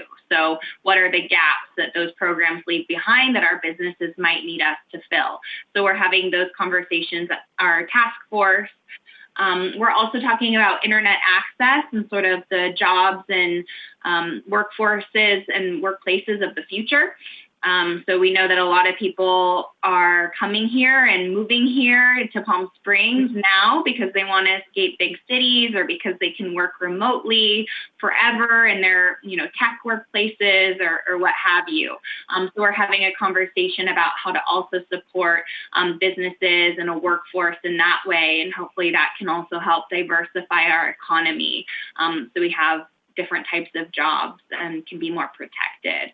So I think the last thing is our task force is advocating for a sub-region with the state. So not just being restricted to the county's numbers, which I think we're watching in the more urban areas of Western Riverside County. Their numbers are just increasing in a way that isn't happening in the Coachella Valley. So I know the mayor and all the council members have done a lot of advocacy to get the state to allow us to be considered as a sub-region and look at the data for the Coachella Valley and not just the county.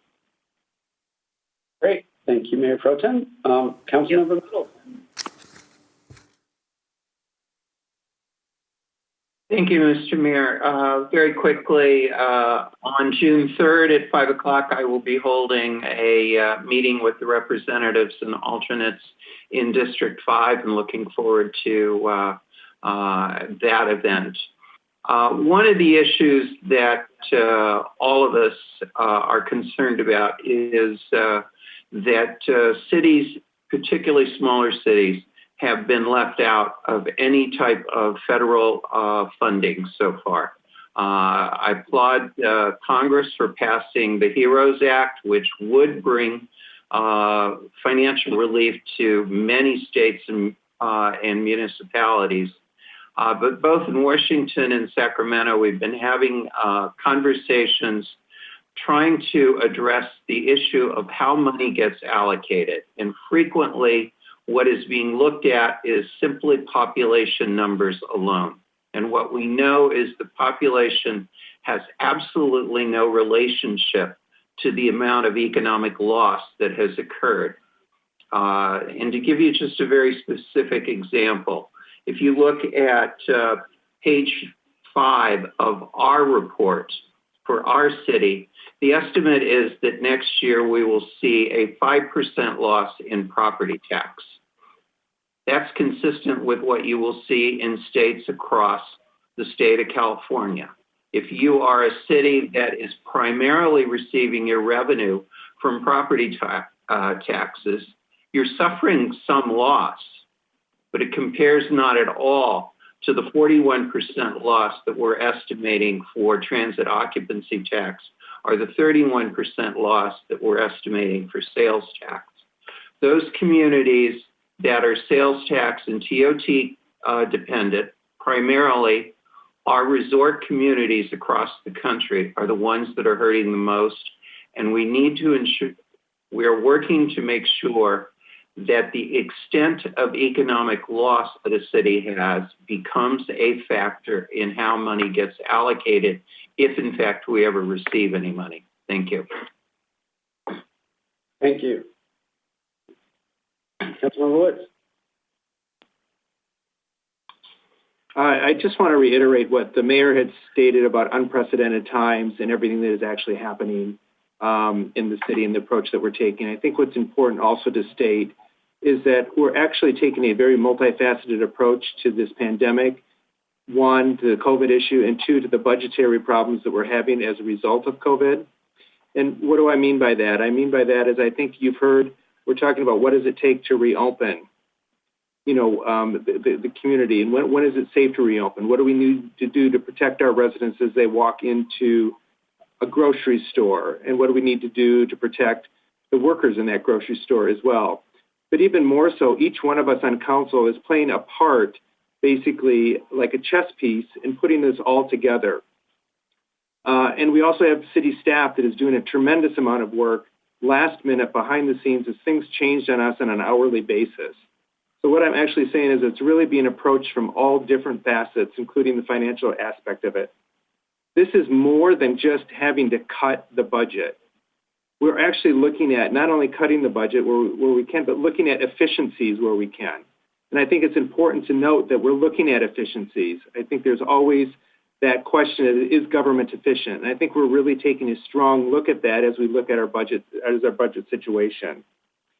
And as just a final example, I think as Councilmember Hostage said, we're looking at a sub-region approach where we might be able to open more quickly because our numbers are better than maybe the whole of Riverside County. And we're approaching that from many different angles, and each of us are approaching that differently. As an example, I'm approaching it through CVAG, where the mayor and Councilmember Hostage, Mayor Pro Tem Hostage, are approaching it from kind of the business community. And I think we're really working very simpatico in trying to get us through this. And I appreciate having a great council to do this, a great staff to do this, and a citizenry that's participating with us. So thank you very much. Thank you. Nothing else? Thank you, everyone. Hello, Mayor, Manager, any comments or reports? Oh, thank you, Mayor. I did have one comment. Excuse me just a second. I wanted to give a thank you to, and this was an unexpected surprise, to Tony Romero with Sacher Enterprises and Rick Saldivar from Destiny Church in Indio. Apparently they were organizing food trucks to deliver lunches to every city hall in the valley over the last couple days, just to say thank you to the public servants. And so today they were here in Palm Springs, and so we had in our parking lot at City Hall, and we had many employees, appropriately spaced out along the lawn, waiting for the food, and it was very much enjoyed. It was a morale booster, and we want to give them a special thanks. Really nice. Thank you for sharing that. Mr. Mayor, I'm sorry, can I do my comments? I just have a few other comments about homelessness and a few other meetings. Thank you. So just quickly, we had our CVAG, the Association of Governments Homelessness Committee, which I chair, and I just wanted to report to the council and the public all of the amazing work that's been happening there. We haven't been talking about it as much during the COVID crisis, but actually the county and CVAG and the city have been working in close partnership to house a lot of people during this time. The county is doing Project Room Key, and so it has housed 100 people in the Coachella Valley in motels that are currently, empty using vouchers. So it also helps hotels and motels get some income during this time.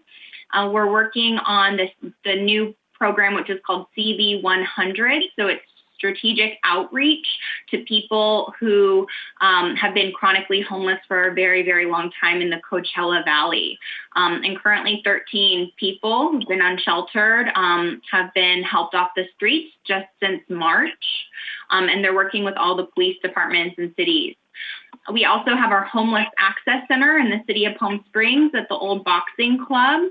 That opened on February 3rd. And so far we've had 400 unduplicated clients coming to that access center to get referrals to housing, different types of referrals and assistance. And then we're also doing emergency bridge housing during this time. And so we've secured 26 emergency units, the mix of rentals and motel rooms, and currently 56 individuals are currently housed in those units. So we've been doing a lot of amazing work on homelessness as a region. We also got our point in time count results back, and I shared that with the council, and I'll share that with the public at the next meeting. We have the most volunteers in Palm Springs, as we usually do, and we work really hard. So thank you to the 80 or so people who volunteered on that effort. And it looks like homelessness went down a little bit in Palm Springs, which is significant because it's increasing and financial problems have gotten worse. So I just wanted to let everyone know all of that work that we're doing. And then I'm also holding a second town hall for District 4 on June 9th, and that's available to anyone in District 4, 1PS reps or alternate board members, and then residents if they'd like to join. So thank you very much. Thank you. Thank you, everyone. So the next item is the consent calendar. We'll entertain a motion to accept the consent calendar with the following items removed for separate discussion. Items 1J, 1N, 1O, and 1P. Motion, please. So moved. Second. Motion by Mayor Pro Tem Holster, second by Councilmember Wood. Councilmember Gardner. Yes. Councilmember Middleton. Aye. Councilmember Woods. Yes. Mayor Pro Tem Holstedge. Yes. And Mayor Kors. Yeah. Motion passes 5-0. Okay, so the first item pulled was item 1J, approval of a request to extend the building permit expiration date for the Andaz Hotel. Probably should get a short staff report on that, please, and it was pulled by Mayor Pro Tem Holstead. Thank you, Mayor and Council. This item is requesting your approval to extend the building permit for the Andaz Hotel. As noted in the staff report, the City Council recently had approved new building codes, which included an amendment that provided some more local control on how we extend building permits. In this case, any extension beyond 3 years past the original issuance date requires your approval, which is why this is before you tonight. As I noted in the staff report, I did provide some of the history of the status of this project, and I did make the note that this is a vested project, so to the extent the permit isn't extended tonight, it doesn't mean that the project is, the entitlements are terminated. It just means that the developer will need more time to revise plans, incur additional costs, and then that might delay when they might otherwise be ready to start moving forward to finish the project. I provided the letter from the current controlling party of interest, who was the lender on the construction loan. And they've indicated a track record of taking over projects and finishing them. And in case you have questions for them, we do have the president of that firm available and on standby to the extent you have a question directly for them. But with that, Mr. Mayor, I return it back to you. Great, thank you. Mayor Pro Tem Holster. Thank you. I pulled this item because we've received a huge amount of public questions and input on this project. Obviously, everyone is excited to see this completed. You heard the public comment on that.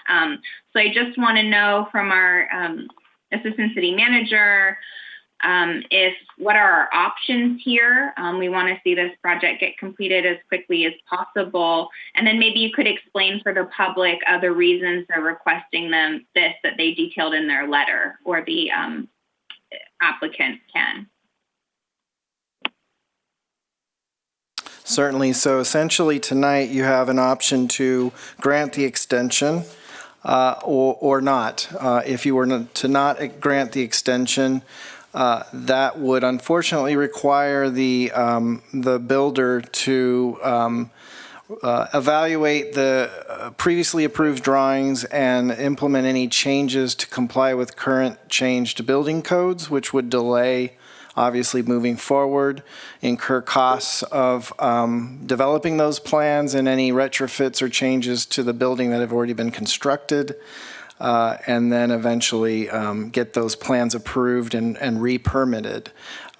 This often doesn't happen, or I'm not aware that it's happened in projects that are this far along the process for those reasons. So that's why we were recommending your approval. Obviously, with the pandemic, that has, and I should also note, as it's indicated in the letter, they only acquired the controlling interest in the property in March, as literally days before the pandemic closed everything. So it's causing a delay for them, obviously, in getting contractors engaged and getting ready to move forward. But again, if you'd like, if you have more questions and want to hear directly from them, they are available on standby. Thank you. Anyone else have any comments or questions? Councilmember Middleton. Okay, thank you.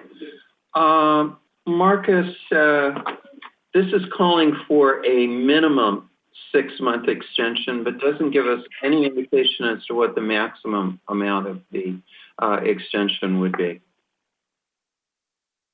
That would be the termination of the emergency orders. So to the extent those orders are terminated within the next 6 months, the extension would be for 6 months. If the orders are in place after 6 months, the expectation would be they need to have been, will need to have mobilized and moved forward by that point in time. So what are we expecting them to do over the course of the next 6 months, and what would be an indication that they're not following through with what is expected of them? I only have what they've indicated in their letter. They're going through some due diligence, attempting to perhaps get some competitive bidding and pricing on completing the work. I also wanted to note, because I know we had some comments about the scaffolding coming down, and that was more of a safety issue, so I wanted the public to be aware that wasn't a sign that they were pulling off the site and not going to proceed with the project. That scaffolding had been up for over 6 months, and so it was an unsafe issue for them to address, and they're also moving forward to protect what's been built so it doesn't, get further weathered or deteriorate. So they're trying to take steps to make the site safer and protect the investment that they now own. Beyond that, I'd ask if you'd want to direct some of those questions to the owner. There is one I would like to direct to the owner, and that concerns the question of this property being already up for sale. I'd like to understand, is that their normal business model to take over properties, get them completed, and then as part of that process, place them for sale, or is that something that that we need to be concerned about here.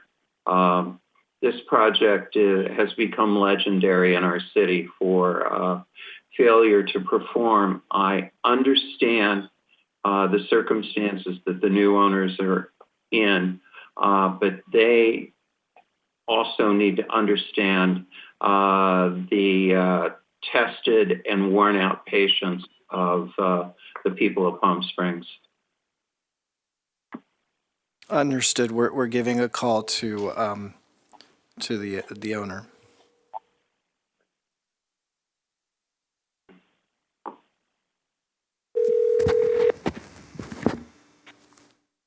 Hello. Hello, Donald Braun. Yes. This is the Palm Springs City Council meeting. Councilmember Middleton has a question for you, and we'll try to. Yes. Have you heard the question? Yeah, I have heard the question. Okay. And so I'm happy to address the council. Thank you. You can begin. All right. Very good. Well, thank you. I've had the opportunity to watch a bit of the council meeting here and appreciate the challenges that we're all facing, and particularly the cities like Palm Springs. Specifically as to the question regarding the sale of the project, can I provide a little perspective or background on ourselves just quickly? We're a 51-year-old real estate centric company based in Dallas. We have multiple arms and operations within our company. We are an active developer and have had active developments of many hundreds of millions of dollars over the years that we've been in operation. We also have our lending operation. In this case, we were the first lien lender on this property. We made this loan in 2016, and I appreciate that this is that the city has wanted this project completed and has been anxious for it to be completed. As a lender, we certainly this is an unusual situation to get a project back partially completed. We were able to negotiate the turn back of the property to us, and I will say it had nothing to do with the COVID-19 crisis in us getting the property back. This was really a situation in which the construction development side of this project was just not done in a manner that anyone would expect that would have been done. Whether that's the contractor's fault, the developer's fault, is really not the issue. The issue is the project was not done in an orderly and timely fashion, as we have managed and been involved with over many billions of dollars of projects. So we are very, certainly capable, experienced, and financially have the wherewithal to complete this project. We had been approached by other parties, and we've been transparent, with Mr. Fuller and with other folks in city management about our situation and about what we're doing. We have entertained offers on the project. We might joint venture with some other party. We might sell to some other party, but none of that is really stopping us from proceeding in the manner that was described earlier, in the sense of first, fully making sure that the project is secure and safe, and secondarily, to ensure that it's preserved, particularly as we're coming into the summer month in Palm Springs. So that's really the most critical point. This is a complicated situation, complications at very many levels, but it's not like you just walk into a project like this and just take over from what's been done. To remobilize, to re-understand exactly what the costs are, what the situation is a really pretty expensive situation. Maybe akin to sort of a forensic accounting in some respects. But there is a fair amount of complication involved in remobilizing and restarting this project. So I guess as to the councilperson's question specifically, I would say that, yes, we have entertained offers. It has not in any way delayed us in terms of proceeding with the, securing the stabilization, the safety precautions that we're doing, and we're also undertaking ourselves the protocols that would be necessary to assess the costs and timing on starting this project again. So I don't know if that fully answered the question, and I'm happy to take others. That does help. The question started with the proposal before us is calling for a minimum of 6 months, but it does not give an end date. Can you give us an estimate as to how much time you believe it's going to take to complete this project? Yeah, so what I'd like to say is I think it's minimally 6 months. Look, I appreciate this is an important project to the city of Palm Springs. And I think the only thing I can do, we have literally, as you said, just come into ownership of this project. And with the COVID crisis, not only dealing with this project, but with, all the things that you've been talking about and many things the city is trying to manage during the COVID crisis, we are also managing our business that has, operations throughout the country as well. I would say this. I think transparency is the single most important thing that, I can offer you. And that,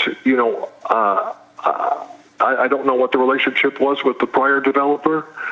We work with many cities on developments across the country. And, I would say it's going to take a minimum of 6 months, but I think it's in our best interest, and clearly, I'm sure that you want it.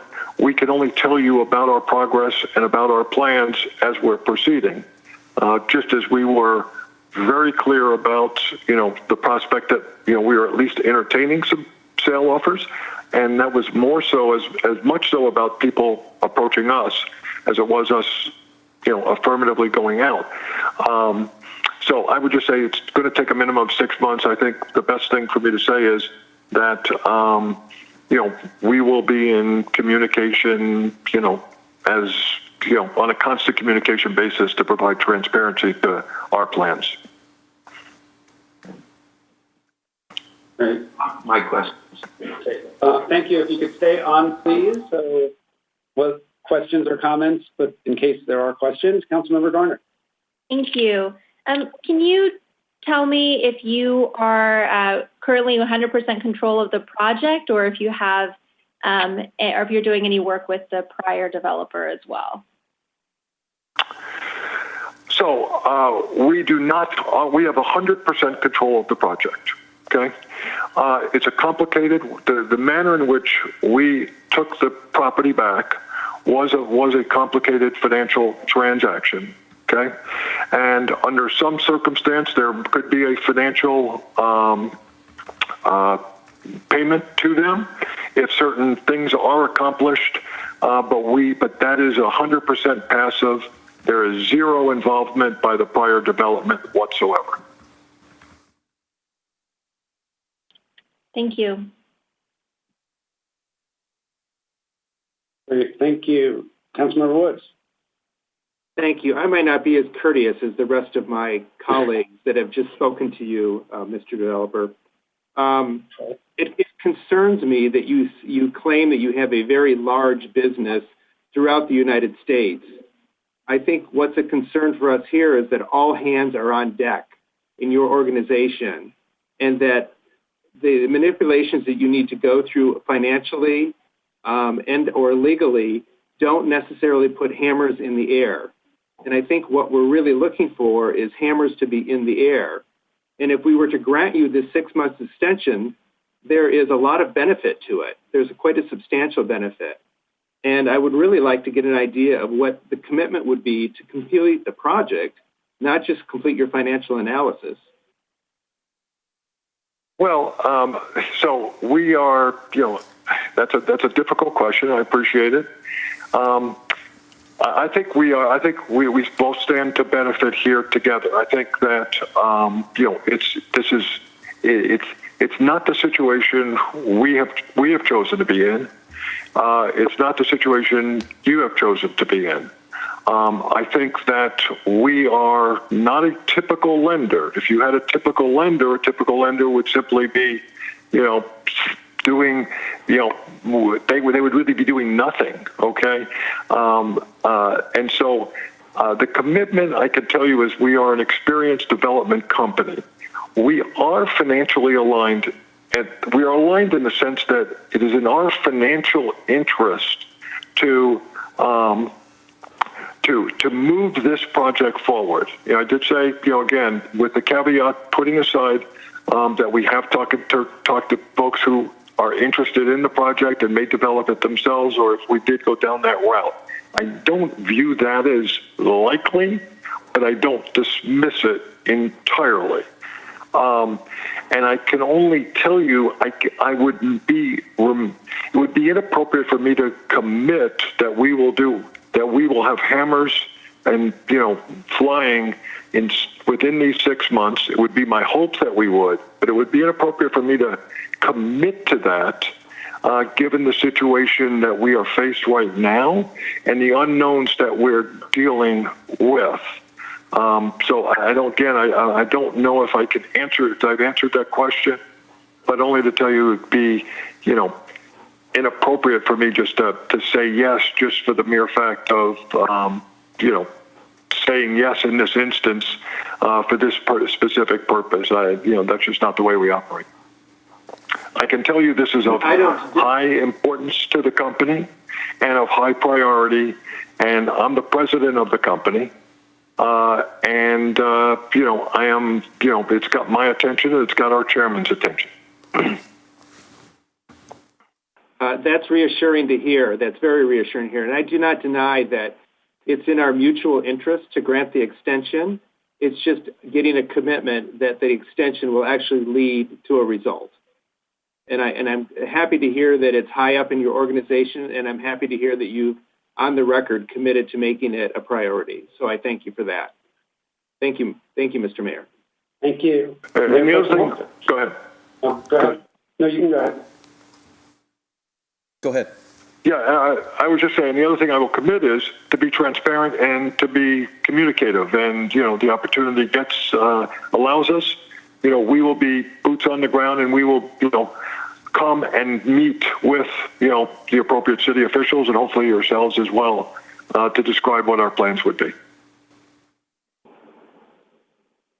Thank you. I just have a few follow-up questions if I can. So our staff report, and I see your letter as well, though I don't see a document of actually agreeing to the extension. So I'm wondering, ours says for a minimum of 6 months until October 30th, 2020, or such later date coinciding with the termination of the emergency orders related to COVID-19. So I'm wondering which emergency orders you're referring to, if it's the state or the city or the county. We have concerns about, for many of our orders are tied to that, and it's vague. And our public really wants to see clear timelines and deadlines on projects, especially this one. Is that directed to me? I'm sorry? Yes? Yes. Okay. I would leave that to I don't think we have a clear view. I think we need, our view is we need 6 months. I think that's, that's what we're asking for. As to the, shelter in place, other ordinance that would, prohibit us from doing the amount of work, at what level that is in place, I'd leave that at your discretion. Right, because we've allowed some construction and other kind of work that might not be affected by the pandemic, and hopefully will reopen more and more.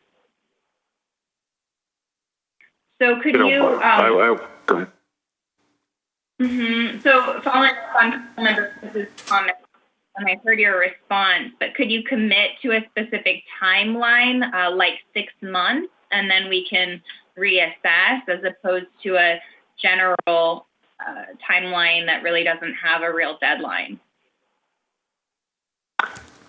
Yes, I would commit if, look, we have asked for 6 months, and I know the additional amount of time if the shelter in places remain, I would be okay with just 6 months, because at the end of the day, if this continues, we'll be back in front of you, and we'll be communicating in any event. And again, I know that it's in your best interest and your desire to want it complete, and we're mutual on that side. So I think that I would trust that we could come to an arrangement down the road if that ever became an eventuality. So the 6 months would be fine if that was what council was most comfortable granting. Okay, thank you. And just to be clear, the 6 months, that is for financial analysis? Is it for finding additional dollars or moving forward on the project itself?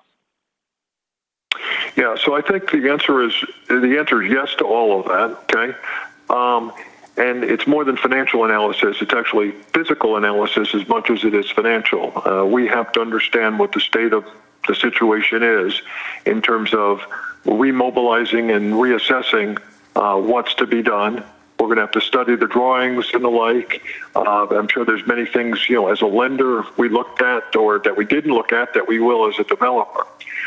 So that will take several months. I think the other thing that, we clearly will be looking at, and you were talking about it earlier, and that is, the state of the hospitality market and how to move forward, in an environment, in whatever that environment might be. And so over the next 6 months, we would hope that the environment relating to the hospitality sector changes some, and that we will be in a position to move forward. But we'll be assessing all of those things. We have a plan financially, but it's one I have to execute on from a capitalization standpoint. This is going to be this is not a small dollar undertaking to complete the project. Thank you. And we all want to see this project get completed, and thank you for taking it over.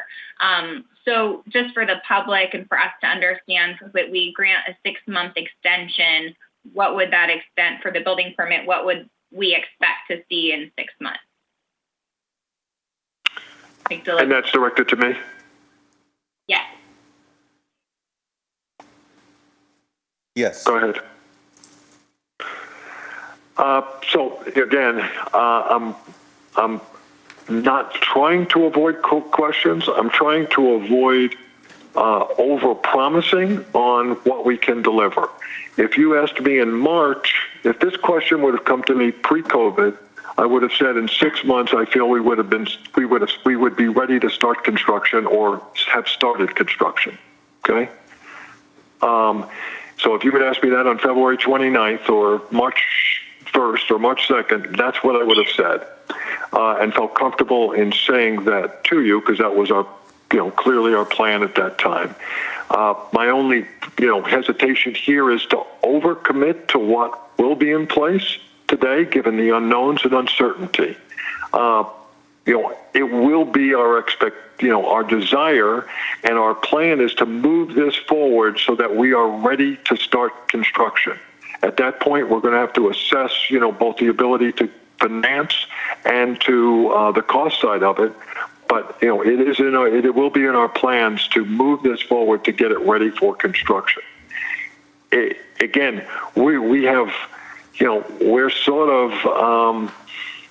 It's not like starting a new project where, you can decide, well, maybe I really don't want to go forward. I mean, we own a half-built hotel, which isn't exactly, a very good financial investment at the moment. So we're going to need to figure out a way to move this forward. Now, can we do that in 6 months? Be my absolute hope to do that. But I don't want to overcommit on that. Thank you. Great. Thank you, Mr. Braun, Jeff Coors, Mayor. I have a couple questions. First, I do want to thank you that you were in this negotiation to take this over, which many of us were excited that someone was going to take it over and try and move it forward. And when the COVID-19 crisis hit, there was people who assumed it would never happen, and you moved forward with it. So, one, I just want to thank you for doing that, and we appreciate that very much.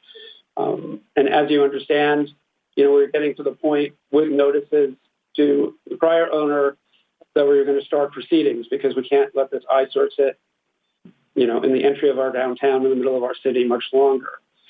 My understanding, and this may be more for staff, but please do stay on the line in case there are questions, are that it's a 6-month extension of the building permit, as Mayor Pro Tem Holstage said, at which point they'd either need another extension or the building permit would expire.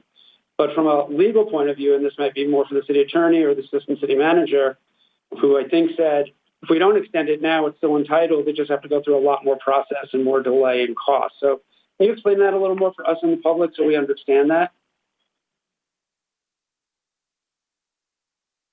Yes. So as the assistant city manager indicated, under our zoning ordinance, as well as really case law, once property has received its discretionary entitlements and a building permit and has started substantial construction, they have a vested right to proceed with that entitlement. And so we could require them to go through the process of getting their technical building permit reestablished at a later date, but they would still have the fundamental right to construct this hotel project. Thank you. And then, given the COVID-19 situation, if construction was not allowed to be happening, it is now, but if it is when the 6-month expires, would they have a force majeure provision to give them more time, or they just need to come back to us? How does that work? There really isn't a force majeure provision in the building code or in our building permit. No, that's essentially what we're doing right now is we're creating a force majeure provision and tolling the time period. Okay, thank you. So I think it makes sense, and I appreciate you agreeing to just doing the 6 months, given you need that time, and I think everyone understands that. I don't think we want to see it go beyond that for you to figure it out. And I think the transparency, which was missing before, and we didn't know what was going on, is so important. And if it works for you, if you could every other month, no later than every 2 months, do an update of what you've done and where it's at that you can provide to staff. You can put it just in a consent calendar report for us so the city and the public knows what's going on. I think that would really help all of us feel that it's moving. And I think that would be very helpful if that's agreeable to you, Mr. Brock. Certainly. We're happy to do that. And we know that we're on the clock, and we know there's some baggage, from the prior developer that, is carried forward. And certainly, we'll look to rectify as much of that as we can. Great. Thank you. I appreciate that. Anyone else? Okay, thank you, Mr. Braun. We appreciate your time. I would make a motion to... Thank you. Try again, Dennis. I think they were... Okay, I would just make I think it is in our mutual best interest to extend it for 6 months. I think everybody is, and it sounds like the developer as well, is really anxious to try and get this project completed. I think by not extending the building permit, we're making the situation worse for the developer versus easier for the developer to finish. So I would make a motion to adopt staff recommendation. Is the motion just on 6 months, but not also the existing emergency order part, as discussed? So a 6-month extension. A 6-month extension, correct. Okay, great. Is there a second? I'll second. Okay, so motion by Councilmember Woods, seconded by Councilmember Middleton. Councilmember Garner. Yes. Councilmember Middleton. Aye. Councilmember Woods. Yes. Mayor Pro Tem Holstage. Yes. Mayor Kors. Yes. Motion passes 5-0. Thank you. The next item is 1N, award the purchase of 2 aircraft rescue firefighting vehicles for Palm Springs International Airport. I pulled that, and just for the purpose of the staff report, I did get some questions with what specific funding is being used for this. So I think it'd be helpful for the public if you could explain that. I understand the need was there, but what funding is being used for this? Okay, hi, this is Tom Nolan from the airport. The federal government through AIP FAA funding is paying actually 90% of that. The only portion we are paying is for the bid alternates, which is just under $200,000. Right. And is that coming from the airport fund or the general fund? It's coming from the airport fund unrestricted cash. Okay. Thank you very much. Appreciate that, Mr. Nolan. Thank you. There's nothing, anyone else? A motion? Move to approve. For a second. Motion by Councilmember Middleton, second by Mayor Pro Tem Holstich. Councilmember Garner. Yes.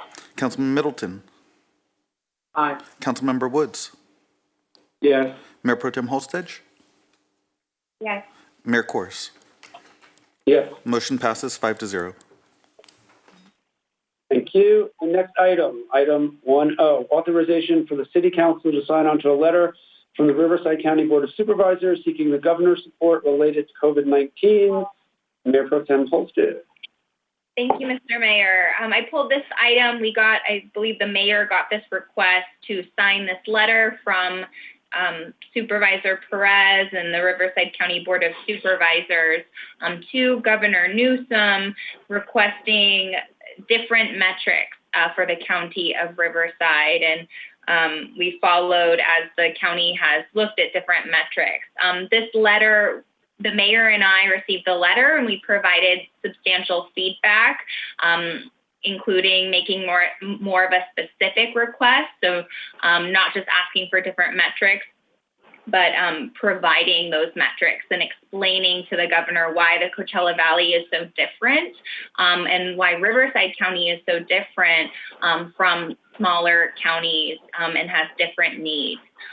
So our edits were not included in the letter. I think it had already been sent and some mayors had already signed on to it. And so we wanted to bring it to council.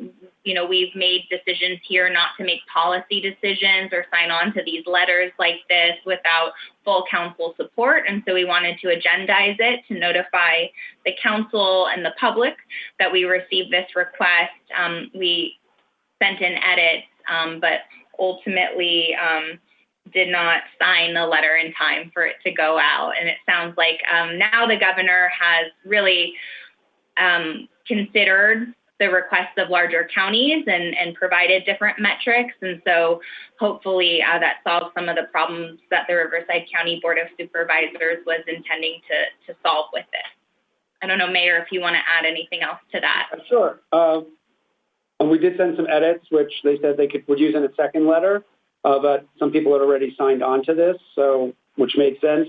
And in the request, they knew that several cities, it's a policy decision for the whole council, so please agendize it for the next meeting, which we did. Letters are already sent, so there's no real reason to move forward with this item. But we do appreciate the county working with some other big counties with the state to get more realistic metrics given the situation in more urban, larger counties. And that's been accomplished. So we very much appreciate that. So I think unless someone wants to make a motion to do something here, we can move on. Okay. And the next item is 1P, authorization to advertise a request for proposals for design build services related to the fire training tower, city project number 1809. And I know there was sort of a lengthy staff report about the whole bid issues. And again, it's just a question of if we're going to spend money going out to bid, is this budgeted somewhere to actually do it? If the design is done, do we have the budget to get this done, or is that through grants or other means, or is it already budgeted in next year's budget? Mayor, members of council, the project is fully funded from it's both the charitable trust of the $118,000, and then there's a couple others from the Agua Caliente, and let's see, 76 donated from that. So that is a fully funded with outside dollars, Mayor. Okay, thank you. That was my main question. If we needed dollars and it wasn't in the budget, I wanted us to make sure we discussed it later on, because not having this kind of training facility is a big problem for our fire department. So I'm very glad to see that's funded. So with that, unless anyone has anything else, we'll have a motion. So moved. Second.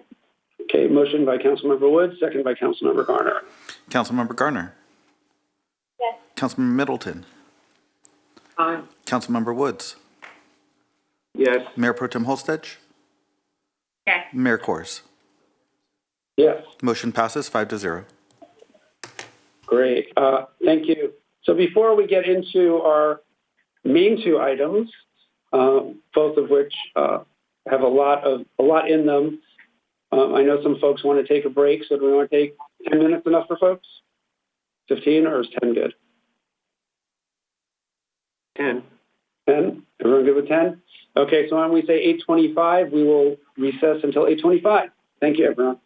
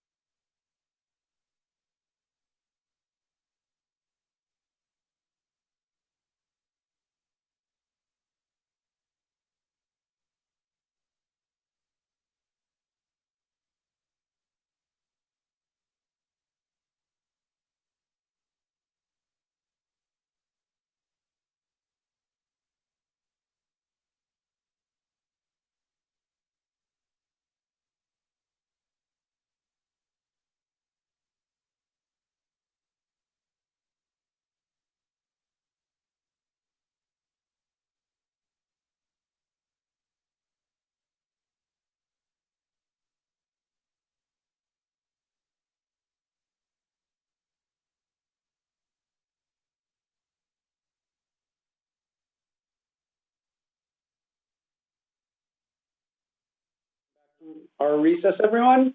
The next item is 4A, discussion of the impacts and responses to the local emergency related to the novel coronavirus, including discussion or direction regarding emergency orders, such as the city's short-term lodging prohibition.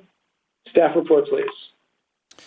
Thank you, Mayor, members of council. I did want to, I do need to make a correction from actually last week with regard to, just wanted to update you with regard to, we were talking about the numbers of employees we had in different departments. I did want to correct on the fire department. We do have a larger number of fire. Yes, Mayor. David, we're not on that item yet. We're on the COVID item. Well, Mayor, thank you for that clarification. I know you're eager. I know you're eager to get to the budget item. We all are. Please accept my apologies. I yield to the city attorney. Thank you. I will try to make this as fast as possible. Good evening, Mayor and council members. The item before you is actually a broad category for the council to discuss any of the impacts and responses to the COVID emergency, including any of the emergency orders. However, the staff report really focuses on the city's order dealing with hotels and vacation rentals. As the staff report indicates, back on March 24th, the city adopted an order prohibiting short-term lodging within the city, and that applies to hotels and vacation rentals. It should be noted that this was really based on the language of the state's March 22nd list of essential services, which listed hotel workers where hotels are used for COVID mitigation and containment measures. So we were really kind of interpreting the state's order by adopting ours.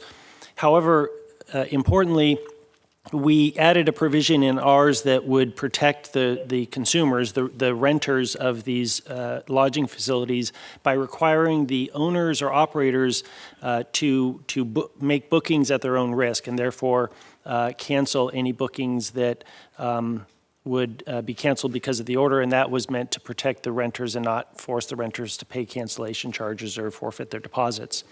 The City Council extended the city's order on April 23rd through May 31st, 2020, and as that date approaches, we wanted to bring this before you to see whether and to what extent you wanted to extend the city's order dealing with short-term lodging.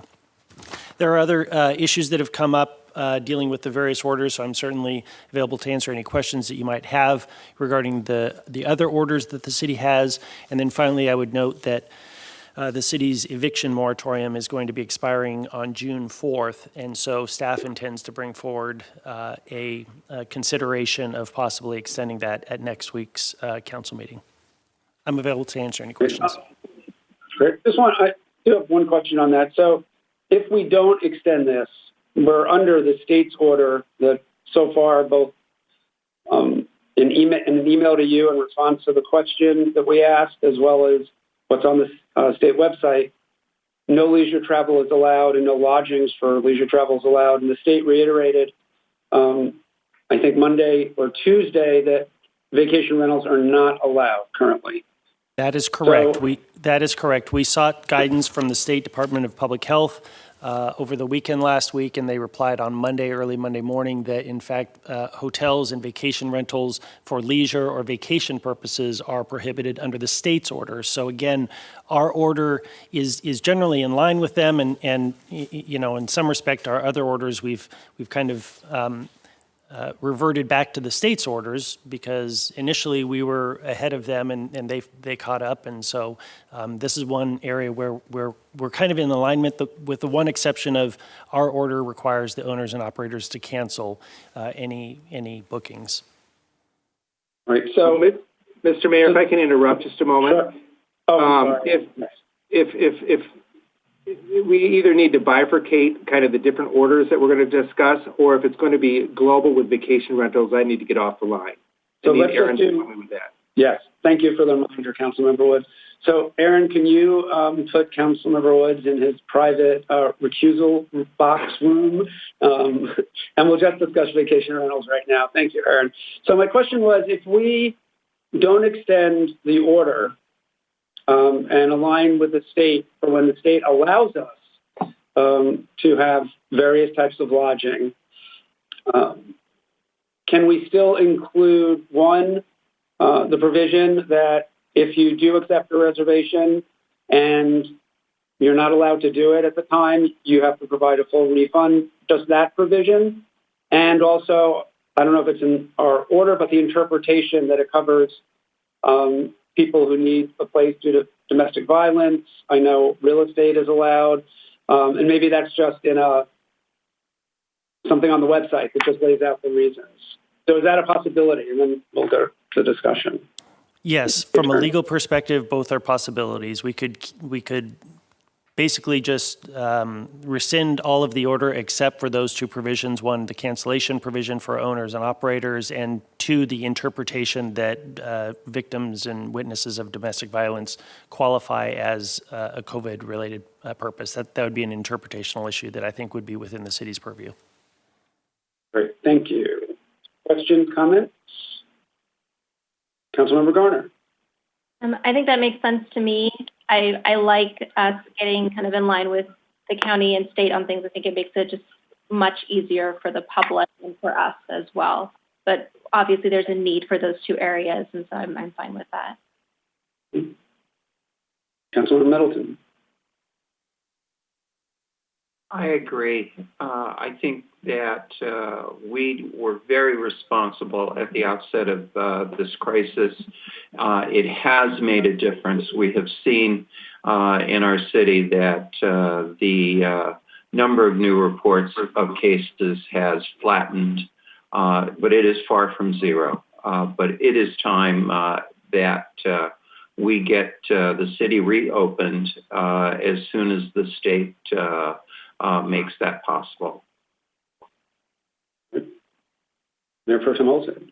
Thank you, Mr. Mayor. I completely agree. I think we had to act, like Councilmember Middleton said, before the state and the county did. But now that those state orders are in place, I think we should consolidate and align with the state so that when they say go, we're able to open as quickly as possible, as safely as possible. I know we're getting a lot of questions from people in hospitality or vacation rentals or hotels or, the workforce asking for specifics about when to reopen. I think that having our own order gives the impression that we can override the governor's order, or that we can decide to open vacation rentals in the city. We cannot. We have to follow the governor here. If I were the governor, I would open short-term rentals pretty soon because I think that they can be safer. But that's up to the governor and not us. And I think having our own order confuses the public on this issue. So my question, so I'm open, and I love that we made sure that we specifically include domestic violence as a victims and their families as an allowed reason, which the state didn't do. So I'd love to retain that at least on our website. I'm just wondering for the other item that you listed, Mr. Mayor, so the cancellation policy. I'm just wondering how that would work, if we still have to retain our own order, or if we could do that in the resolution, or enforcement. How would we do that, City Attorney? My recommendation would be that it be as part of an amended order, that we basically, the council direct the city manager to issue an amended order that clarifies those 2 points still remain, while in all other respects we'd be conforming to the state order. So I think that was an important provision, and I think all the, they've all been canceled to this point. I know it says shall be canceled immediately. So it was initially, we were worried about bookings that would go on without us being able to cancel them, and then the refund issue, which we're worried about. So personally, I'd like to see us not have a totally separate order, because again, I think it's confusing to the public, and we should just align with the state. So I'm just wondering if there's any way, Mayor, to the city attorney, that we could do that just without having our own separate order, which I think gives a different impression. I think what, at least I was thinking, although I wasn't sure the right vehicle either on how to do it, was making it clear as far as the refunds. I mean, it is different than it was then, right? We're not saying cancel immediately. It's more of a, if you accept, if someone accepts a booking for June 1st and the state doesn't allow it, we don't want consumers who want to come visit our city not to get refunds. So that's the goal of it. And the other, I think it's just important that it's very visible somewhere, that it's people who need a place to stay due to domestic violence, their families, and any witnesses to it have a safe place. And so for the city attorney, is there a way to do it so it's not an order in this way? Can it be I don't know what it would be though, because it's not an ordinance, it's just a order by the city manager for this period, right? Normally, if you cancel a booking, you may lose your deposit or your, right? But if you make a booking and you're not allowed to use it under state law, we want to make sure people are protected. So, Mr. Ballinger, any ideas? It could be a resolution. Our emergency services ordinance provides that either the city manager as the emergency services director or the city council can issue these types of things. It would essentially be an order, but it could be in the form of a resolution from the city council. Because I agree with you, Mayor, that it should be in black and white so that we can show operators, and if we have to, show a court. I'm fine with either. Resolution. Do you like the resolution, Mayor Pro Tem Holstich? Okay, everyone seems to be nodding. Councilmember Middleton. One question or issue, Mr. Mayor. Thank you. I received a couple of emails from local resident Dale Sexton. Also joins me in the being over 65. And our order uses the term self-quarantine to refer to activities that individuals over 65 should engage in. And Mr. Sexton made an extremely good argument that quarantine is a term that has been used in a very discriminatory fashion over time. And I know the city attorney has Mr. Sexton's recommended language to replace the term self-quarantine. And I'd like to ask him to read that now, and hopefully we can agree to substitute this language for the term self-quarantine. Yes, so the language that Mr. Sexton provided reads, residents who are 65 or older and or have chronic underlying health conditions or a compromised immune system are at severely increased risk from the virus and therefore must limit exposure to a greater degree, take more care, and be much more cautious while engaging in essential activities.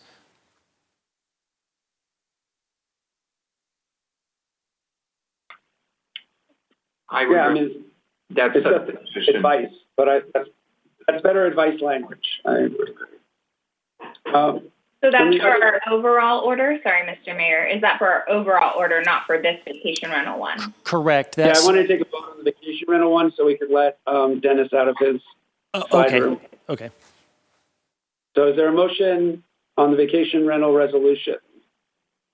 I motion. I'll second. Motion by Councilmember Garner, seconded by Mayor Pro Tem Holstich. Councilmember Garner. Yes. Councilmember Middleton. Aye. Councilmember Woods is recused. Mayor Pro Tem Holstich. Yes. And Mayor Kors. Yes. Motion passes 4-0. So in answer to Mayor Pro Tem's question, the language of self-quarantine appears in two of the city's orders. One is in the Gulf order, where we encourage people who are 65 or vulnerable to self-quarantine. And then in our general order that requires face coverings and social distancing while in public, that also uses the term. So if the council wishes, we would change that in both. And I don't see Councilmember Woods yet. Yeah. Has he been out of his lockbox? I'm trying to send a message to Aaron to let him out. When he comes back, can you explain for me too the difference? So the existing language and what we would be changing, just briefly. You don't have to read it, but what's the difference? Yes. So, Councilmember Woods, for your benefit, Councilmember Middleton was approached by at least one resident who suggested that the term self-quarantine is a little bit harsh and perhaps clinical, and so offered some additional language that isn't as clinical. And so what was being suggested was that we replace the word self-quarantine with this kind of warmer, fuzzier, and yet prudent guidance in two of our orders. One is in our Gulf order, and then one in our general order dealing with face coverings and social distancing while in public. Yeah, I think that all makes sense. Thank you. There's a couple other issues as we sort of look through the staff report. We still have some things that the state hasn't done, like on activities, they sort of list them and then leave it up to local governments to come up with rules. So I think we do need to keep those in place. And of course, I think we now have 8 of the 9 cities in the Valley requiring face coverings in supermarkets, some in other stores, some anywhere. So I think it's important we keep those as well. I think the one left is Indio, and I think it's coming up on their agenda as well. So I think that's important. I did have a couple of questions, though. So currently, the swim center is closed. My understanding is it's still not allowed to be open under state law. Is that correct?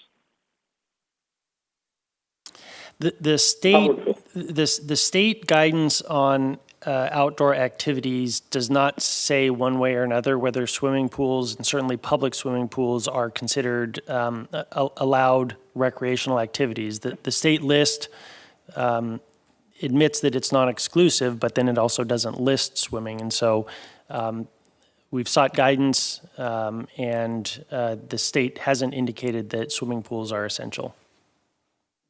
Okay, but we are currently following what was the most recent county order, even though they rescinded their orders, which was to allow them in HOAs with 6-foot distancing, et cetera, but not to allow them at a public pool, just private pools at Correct. HOAs and other places. Correct. So as we learn more on that, I think it would be helpful, to know as far as it's getting warmer. So appreciate you checking back in with the state on that issue. And the other one, which I think there may be some flexibility, is the dog park. Obviously, their physical distancing may be more challenging there. I know that was a concern some people had who didn't want it open, but others feel they want to be able to use the dog park. So I don't know if staff has had time to think about it at all. Yeah, staff. Mayor, actually, I'm going to ask Cynthia to come to the microphone, our Parks and Recreation Director. This is certainly something that can be done. If we do, clearly it'd probably be an occupancy, and what I would suggest is that we would, just so we wouldn't have to staff that, an honor system, signage well signed, but it'd have to be some sort of honor system because we wouldn't be able to patrol it continuously. Cynthia? So what we're seeing a lot of right now in the state of California and across the nation when it comes to dog parks is the removal of seating, and if patrons who are going to be attending the dog park can bring their own chair but also need to take it with them. And they're limiting to groups of 10 right now, which may be a little bit difficult because we have a large community of dog park attendees. So that's what our research has yielded so far, but yeah, with a lot of signage and the strong message, I think it could be a possibility. And if we did see, occasionally we could go by if we saw people weren't honoring the honor system and self-regulating, obviously we could close it, and that may be enough to make sure that they follow that. Yeah, I think what I was going to suggest, if people want to discuss it, is if it's in an order to get rid of it and authorize the city manager to manage this, and the city attorney hopefully can reach out to the state if there is an occupancy recommendation, but at least people need to practice 6-foot distancing, and maybe we have a sign, no more than 15 people, whatever seems appropriate with the distancing needed. and the seating issues and see how it goes, and then give you authority if you need to close it because it's not working to close it. I agree.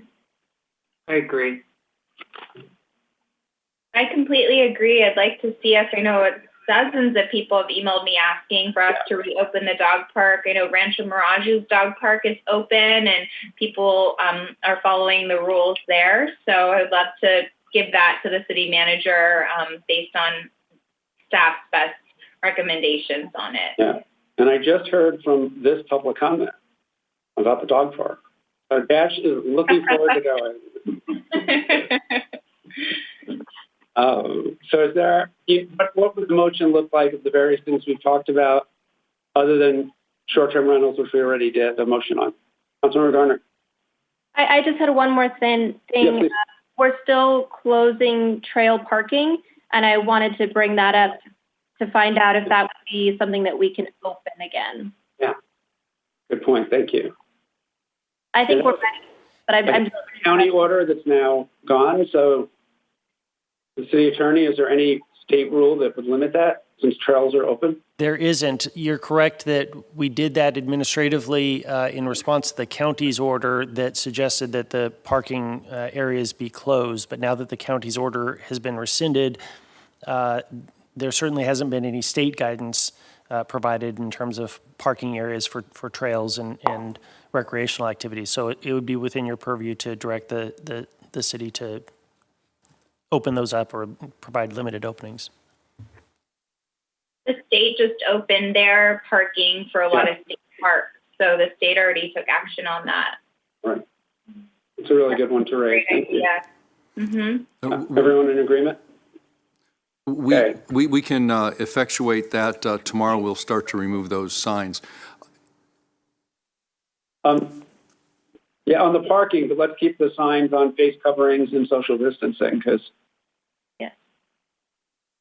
when you're you can walk on a trail without it, but when you're parking and you're with other people, you need, it's having a scarf or bandana with you that you can put on when you're passing people.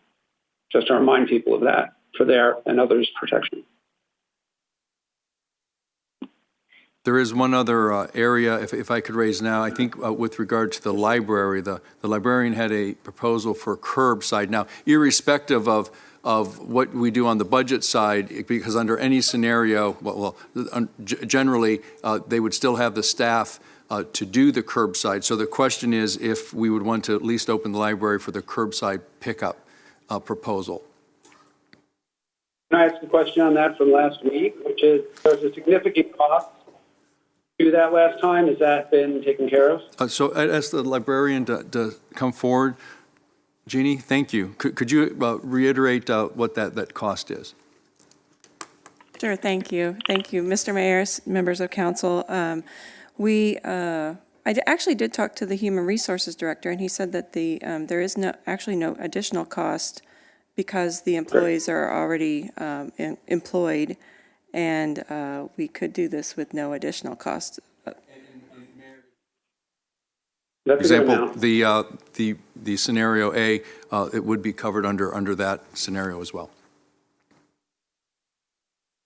Okay. Now I know for Library Director Ficini, you did mention maybe some added security. So do you want to touch on that so we know that? We obviously want people to feel safe while working. In the curbside model, we would not need security. We do not think. We don't anticipate it. As long as everyone is on their best behavior, we think that we can do this with no security. But if we do run into some issues, we would request that we could bring back some security. And then on the protection of the employees, there's going to be no contact between employees and... Absolutely. This plan is not, when you say curbside service, you think that you're going to go to a car, but we are planning to do a contactless service. So the California Department of Public Health has actually put out a new document as of May 19th, including specifically libraries and how they should handle this. And our plan matches their plan exactly. So we're very, very proud about that. We would have no contact pickup. The customer could call us or use our website to place requests for items. We would gather the items and call them to schedule a time. And then when they arrive at the library, they will call us to tell us they're there, give us their library card number. We check out the items, bag them, and then put them on a table outside the front door. And then with instructions on the phone that says, once we retreat back inside the building, you may approach the table to pick up your items. And so we would also make accommodations for people with ADA needs or other special needs, such as single parents with small children, and they, for whatever reason, anyone who couldn't leave their car. We would make special accommodations. But we think this plan will work. We're not going to touch their library card. We would not be touching their vehicle. And we think that this is a good, safe plan for our employees and for the community. On the other hand, when people return their items, we're going to use our book slot and quarantine the items. Thank you. Great.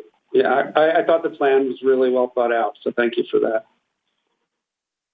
Anyone else on the library? I would love to see this service. Yeah. I think it's really important, and there are still a lot of people who don't have tablets or other devices to access these materials, and so it's going to be really important to make sure that people can have books and magazines and even videos. I agree. I completely agree. I think we got dozens and dozens, if not more, public comment about how much people miss the library, are grateful for the library, how kids need those services, and people of all ages. So I think it's a great idea. Thank you to staff for bringing it forward. So one other thing on this. So through the task force, as I mentioned earlier, we've been working on figuring out how we're going to be able to expand restaurant and bar space so that they can increase capacity while maintaining the distancing required under state law in order to serve. And obviously for our restaurants or bars that have food service or can contract with someone for food service, as we heard from Chill Bar, would look to serve bona fide meals. This isn't peanuts and pretzels at a bar table. You have to have food to be served a drink. A lot of our restaurants couldn't open. They'd lose money if they didn't have expanded space. And so the 4 restaurant folks and bar folks I mentioned earlier had a meeting today to start the next phase of this. And I know we're not at a point where we can go through street by street and figure it out. So I think what we're recommending from the task force is that we just get general direction that council is good with this. And it will range from ideas such as closing Palm Canyon maybe Thursday, Friday, Saturday, Sunday nights when there's more demand. Arenas have asked. There's been some private parking lots have asked. We have public parking lots where you can take a row of streets or parklets and sort of direct staff to work on this with the liaisons and the task force on a plan so that so restaurants can start planning this. If there are people who feeling they don't want to do this or they really want to limit it, we should hear that. We'd also obviously get rid of our typical parking requirements for restaurants or bars who are doing this, because if they're going to use parking spots or part of their parking lots, they would not meet those. Marcus, is there anything else that we would need to be thinking about? I know we talked about accepting whatever they submit to the state. We wouldn't need an extra permit. We wouldn't charge a fee. Once we get to budget and any CARES money, we want to even reimburse them for the $100 state fee since they're going to be bringing in revenue to the city was discussed. So I just want to throw all that out for everyone. But Marcus, you've been working on this the most on the staff side. I think what's going to be important is getting the plans detailed. Like you said, if it's going to be replicating the Village Fest closure, getting those plans in the areas allocated to these these restaurants and bars, and getting that through the SEPT process so that we can be quickly be able to do this quickly and get it in place.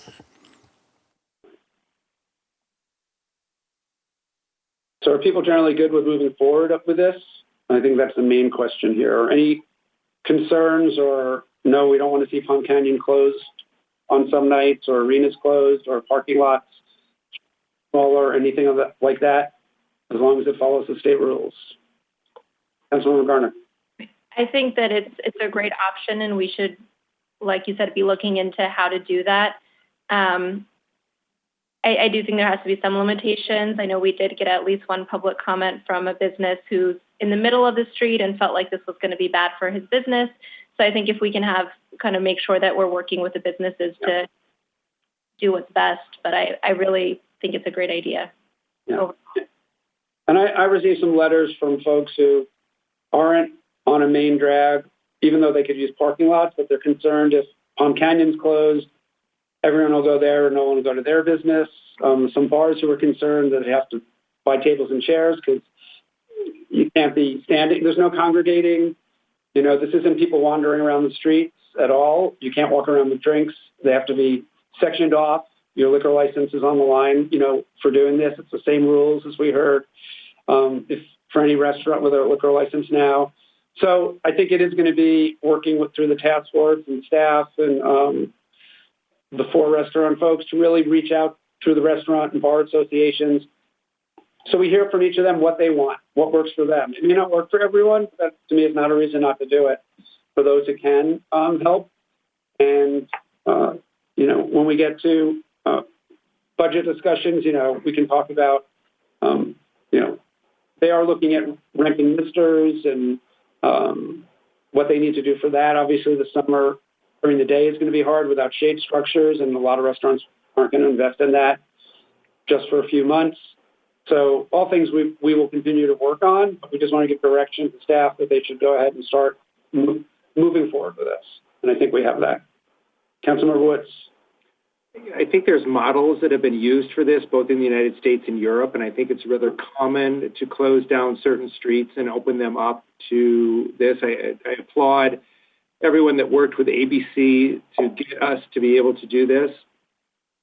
There is some costs that are going to be involved, and that could be public safety costs or whatever, and I think we need to be able to recoup those costs however we set this up. It is extra square footage for each of the restaurants and or bars that are using it. So I just think we need to be very conscious, especially with the budget crisis that we're in, of some cost recovery for particularly our public safety. Yeah. And I think we can, as we look at that, but if the restaurants don't expand, then there's no sales tax from those restaurants. So I see that really as the cost recovery to charge them to be able to function during this. And if we want to make this permanent, right, a couple nights a week somewhere, because we love, it's really a great fun thing, is anyone who go other cities, you've seen it obviously throughout Latin America, you see it in Europe. I think that would be different, I think, in this situation, but we should at least analyze that. Absolutely. Councilman Middleton, I saw a pen. Thank you. I'm very supportive of this, and I want to thank the mayor for all the work that you have done to make this possible. It is something that's going to bring excitement to the city, and I'm hearing from a number of people that they're looking forward to when the streets are closed and the restaurants are there. And across Southern California, anyone listening to KPCC yesterday morning got an opportunity to hear our mayor and Mayor of Long Beach on Larry Mantle's program talking about the potential of this program. Yeah. I mean, when you think about our city is so perfect for something like this in so many ways, the environment for it, and given all the data, of course, things change all the time, but being outside is the safest you can be, and people are going to be much more comfortable eating outside, and I think that's really going to help our businesses, and it's going to help our economy and our restaurants and our residents, be able to get their lives slowly back in the safest way possible. So thank you for that, Councilman Middleton. Councilman Woods. I just think it's important that we look more than just downtown as well to have this. Something like Paul's as an example, food bar, is kind of sitting in a mini mall by itself. It could easily use its parking lot so that we really capture our full business community in it. Yeah, absolutely. So what we sent in as examples, but not as proposals, because I don't want this to become the proposal. we gave examples when we reached out to ABC and the state, and we showed what we do during Village Fest, just since we know what that looks like. We showed what Arenas looks like when it's been closed for Pride, but without the tables. And then we just picked the first row of spots in the Smoke Tree parking lot that's closest to Laverne, so where Giuseppe's and Viet Fusion is, just as what it might look like. On private property, it's going to be up to the landlords to allow it. Of course, we can't require it.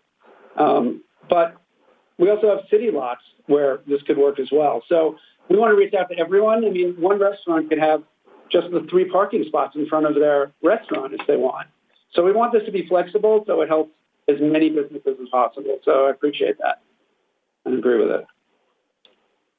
So, City Clerk, is there a motion somewhere in here you need? Oh, Mayor Pro Tem Olkridge. Sorry, I have one more issue. We talked about this at the last meeting, but I'm really concerned about, and I've been hearing from a lot of residents, and we heard some public comments tonight, that a lot of HOAs aren't opening their pools. I know this is an issue for families, for lots of different, people who want to use the pools in the HOAs, and we have heard a lot of feedback that either it's because of they're scared of liability or because the orders are too complex to follow. So I just wanted to flag that for the city attorney. Is there anything, obviously we don't control HOAs, so we can't force HOAs to open their pools. They could close them on their own without a pandemic. But city attorney, if you have some thoughts about what we might do, if you agree that our order is vague for HOA attorneys, or I know that we require certain cleaning and certain, sanitizing. Is that right? What's your thoughts on that? Right. Well, and I've heard a number of concerns about this as well.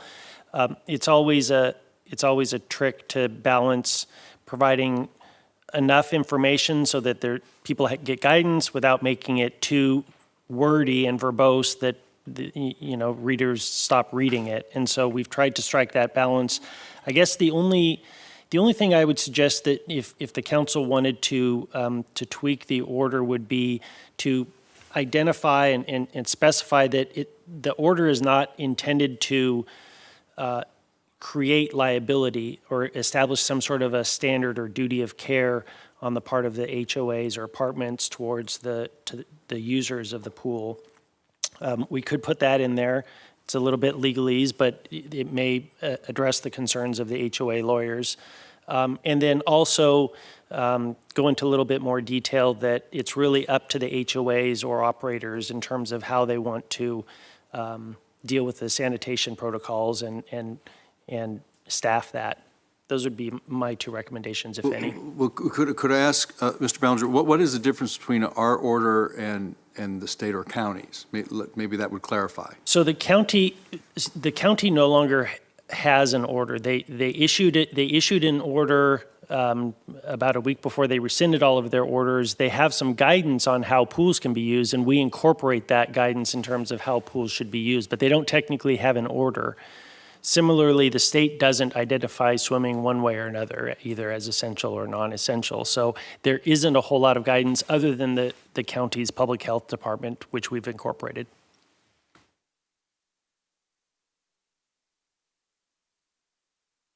So is it worth restating what our order is? I mean, what the elements of our order?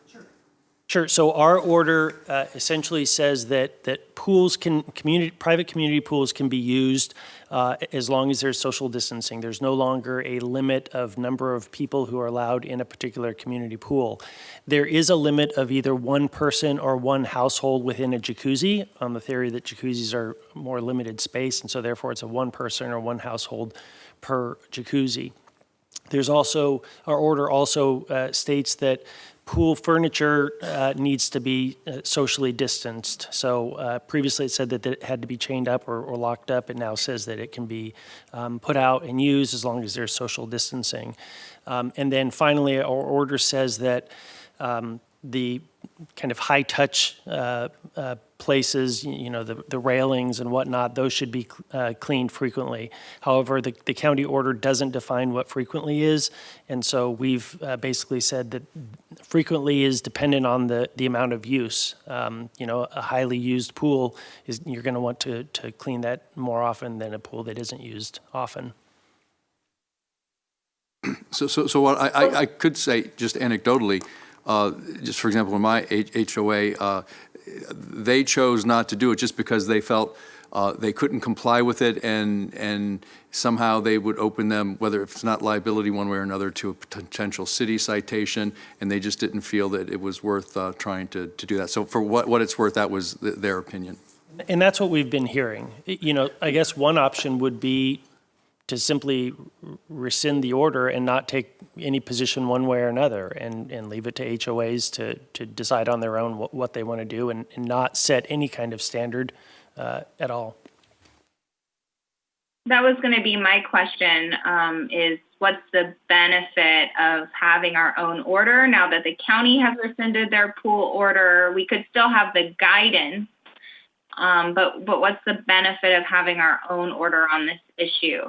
Because I think it's not just, I agree, as a lawyer, I like your limiting liability language for the HOAs, but I think it sounds like more of a practical issue for the HOAs, like they don't have staff on site to sanitize. Sounds like the CDC has changed what they're saying about surfaces.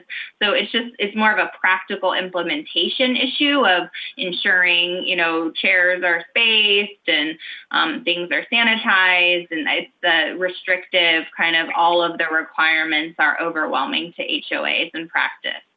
Certainly if the city rescinded its order entirely, we would be left only with some county guidance in terms of how community pools are to be used. So there certainly wouldn't be any justified fear by an HOA or apartment owner that they would be cited by the city. Their lawyers may still be concerned that the county's guidance on how to use pools creates some sort of standard of care, but it wouldn't be coming from the city, that's for sure. Do any other cities in the Coachella Valley have their own orders on pools? Not that I know of. I don't think so. Thanks. And then I have heard, just so folks are aware, I don't know if others have, of people who were swimming, especially seniors, when the pools weren't full, and now are too scared to go exercise because lots of people and their friends are in the pools. So just there's that other side to this. We can't manage all these things. I just wanted to raise it. So hoping that HOAs take into account their members who, elect their boards and stuff. The county order was, according to the county, based on what they said the state would allow. The state wouldn't allow it without those first one person at a time, and then this. So we just followed the county. The counties rescinded and said we should ask the state. So I'm fine with just using the county guidelines. It's not an order, but I think we should ask the state to make sure what we're doing is legal. And if they have any recommendations of otherwise. Since swimming is not on their list. Yeah. Right, and we could provide the guidance to HOAs or residents about, I think a lot of this is self-policing at this point. Yeah. We want people to be safe. People want to be safe. So we just have to defer to the state as we start to open up some safe activities. I mean, they are sort of now our public health department, given the county's not interpreting for the state. And most cities in Riverside County, only 3 in the whole state, have public health departments. It's a county responsibility. But city attorney has found a contact at the state who's been really helpful on most things. Sometimes we don't hear right away. Sometimes we hear within a day. So I think that's the best bet. And we should rescind ours and just do the guidelines for now. I'm good with that. Is everyone good? We're nodding. Okay. Have we covered everything we need on this? Councilmember Woods. I'm done with pools. Can we move on from pools? Sure. What would you like to talk about? It's my understanding that the cemetery district is still closed to visitation, and that's even, for the outside if you go to visit a grave site. And I don't know that we really need that anymore. And That's not us. That's not us, it's the district that's doing that? Yes, correct. It's their rules, not ours. We don't run the cemetery. Correct. Our order doesn't say anything about cemeteries.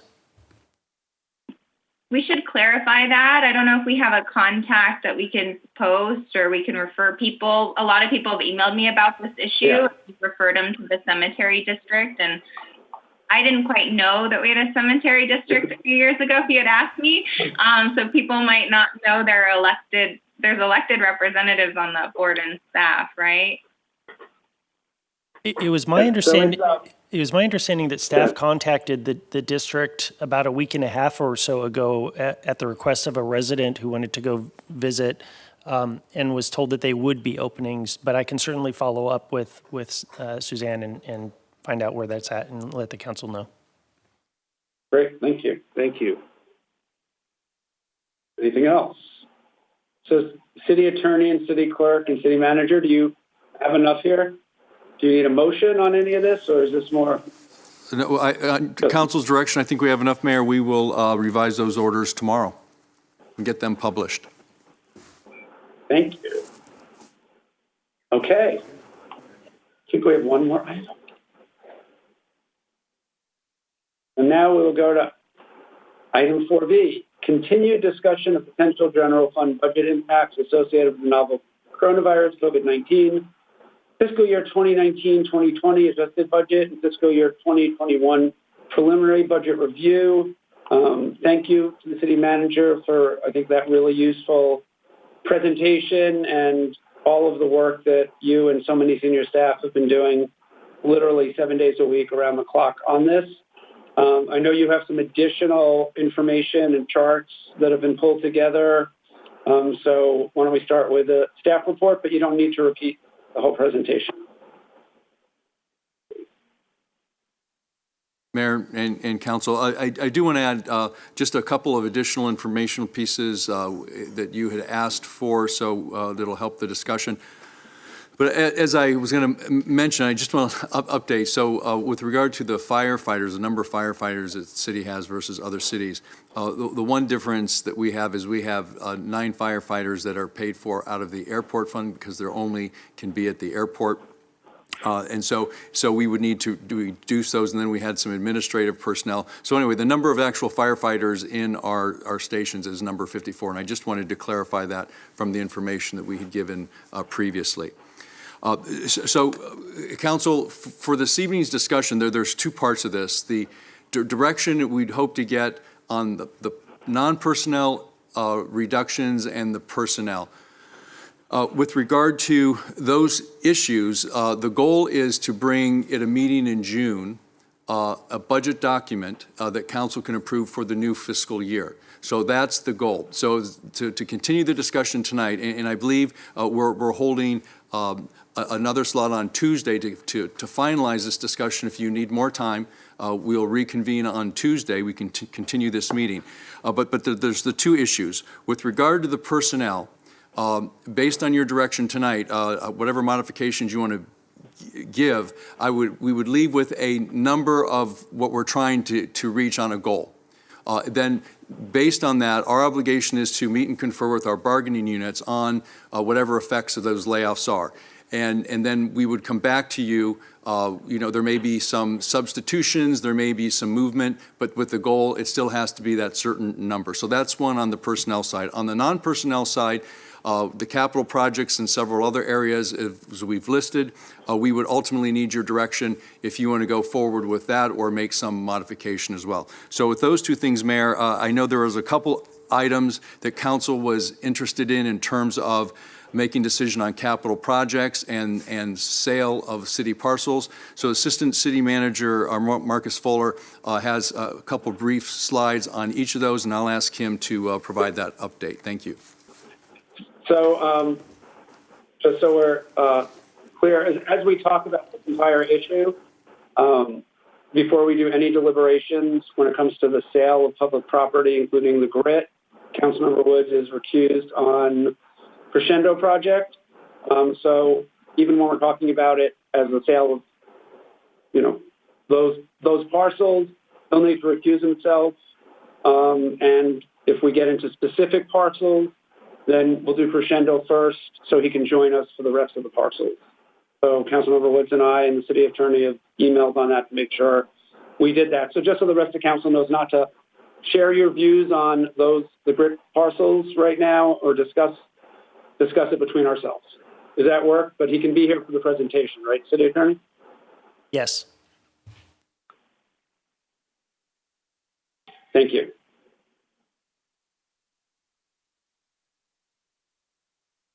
Okay, I think we'll go ahead and start with the real estate parcels. And so this is an overview of the city's real estate assets.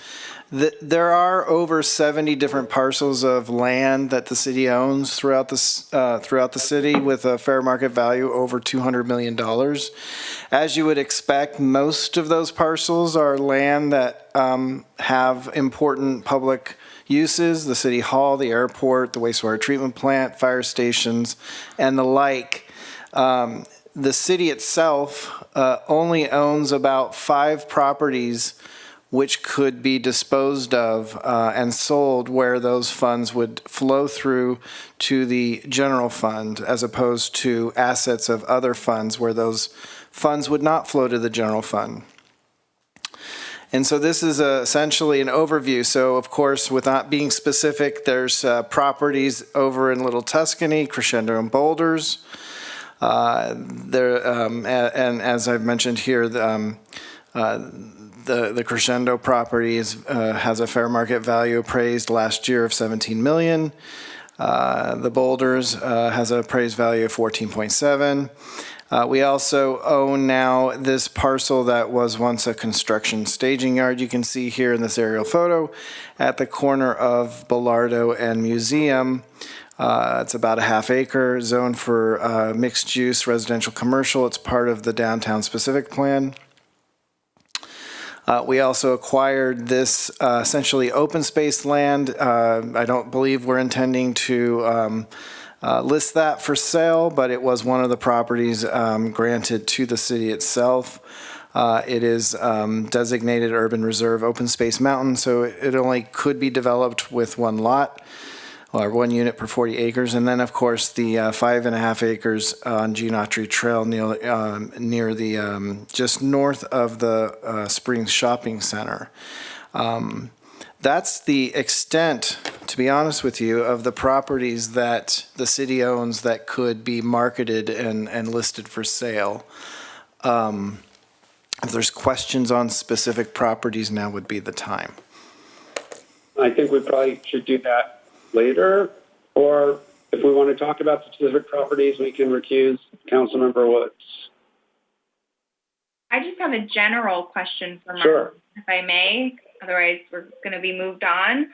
And Marcus, you went through those really quickly, but I think it's helpful for the public to see all of those and what they're zoned as. So, but my question is, for the other parcels that are owned by other funds or different, the RDA or the airport, is there any benefit to the city in selling those? So I know we've talked about some for affordable housing. So is there any benefit that we could get to the general fund for selling other parcels, or no, that we'd actually have to reimburse the fund to purchase it to the city? That's correct. So those are assets of those funds. So city selling those would not benefit the city's general fund. And as I mentioned, we can't really see any of those properties where we'd want to sell them. There's some vacant lands, as an example, that were purchased near each end of the runway. So there's some vacant lots up near Vistachino and Farrell, and along Vela and Ramon Road that are owned by the city as assets of the airport, but they were required to be purchased and held as open space because they're within the clear zones of the extended runways, and those parcels were acquired in the mid to late 90s when that runway was being extended. So there aren't really any properties where we would want to sell them, unless you're talking about perhaps the idea of selling the golf course for some other use. But there really aren't any other cases really that I could find where I could show you a slide and propose it tonight. Okay, thank you. So why don't we, Councilmember Middleton. Thank you, Mr. Mayor. Marcus, at the bottom of page 29, the last paragraph, if council's direction is to begin marketing these properties for sale, staff expects a 12 to 18 month process to solicit proposals, review, enter into purchase agreements, and close escrow. Is that in reference to each one of these 5 properties you've identified here, or are some potentially on a shorter time frame than others? That was perhaps related to the larger properties near Little Tuscany. I did discuss with Grit, I said, well, remind me, how long have you had the lots over there on Gene Autry? When did you develop that center? And it's been over 10 years. So they've been basically holding those parcels, and so for them it's been over 10 years. And the only buyer was the school district that acquired a good portion of that center for their new admin center. So it's very difficult to know how long it will take to list and sell parcels. So in the case of the Gene Autry parcels, it could be years. Unless we were to pursue developing that for affordable housing, and then that wouldn't allow for those, the value of that land to basically be sold and go to the city. It would probably be an investment in that project. So the commercial parcel downtown may have a shorter time frame, but that's going to depend on what happens with the local economy and developers wanting to start to invest in some sort of residential or commercial project on that parcel, which leaves the other 2 properties that we need to talk about. Ask you a question, Marcus, on the Grit, the downtown property, which we can discuss. As I recall, Grit would have first right to buy it at appraised value if we wanted to sell it. So that could happen very quickly if they decide they want it, correct? That's correct. Okay. Can I ask a follow-up? Oh, you're not. Could you tell us, Marcus, it sounds like you've given us a conservative estimate about how long it might take to sell parcels. My husband's a broker, so I'm glad it doesn't take that long to sell a lot of listings. Can you tell us what's on the other side? So how, what's the shortest amount of time that we could sell individual parcels if some are more marketable than others? It's hard to say because it depends on how we market the property. Because we're the city and we own it, it's a little bit different. As I mentioned, I think last time, I would expect that anyone purchasing any of these properties would want a formal disposition and development agreement, and that would need to be negotiated. They'd want some sort of assurance before title passes to them that they have some sort of project approved, or some sort of guarantee of having a project developed. Otherwise, I wouldn't see that they'd want to just simply acquire the property if it's being acquired for development. So 12 to 18 months may actually be too short given those circumstances and the challenges and the complications of trying to develop an agreement for selling some of those properties. But they're not required to have a development agreement. You just think that they would want one to complete the sale. That's what I would guess. Now, you can certainly list these and say, hey, here's the fair market value, buy it as is, no guarantees. I don't know that we would have much success marketing the properties in that way, or at least the value wouldn't be as high as you would get at highest and best use with some assurance that it would be able to be developed in that way.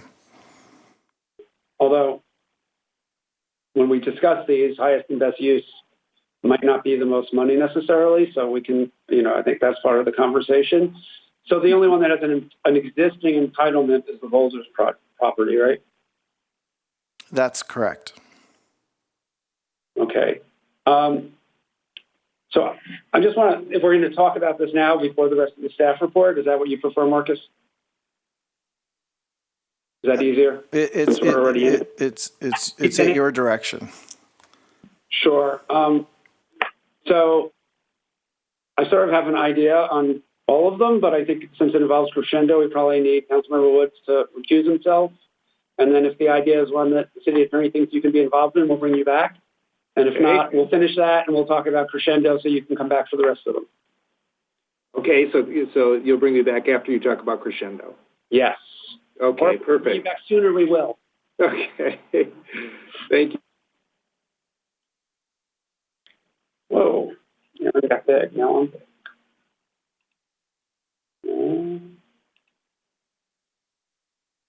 There we go.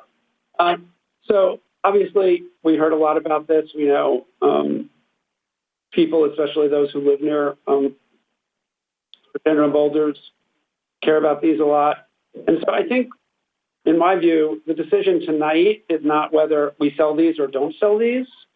I think the decision tonight should be, with maybe the exception of the one property that there's a first right of refusal on, is whether we proceed as we look at potential revenue, not just cuts, at marketing these over a period, with three months before we even accept anyone's proposal to even bring back to discuss about a sale. So we have information, because without information, we're just making a decision in a vacuum. Some people think this one's worth more, some that one. We don't know what the market is. And at the same time, on any of the ones that there's a desire for open space that we work with, and I've already had conversations with some folks, both the National Land Trust that Oswald has worked with on another project, that we talked to the Mountain Conservancy, and then we look at the options for whether there's some money to get them to be permanently open space. The way that Oswald Canyon worked, where the bulk of the money came, in this case, from the Mountain Conservancy, but there are other groups. Well, at the same time, the city put in some money, and the community who wanted to preserve it put in some money. So for me, unless people disagree, I think the conversation is not now deciding to sell something. I think the conversation should be moving forward to see what we could get for them. And by that time, we will know if we've gotten any money from the federal or state government that would impact the decision, and we'll know if things are the worst case scenario or the best case scenario. So I just want to propose that for a framework for how we discuss these, rather than, one each and making a decision right now, because to me, it's just, let's proceed and get the information. I'm happy to continue working with Mayor President Holstage or someone else or other two people on the conservancy issue piece of this, what's out there. I think there is opportunity there. So, maybe we can get some money, but not as much as if we sold to a developer. So I think it's exploring this. So that's what I wanted to throw out for a discussion. Councilmember Garner, I think I saw your hand. Yeah, I think that's a good idea, especially the conservancy part. I think that there are, a couple of properties here, one in particular that is extremely valuable as open space. But I think if we can work with somebody to have it work out for both of us, then that's obviously the best route. But I do want to make it very clear that moving forward with this process does not mean that a developer is coming in and building a Crescendo. That's not what that means right now. At this point. So I would be interested to see what's available, and I'm happy to work on that with you as far as the conservancy goes. Okay. Councilmember Middleton, and then Mayor Pro Tem Holsted. If someone else wants to work with Councilmember Garner, please jump in on it. But I think we need to identify what all of our options are going to be. I believe there will be interest on the part of organizations that would like to preserve the three properties that are Palm Hills, Crescendo, and Boulders as open space. The potential there is that could be money that could arrive in city coffers far more quickly. I do believe we need to assess what the litigation risk is associated with an attempt to sell any of these properties.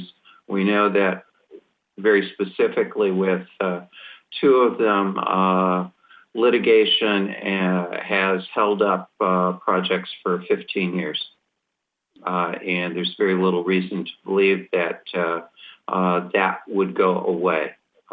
So I think the prudent thing is to identify all of the properties, take a look at them, and I like the idea of looking over the next 3-4 months as to where are we, do we get any federal or state relief, and then we can assess the situation.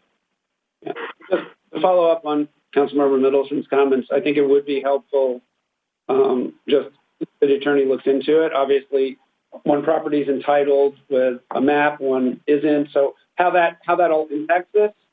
You know, one is zoned open space, right? Palm Hills already. So, you know, just what the impacts of that are, I think it'd be very helpful for us as we analyze this down the road. So thank you for raising that. That's a good point. As we look at all of these properties, I think it would be very helpful to identify which ones are easiest to sell. We're trying to make an impact on a budget crisis that is right now. And so those properties that will move more quickly are may not be the most valuable, but they could turn out to be the ones that have the greatest potential for an immediate impact, and it is the immediate impact that will make a difference. Yeah, just quick follow-up on that. We're slight different view. I think some of the longer ones that may take longer, you know, if things go as in the middle range, we know we can do it without this. It doesn't mean we might not want to do things with this, obviously. But if 2 years from now there's a really bad recession or, right, this comes back, we don't want to be in a position, at least I don't want to be in a position where we look at those staff reductions in B&C, which is closing community centers, the pool, the library, and cutting public safety even more than scenario A. So I do think we want to look at the long and short term. If it's long term and we don't need to do it, we'll know that then, right? We wouldn't accept an offer without public input and without seeing where we are. So if that makes sense. Mayor Pro Tem Holst. Thank you. I agree with everything that's been said. It would be great if the federal government, the state, the county shared any of their CARES money. I know the governor is fighting for local governments like ours. It's hard to think of a city that's been affected more in California than Palm Springs, with potentially 40%. And so I hope that, we are able to solve this. I liked my favorite public comment of the night was, I like the budget as is. Us too.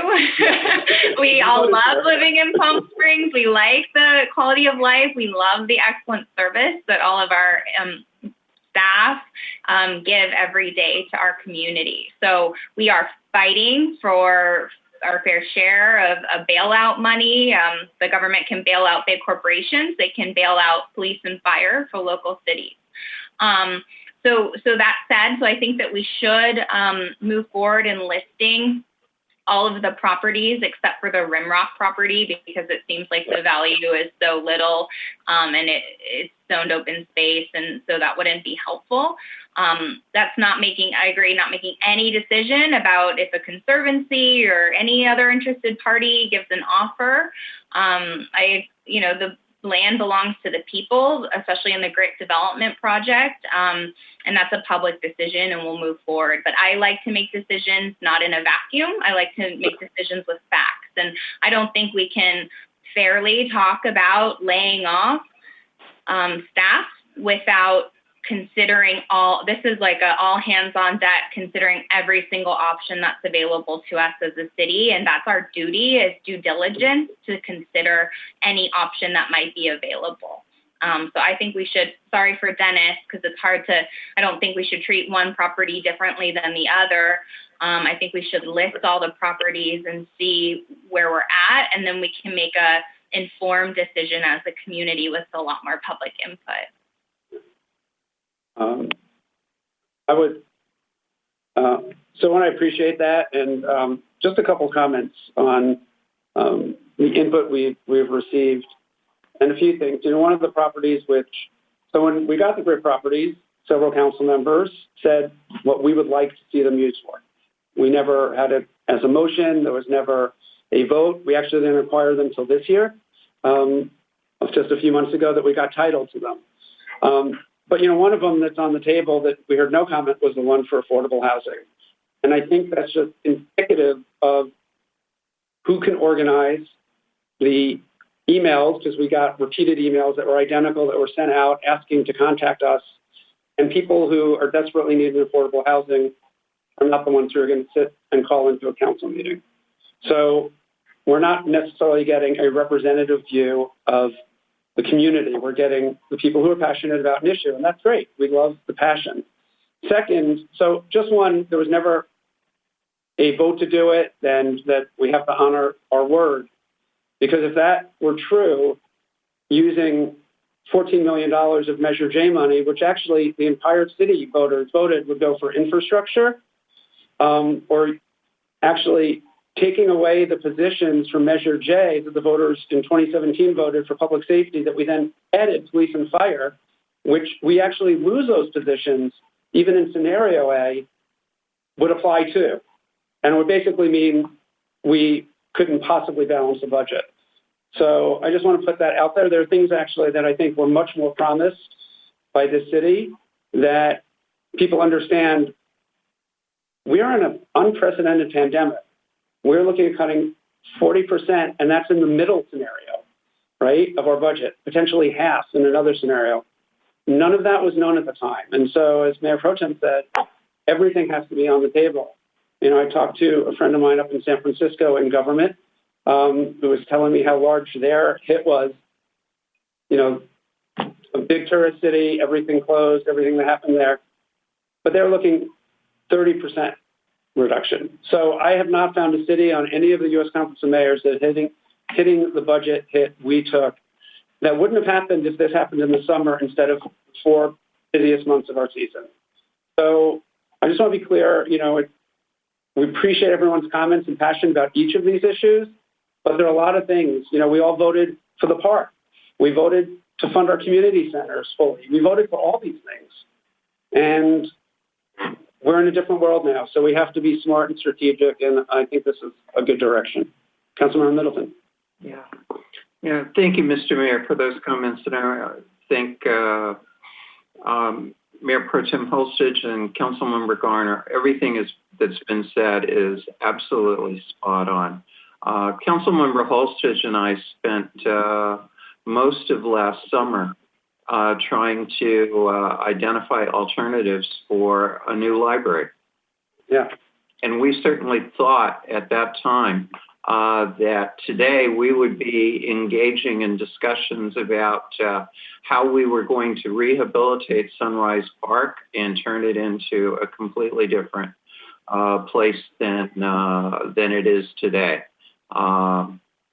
Those plans are gone. We hope we're able to bring them back at some point in time, but they're gone. So we have to adjust to the reality that we have. And it is only fair that we look at all of the assets that we have.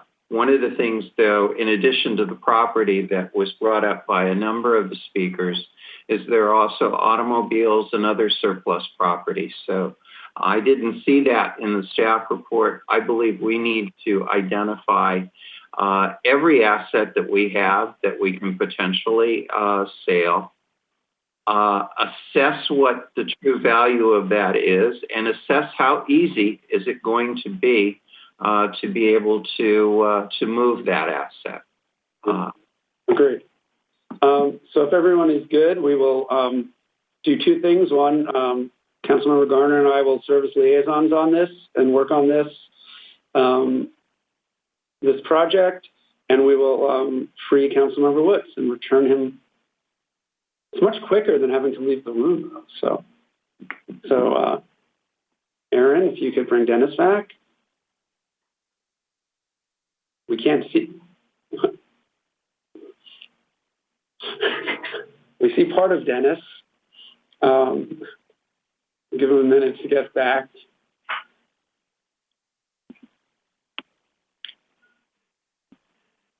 Dennis is only an arm now. I know. That's the thing with the virtual Transporter room. You only see part of you. So I'm not sure where he's sitting, but there he is. Okay. Welcome back.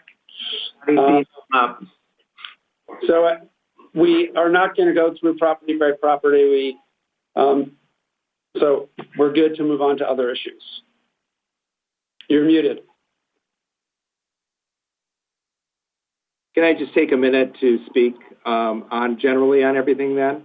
I'm not sure what has been said or hasn't been said, but I wanted to let the public know the reason that I needed to step off of it is because I live across from one of the properties, Crescendo, and state law basically says I'm not able to discuss that. So just so that people in the audience know. I think what's important is what we want. There's a short term of what we want, which is to balance the budget, which I think our subcommittee made up of Councilmember Middleton and Mayor Kors, as well as our city staff, came up with a budget that doesn't sell the properties at this point in time. And we came up with a rolling budget that we'll be discussing where those properties would not necessarily need to be sold to make the budget work. We are relying on reserves to do that. But I think more than anything, we're in the middle of a general plan update on our land use policies. And I think we need the people to know what we want or what they want for our city. So let me give you an example. Maybe we need some affordable housing. So what we probably want to do is to assign one of the properties or more of the properties as something that we want for affordable housing. So when we market the property, we maybe market it to do a joint venture to make something affordable. That is a way to market. Maybe our downtown project is the same way, our block that's downtown. Those projects that are more controversial, like our open space projects and whatnot, I think we need people to actually chime in and see what they really want the vision of the city to be. And that's citywide. That's not necessarily just the neighbors, but citywide of what people want to see the property to be. If there is value in those properties, there may be agencies out there that are willing to partner with local people to try and purchase the property. It may not be the highest and best value of the property, but maybe what the people want. So those are my 2 cents, Mr. Mayor. Great. Thank you. I presume I'll ask the city attorney, we can just share with you what we decided on the properties in a global sense, so we didn't need to get the specifics, was that we would move forward with two pieces to this. One is to market the properties, but we wouldn't consider anything for at least 3 to 4 months to even bring back, and then there'd be a public process. And also work with, and there have already been discussions about working with the Mountain Conservancy, working with the National Land Trust, as well as potentially raising money. And that highest and best use does not necessarily mean the most money. It means what makes sense. So we're going to just start the process and get the information and bring it back to council for public input before any decision. Nothing would get sold now. I think the only one I wanted to discuss that we can as a group is the Grit property in the downtown development is unique in that it was pretty clear they wanted, we took that one because one, it had value, and we wanted value in the settlement, and two, it was on the list of potential library sites at the time. And so Grit was very clear they wanted first right of refusal. If it wasn't a city project, they wanted to likely buy it at appraised value. So that one, my thought would be we reach out and see if they're interested before we market it in buying it at the appraised value and then bringing that back. So we wanted to raise that if folks have a thought on that one. Mayor Pro Tem Holstage. Thank you. I would agree with that. I think that's a good idea, especially if there's a right of refusal and we have to offer that anyway. That's what I remember. Anyway. Yeah, so then we have no choice. So I think that's a good idea.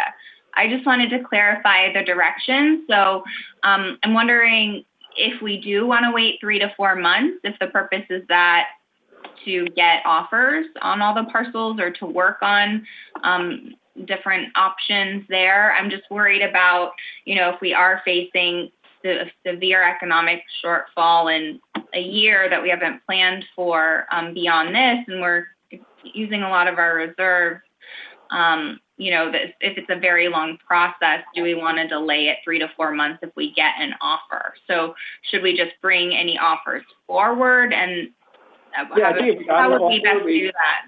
We'd have to bring it forward anyway. I mean, that's typical, but I think we want to start working, immediately to market and immediately for the ones that we talked about, that there's a desire for open space on.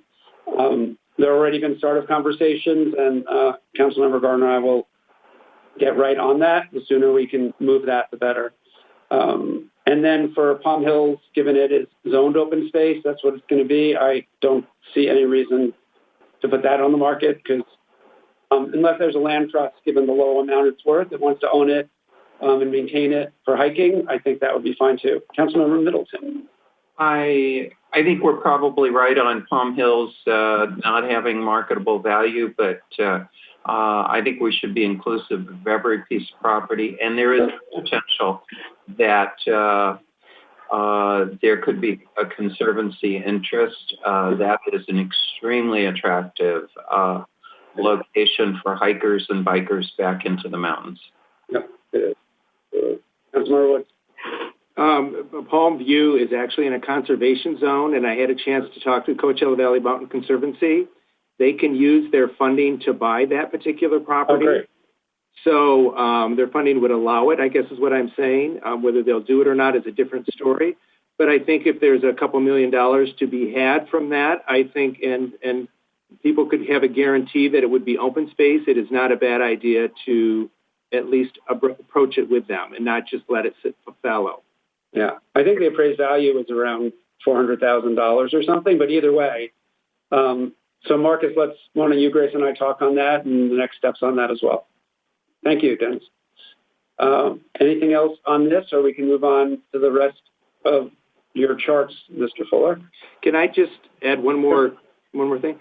I think there are a couple of properties that have high value that could probably be marketed quicker than other properties, and one of those would be the downtown property in blocks. And I would almost hate to have us sell it on first right of refusal and then have it sit there for another so many years. So I do think that in selling these properties, we do want to get a development agreement where something can be built and put in place and not sit fallow, especially in a location like downtown for a long period of time. Yeah, so we'll look at the agreement on that one. That one Grit wanted the first right of refusal, as I recall. So we need to see what that is, or to buy it at appraised value. I don't recall the exact specifics, but we'll pull that as well. Before we go through the rest, I just, because we were right into the properties, last time we talked about the reserve issue first, and I thought that was really helpful. We were all very clear we didn't want to touch the $16 million pension reserve and wanted to leave at least 10% of the general fund reserve. Obviously, this plan won't do that. And I think in part because we also didn't want to go beyond A when it came to, we wanted to keep everything open to some degree and not have deeper layoffs. So, we're very fortunate the last 4 years that we built reserves. They were budgeted, I think, in 2015-16 at just under 12 million, and they came in higher. As the city manager always spends less than is budgeted, so we appreciate that. But we really jumped the last couple of years.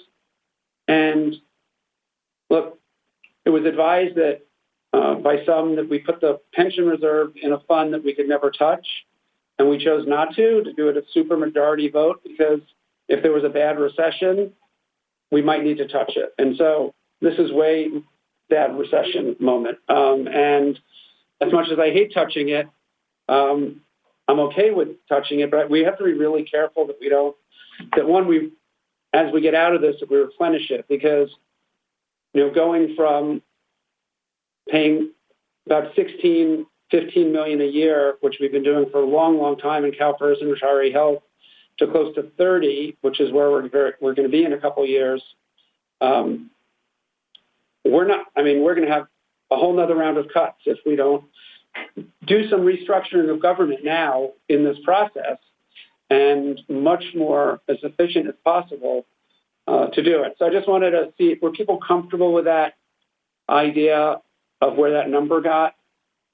Or was it acceptable to people that we use that much of the reserve? Because if not, it will impact the next part of this conversation. Mayor Pro Tem Holstage. Thank you, Mayor. I think that's a really smart way to start this conversation, and I like starting there because it dictates the rest. So thank you. Sometimes it's hard to know where to start. I liked the city manager's memo and proposal of doing a rolling budget. I think we really just don't know month to month what it's going to look like. And so we're doing our very best to make projections. But, it's based on a lot of assumptions that we just don't know is true. So I agree with combining the CalPERS reserve and the general fund reserve, just because we can't make any more cuts, I think, than what's in that scenario. My question to the city manager is, because we're still ending up with 18.4% reserved, so 20 million at the end of the fiscal year 2021, so June 30th. So I'm just wondering from the city manager sort of best practices or recommendations about reserve amounts that we should be looking at. Obviously, reserves are taxpayer dollars, and so it's a balance of preparing for the future, but also covering our costs now. Sure. Mayor Pro Tem, on the reserve, I wouldn't recommend we go below 10%, although we have in the past. And again, this was part of a model that Palm Springs is more of providing a higher level service model, and so we know that there are going to be years where we have lower reserves than others. We've been fortunate to build this up. I wouldn't fall below 10. Normally, I'm philosophically every dollar that comes in, you should be creating public value with it. They're public dollars, tax dollars, and that's why we want to do the extra paramedic and the extra police and the animal shelter, et cetera. So that's where I am philosophically.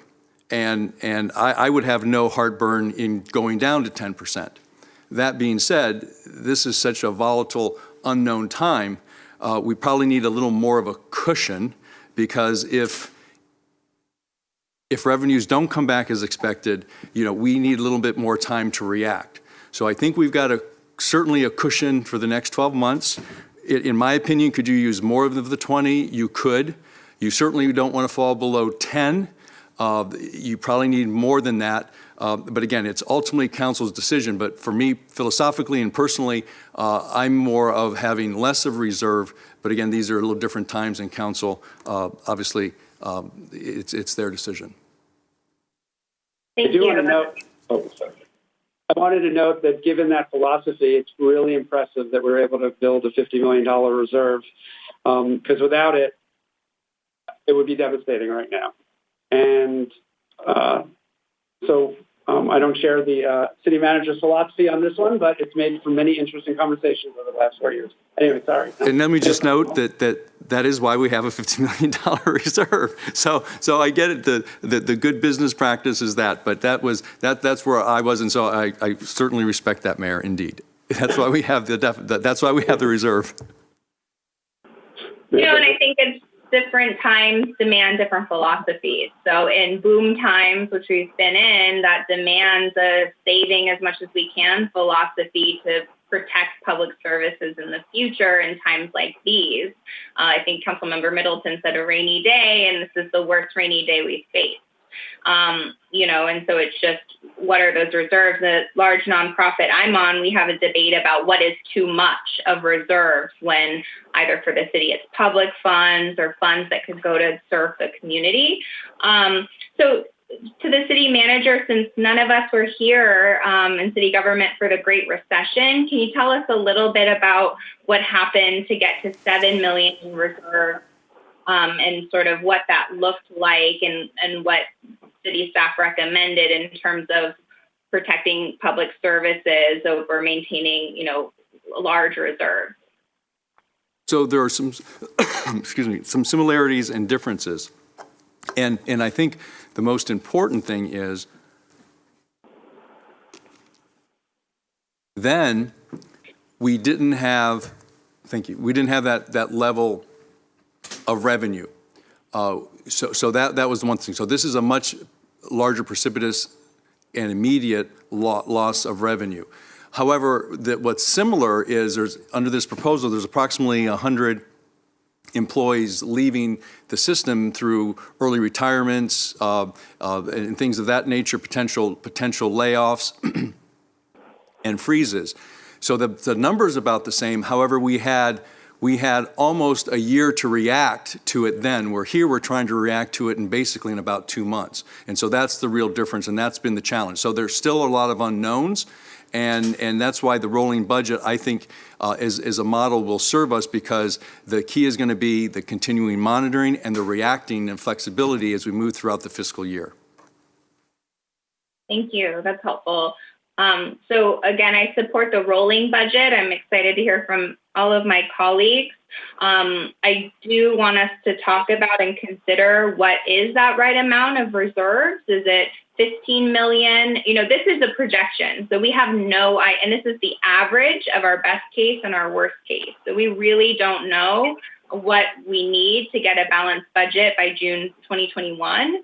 It could be here, we're looking in this scenario at 36 million in savings right now. So I think looking at it on a rolling basis and assessing is helpful. And these are just reserve projections. And we hope that we have a better economy and that we can, come back much quicker or that we'll need to make adjustments mid-year.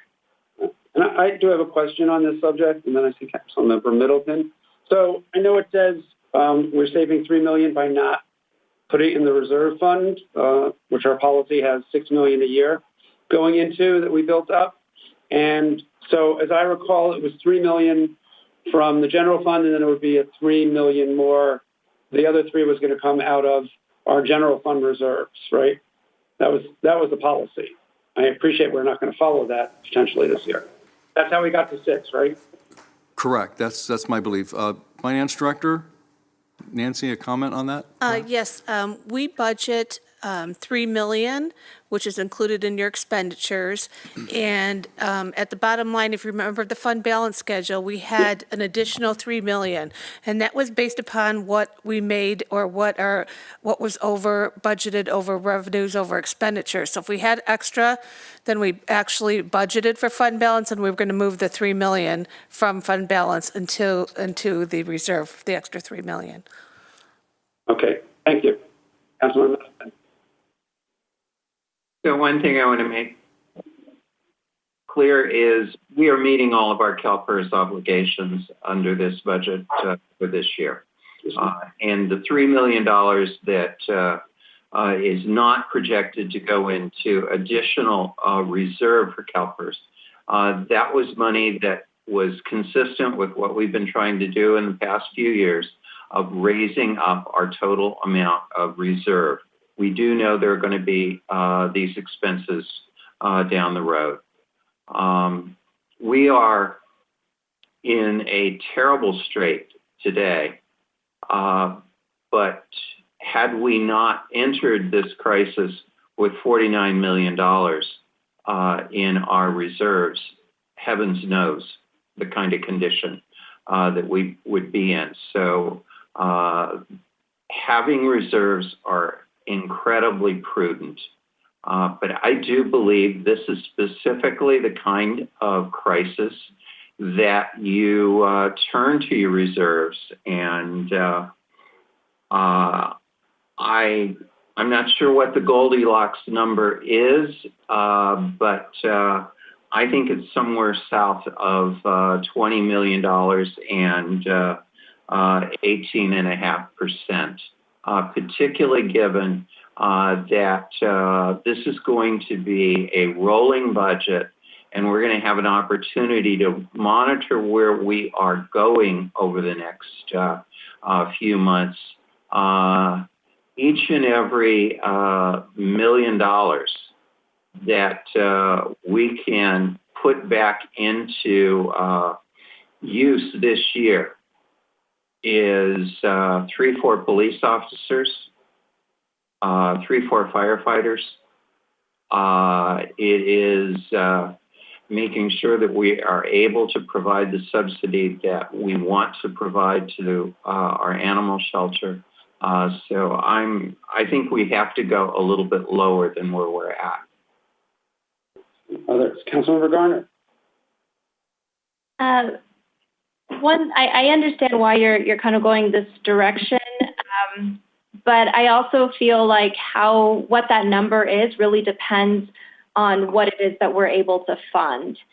So I still have a lot of questions, for instance, about our community centers and our youth programs, which somehow still don't seem to be happening in what we received. And that makes a big difference on whether or not I'm comfortable with 18% or 15% or 10%. Yeah.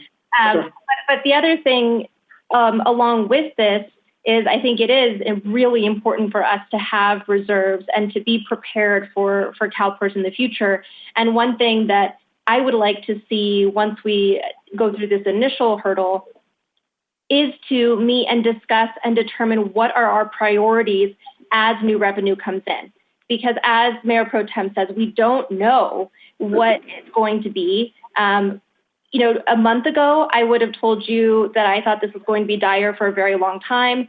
Now we're seeing other states where people are just so obsessed with getting outside that they're actually doing quite well. Now, whether or not that's going to be a good thing in the long run, we don't know. So there's just a lot of unknowns. But I think if we go through this process and we decide these are our priorities, it's a priority for us to get the reserves back to a certain amount. It's a priority for us to put a certain number in CalPERS. It's a priority to hire 3 new firefighters as soon as we can. Whatever that is, that way we can be working towards something, and it's a thoughtful process and not, oh, hey, we have all this extra money now, and then all of a sudden it's gone before we've even blinked. So I'm very willing to have less in our reserves if it means that we can save some jobs, if it means that we can save youth programs. I'm very comfortable with that, but I also would put it high on the priority list to make sure that money comes back in the future. Yeah, thank you. Yeah, and sort of the purpose of this is really just where people find going, because even in the proposal from staff, we're way under what we said we wanted. So make sure people are fine before we move to the next step, not to pick the number right now.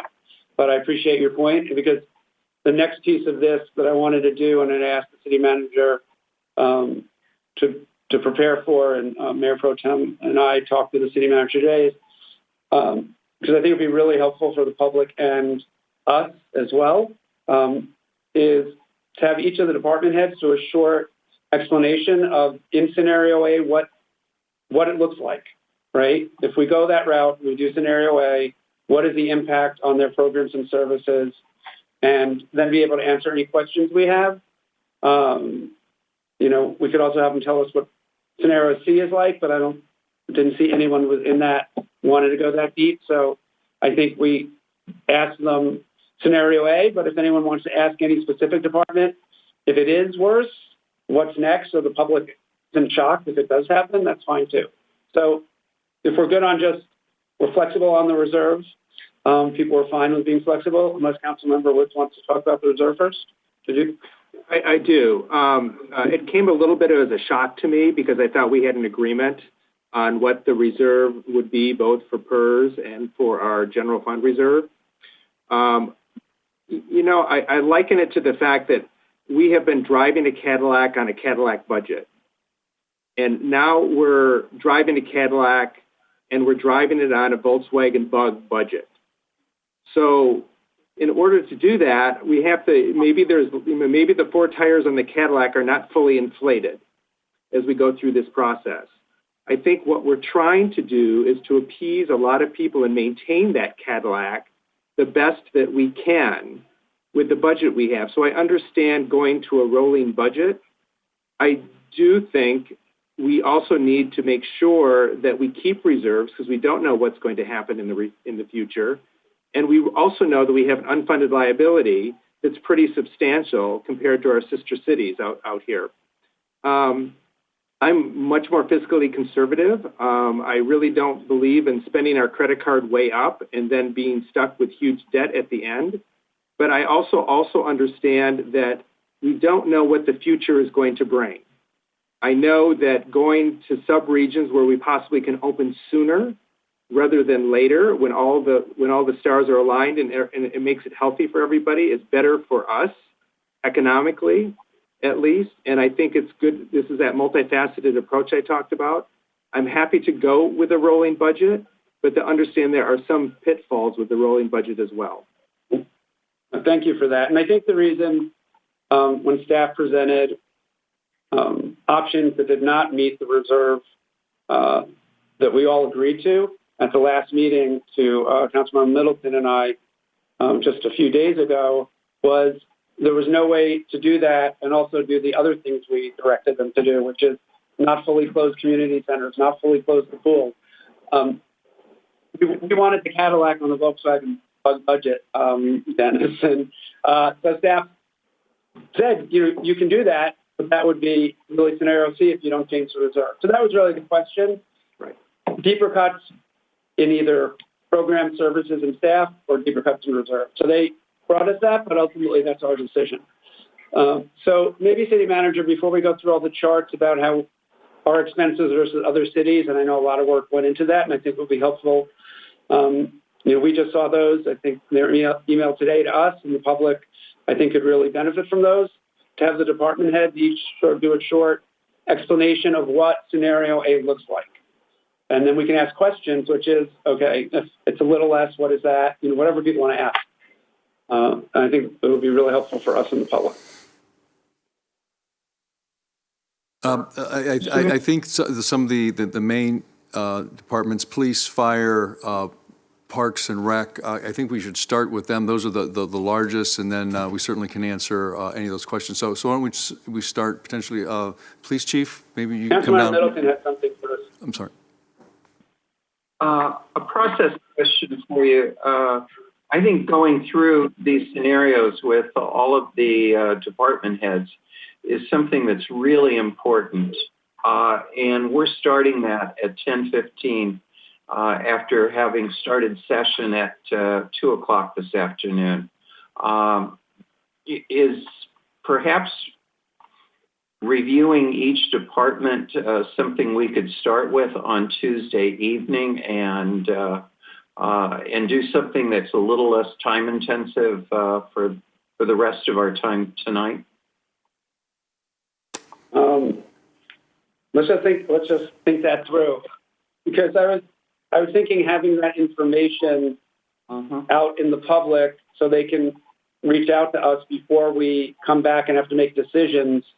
Since we're not going to make decisions tonight, we're going to, I assume, adjourn this to continue it on another meeting. Right. Would be helpful. And I don't think it's every department. I think it probably is the ones the city manager mentioned, probably the library as well. Those are the main ones. So hopefully that won't be too taxing. Is that okay with everyone? Or do people prefer not to do that? Nice. Is it my understanding then that we'll get these brief presentations and then we'll adjourn for the night? We're not going to discuss or ask questions right now?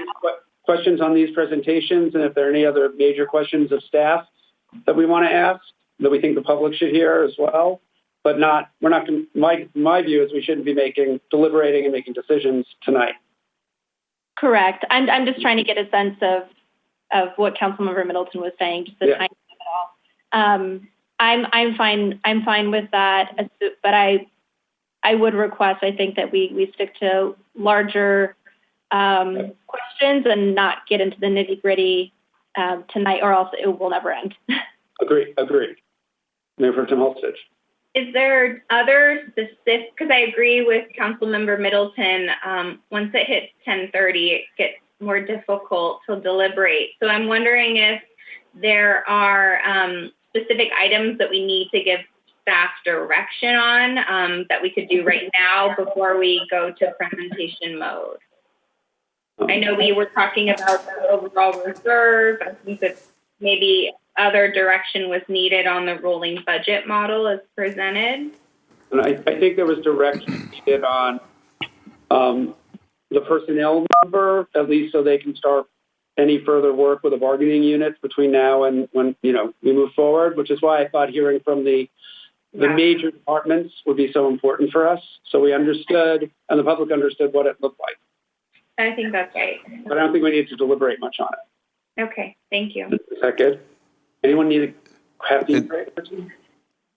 And Mayor and Council, then there would be, if we can get some direction on the non-personnel items too, because there are several things in there, such as, for example, are we going to have the Festival of Lights parade and the 4th of July and all those, none of those things are actually in the budget currently. So those are the kinds of things we need some direction on as well, ultimately. But we could deliberate on those on Tuesday, right? Yes. But what do you need before Tuesday? So Well, actually, if I had direction on the rolling budget, I think I have direction on the combined reserves. If these targets are within the range that you want, which is the freezes, the scenario A, and the early retirement, then we'd go back and we'd have our meet and confer with the bargaining units to see if how that would actually work through them. So there may be some modification. So if I just have some direction on the general numbers, the targets, then I can go forward to the labor units. So that's a little bit of a process. On the second part, on the non-personnel items, so for example, are we going to have Festival of Lights and those kinds of things, if you want to remove all the funding from CVEP, things of that nature. So those are the things I need some direction on as well. The personnel side. Do you need those tonight, or do you need those? Well, if I have, so for example, if you said you're okay with scenario A, that level of savings, which is about the $8 million in the personnel, then we'd go get to work with the labor bargaining units and get back to you. That's probably going to be a week or so process. Now, we can get started down that road. But the other issues would be helpful on the direction on the non-personnel side. Why don't we get started on the department?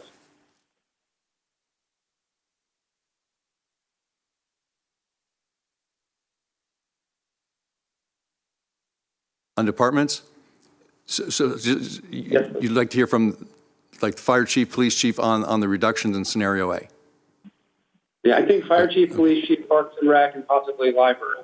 Okay. Seem to be the one that people wanted.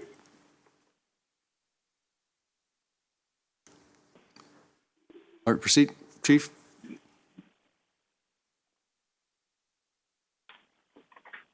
Good evening, Mayor and Council.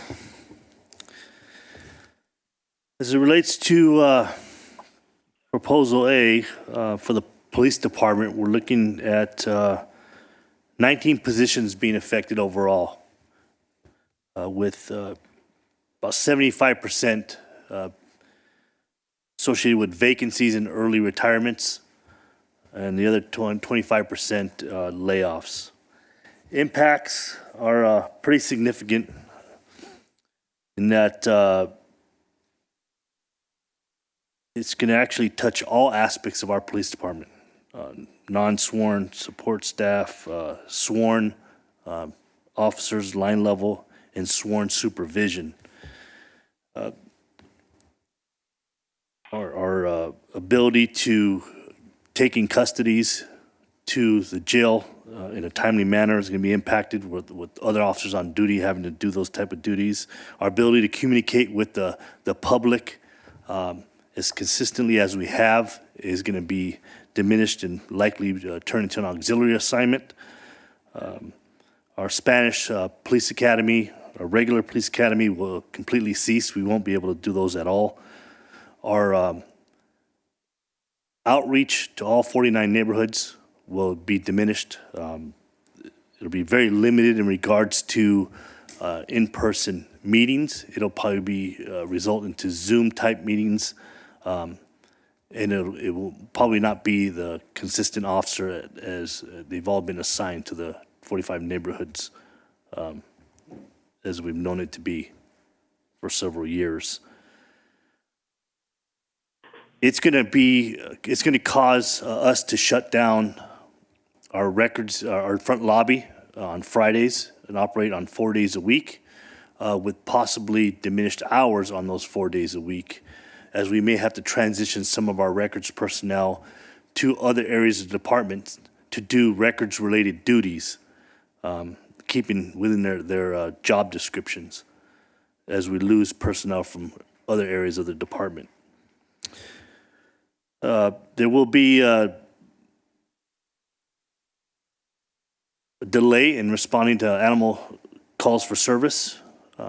There's going to be, that may fall on officers to go and respond that normally would be freed up to handle criminal matters. You'll find officers also responding to animal-related calls, also transporting to the county jail. Right now, on average, it takes a couple hours to transport an in custody person down to the Banning jail and get them booked in and returned back. With the sheriff's announcement of his closure of the Indio County Jail, there's going to be more of an impact on the other area jails in the county, and the one that we commonly use being the Banning jail. One recent experience has resulted in a transport over to that Banning jail and an exposure having taken place in the intake area, and our transport officer was there stuck on site for 3.5 hours on top of the 2 hours to and from. And that's just transporting one in custody. And we transport multiple in custodies a day, so it can happen at any given time in regards to our officers being stuck with an in custody trying to get them booked into the county jail. One other factor that is a big unknown is our officers are likely, along with code enforcement, to respond to a much higher level of calls for service as they experienced already as it relates to enforcing these directives. I don't see that changing anytime soon because there's going to be new regulations that come into play. There's going to be adjustments. If this outdoor expansion of restaurants, street front occurs, there's going to be a need for checks and balances as it relates to compliance, potential street level robberies that we need to have visibility in those areas when those events take place. All that ties up resources to have a visible presence, a feel of a safe environment, and addressing any type of crime should it happen on a moment's notice. That coupled with the fact that obviously there's no answer to this COVID-19. At any given time, any one of our officers can go down having been exposed and or have a positive test, and they're going to be taken offline for a number of days, which is good, and it could happen to multiple officers at any given time, which is going to deplete my ability to pull officers and have them readily available to function day in and day out to address patrol. So in summary, again, we're looking at 19 positions overall. That work doesn't go away. I'm going to have other officers or other personnel shoulder a good portion of that job, those duties beyond what they regularly do every day.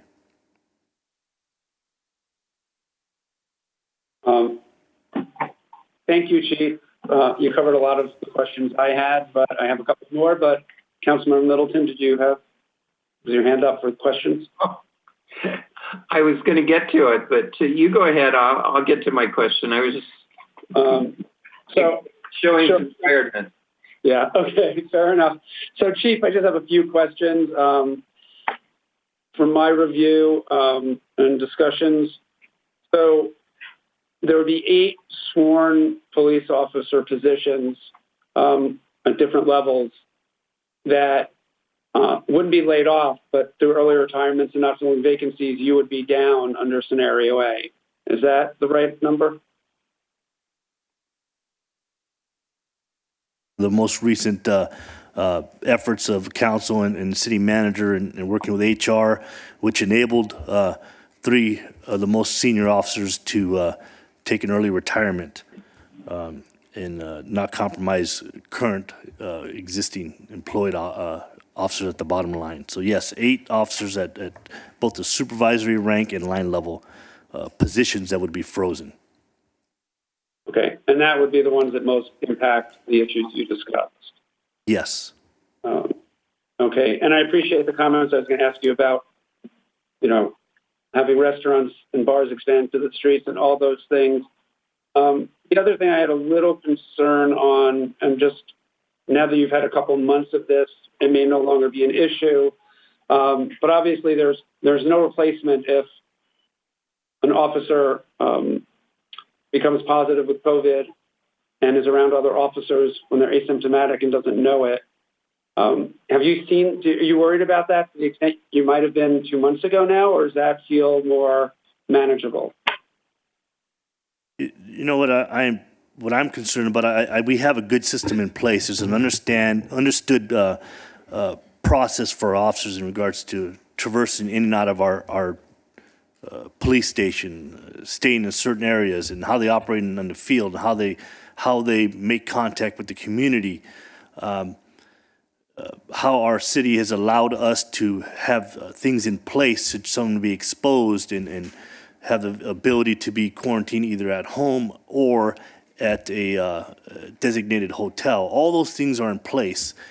And we've experienced a couple situations already where we've had to isolate our officers because of potential exposure. And they've been offline from coming to work for 3 to 4 days during the initial stages of this process. But given the quicker turn time of test results, has helped us with getting officers back online. But I am still concerned about potentially how often officers are taken offline and not available to deploy. Okay, thank you. I'm glad that's been working better. Other questions? Councilmember Garner, and then Councilmember Middleton.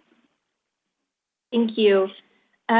Chief, thank you for that information. This is really helpful. One of the things that I noticed that you said is several things that related to communication with the public. And I'm just curious if that's because of removing one particular position, if it's several positions. But I know that through talking with people in the neighborhoods, a lot of that neighborhood outreach, and especially the assignment of officers to different areas of the city, has been really great. And I'm not sure how what your experience is on your end, but from when I talk to residents, they really appreciate that. And I'm just curious as to kind of what it would take to maintain that, and if it's even possible. That's a great question, and I'm glad you brought that up. Communication has been extremely important to me as a chief and on down throughout our organization and partnering with the community, and the importance of having that partnership and policing this together. And a big factor is communication. But on the same light, it's been important to grow a bigger following with our social media or in person or outreach for the past few years for those bad times that occur, that we've already have created such a tremendous following and a partnership. So our community knows the various platforms to go to where they can get information on a moment's notice and get updates because they're used to that. That's going to be impacted. without a doubt, that's going to be impacted, and it may result into that turning into the old days of it being an auxiliary assignment, where it's going to be spot checked. It's not going to be consistent. The way people rely on social media this day and age is concerning to me, in that we have experienced over the past couple years people that have been robbed at gunpoint at ATM machines at a bank and never called the police, but they reported it on social media and shared it with social media that they were robbed at gunpoint. And that's how we found out about it, by monitoring the various social media platforms and encouraging that victim to eventually report that crime, generated a crime. We ended up solving that days later. But that's what we're experiencing this day and age is people's heavy reliance on social media to report crime or share information rather than calling the police from the onset when it occurs. So we will lose some level of communication there. The outreach with all 49 neighborhoods, I've expressed this a number of times. There is an extreme importance on keeping that level of partnership in preventing crime before it occurs. Because when crime occurs, there's very little punishment now, and when punishment is handed down, there's very little bit of time actually served before they're actually released because of jail overcrowding and prison overcrowding. So it's extremely important to keep that level of partnerships up to prevent crime before it occurs. That will also be impacted. We're going to have to start getting creative. Historically, we've met with our various organized neighborhoods in person. We may have to resort to a Zoom meeting type of platform to continue that ongoing communication with our community and keep them informed of the current trends of what's going on in their specific neighborhoods.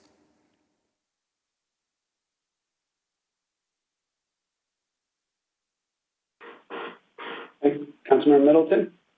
Okay. Thank you. And thank you, Chief, for this. With my experience in the neighborhoods, I have seen firsthand, since I moved into the city, the impact that neighborhood policing and the communication has. And I do not forget that within the first year that I was living in Palm Springs, you in a far different role was in my living room with our neighbors talking about local issues. So this is an incredibly sad day that we are talking about these kinds of cuts. And I'm going to make one other comment. Over the years, I have heard many compliments for the Palm Springs Police Department and appreciation that we have our own police department. But I've not heard any time like the last few months that people have been so appreciative of the fashion in which the Palm Springs Police Department has responded to this crisis. So with those comments out of the way. Thank you for that. Anyone else have any questions? Mayor Pro Tem Holstech. Councilmember Woods. I had a question, actually. Oh, okay. Not just a compliment. Chief, could you talk about the reductions in the animal services officer program and what a little more specific as to what that's going to mean?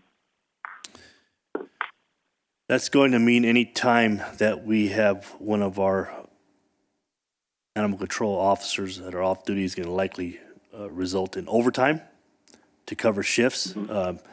As you might imagine, during the summertime, the calls for service really ramp up with birds falling out of the sky because of the temperatures. So they do a lot of animal recoveries, bird recoveries, dogs locked in cars. Those are criminal matters. We take that very serious in the city of Palm Springs. And the calls do go up in the summertime. And it's going to result in likely overtime to get those shifts covered to make sure we respond in a timely manner. And if we can't get that coverage, it's going to result, because all roads at the end of the day lead to a uniformed police officer that's on duty.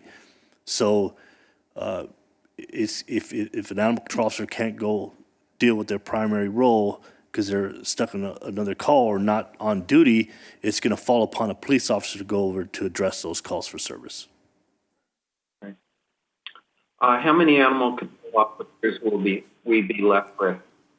We will be left with 2. There will not be any layoffs regarding animal control. One took an early retirement, so it will leave us with 2. All right. It'll freeze. Okay. And as you look through where you have to make cuts and freeze positions, are there any set of cuts here that cause you the greatest amount of grief? I'm sorry, it was broken up. Can you repeat that, please? As you look at this page of cuts, what are the ones that gave you the greatest amount of grief?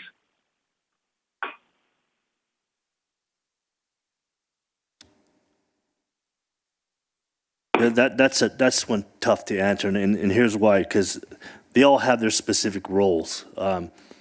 And for example, some of these frozen positions, community service officers, there's 2 vacant community service officers positions that would normally be assigned to the homeless. Those are vacant right now because these positions are frozen. So I have 1 community service officer assigned to the homeless right now with the other 3 officers. That is very tough because the end result is officers are going over there to do community service officer related work when they could be dedicated to dealing with crime or preventing crime or having high visibility. So it's some of those lower level positions that have dedicated roles that free up the officers that make it very difficult. At least from the onset at this time. But it's going to be very fluid as we move on in the coming months because it could be a situation where I start losing officers because they have been exposed or tested positive, and now I'm down officers. So it's really going to come down to assessing this probably monthly to see the impacts that our agency is experiencing in the field. Understanding the flow of calls for service as it relates to code enforcement, how much is that bleeding over into officers having to deal with code-related matters in regards to the directives and health and safety regulations that are eventually going to come out, spacing, occupancy levels, how much is that going to bleed over to officers beyond codes. All those things will need to be assessed monthly to determine the impacts of these various frozen and cut positions. Right. Thank you. Councilmember Woods, or I don't remember. Sorry. I'm happy to relinquish. I'm sorry. First of all, sorry. I really want to thank the chief for running a really great department. I think just to pick up on what Councilmember Middleton said, we're in a very, very luxurious and fortunate position to have our own police department. And there's a lot of benefits to having our own police department. One of which is they're responsible to us and to our citizenry and to our values, and not necessarily to the larger values that are around. And with our population, I think that's very important to understand. And I think it's an asset that we have our own police department that is as responsive as our police department is. And I want to thank our police department for what they do. I've had minimal, if any, interaction with them, but I have had interaction with them at neighborhood meetings, at Main Street meetings, and things of that nature. And they've always been professional and on guard and forthright with information that really makes the residents feel at ease. So I want to thank the chief for that type of morale that he's got within the department. But my question is I understand that there will be some pain in not filling certain positions that are frozen, but if I'm understanding correctly, with the budget that's proposed and the reduction of our reserves more than what we had originally anticipated, there's no cuts. There's no one losing their job in the police department. Is that correct? That is correct as far as sworn positions. But we are cutting some non-sworn support staff. Okay. Again, thank you, Chief, and thank you for all you do. Mayor Pro Tem Holstage. Thank you, Mr. Mayor. First, not to belabor it, but I just really want to thank our police chief. It's incredible what you've done and what you do every day and what our officers do. And in talking to my colleagues in other cities who aren't as fortunate to have such a good police chief or their own police department, we're just so fortunate to have you. So thank you very much for your leadership. I have a question that is what I hear from the public the most. So I'm just wondering about, it's just kind of general about the reduced hours for the lobby and the reduced days. So I'm worried about that. I've personally gone with victims to report crimes on Fridays. I know that there's still a process, even though that the public, there's not someone there, but you can press the button and get seen. So could you just explain for the public and for us a little bit about what those impacts might be to the lobby to receive, the public? That's going to be actually. I may have some promising news when it comes to the lobby, because although historically we've been open 4 days a week, Monday through Thursday, we just started up Fridays over the past few months, and obviously we're cutting back now. However, you authorized the purchase of a paperless system within our records division months ago, and I've been working with our IT director to traverse through that process of getting that in place, where hopefully, I couldn't tell you the timeline, but we are on our way to potentially providing a lot of the services that our community will have to come into the station for online, where we get maybe digital signatures and we can email them the copies of the paperwork that they're requesting and make it much more efficient for them. So I see that coming down the line. You did authorize the purchase of the paperless system, and we are in the process of moving forward with that now. Thank you. As someone who's also walked over to the station to give a check to get a copy of a report, I think that's a great improvement. So it would reduce just the Fridays. Would it be further reductions of hours on the other days? The initial assessment is closure on Fridays for now. Staying open for the full Monday through Thursday at this time. But then as we move records personnel to other areas where we're losing personnel throughout the department, and then again, keeping within their job descriptions or record-related duties, that may cause us to cut some of the hours down even further on that Monday through Thursday. But that still needs to be assessed. Okay, thanks. But officers are still available even if the lobby's closed, right? Yes. Okay, and then the other comment I get a lot or question is the delay in getting an officer if a crime occurs or reporting a crime. So could you talk a little bit about the impacts to that? Yes, without a doubt to some degree, and that's to be determined, there's going to be delays in responding to calls for service, because I realize that I'm one department head of many, and I know that I'm taking my fair share of cuts, and so are all the departments in our city. And the police department heavily relies on the majority of the departments in the city for support. So when we are out dealing with a homeless camp cleanup or something of that nature, where we depend on streets department or something like that, we may find ourselves on calls for longer periods of time to address those calls for service, which obviously would tie up our officers in responding to other calls. So there's going to be some delay to some degree. Again, that's going to be to be determined.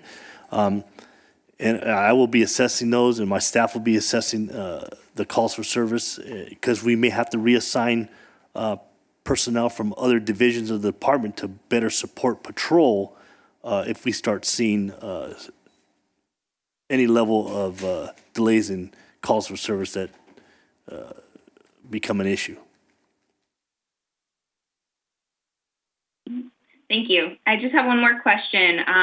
We're staffed up right now to handle the economy like it was in February. So I'm just wondering, any of the frozen positions or the cuts, they were booming again sooner than later. Will there be a delay? Will it be impacted to handle the tourism influx and our residents' needs with the cuts that are on this scenario A? What's going to make it very difficult is getting lateral officers is going to be very difficult from here on out. So as the economy starts to improve, it's going to come down to whether the county is going to be putting on any police academies. There's a long process to hire police officers. After pension adjustments, it's pretty much an equal playing field amongst all police agencies. So for an officer to leave one agency to another is a very calculated decision.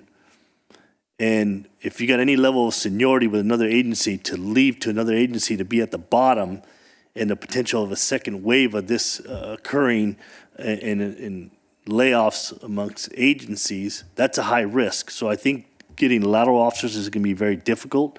And again, hiring a trainee and putting them through the academy, you're looking at easily a year before they're out functioning on their own.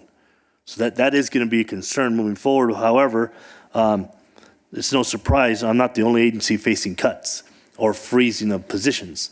There are many agencies that are far worse off than what I'm facing.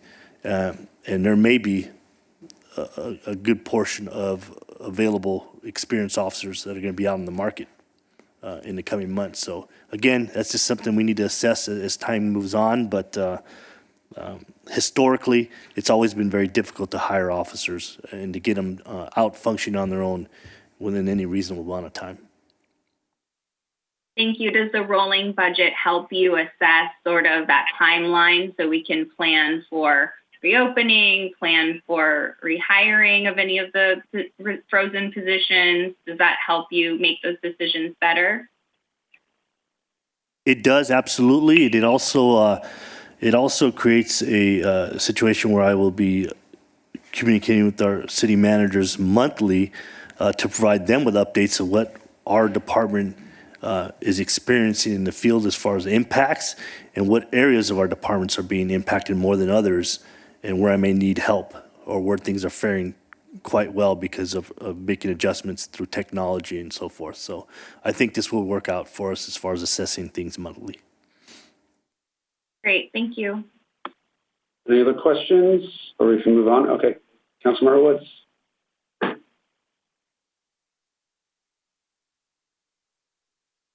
I appreciate your last comments, Chief, very much, and that the rolling budget may help us readjust, especially if I think you had mentioned earlier, if we went to this outdoor dining and we needed more assistance with that the rolling budget may help us with that.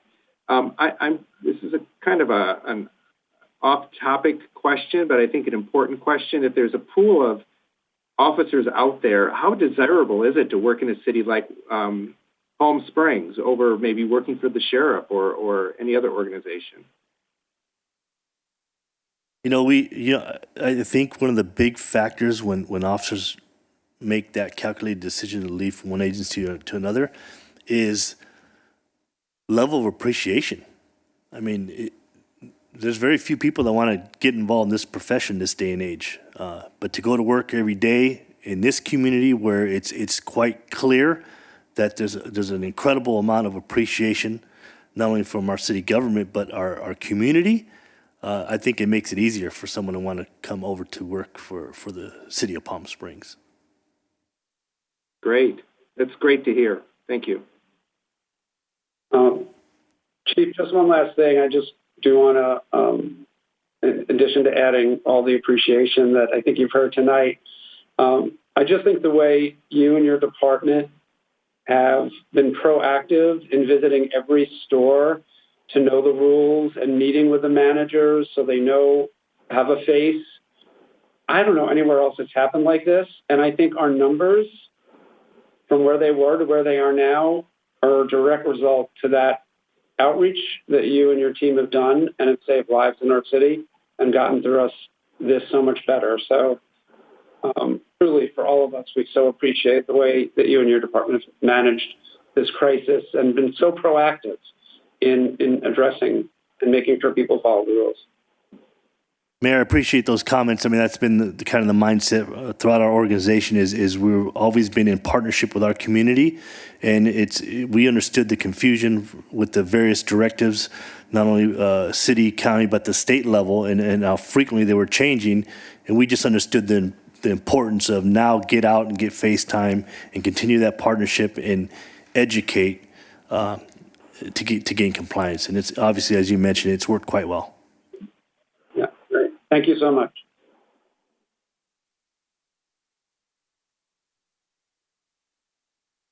Oh, handle a couple more.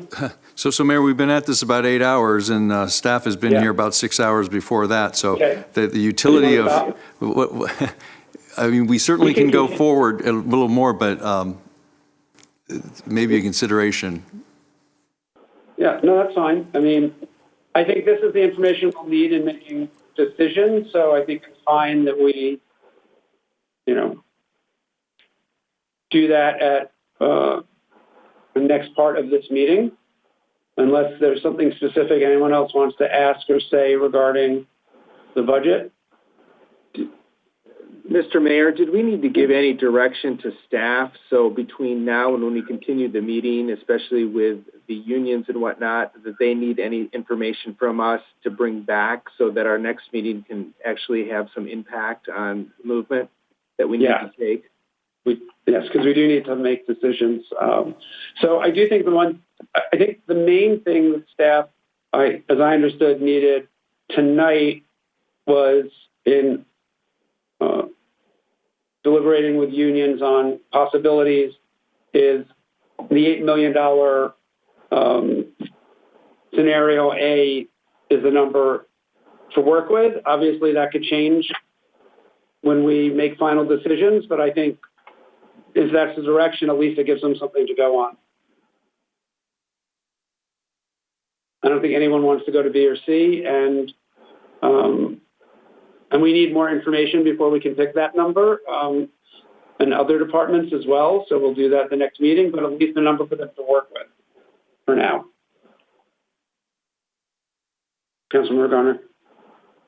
Just one thing, I know that we got a letter from the animal shelter laying out a few different options for them. I'm not sure if staff has had a chance to really look at that and consider it, but one of the things specifically they mentioned was animal control and being able to help with that. And so I think if staff can look at that and be able to comment on how that might impact us at the next meeting, that would be really helpful. So I thought they presented quite a few interesting options.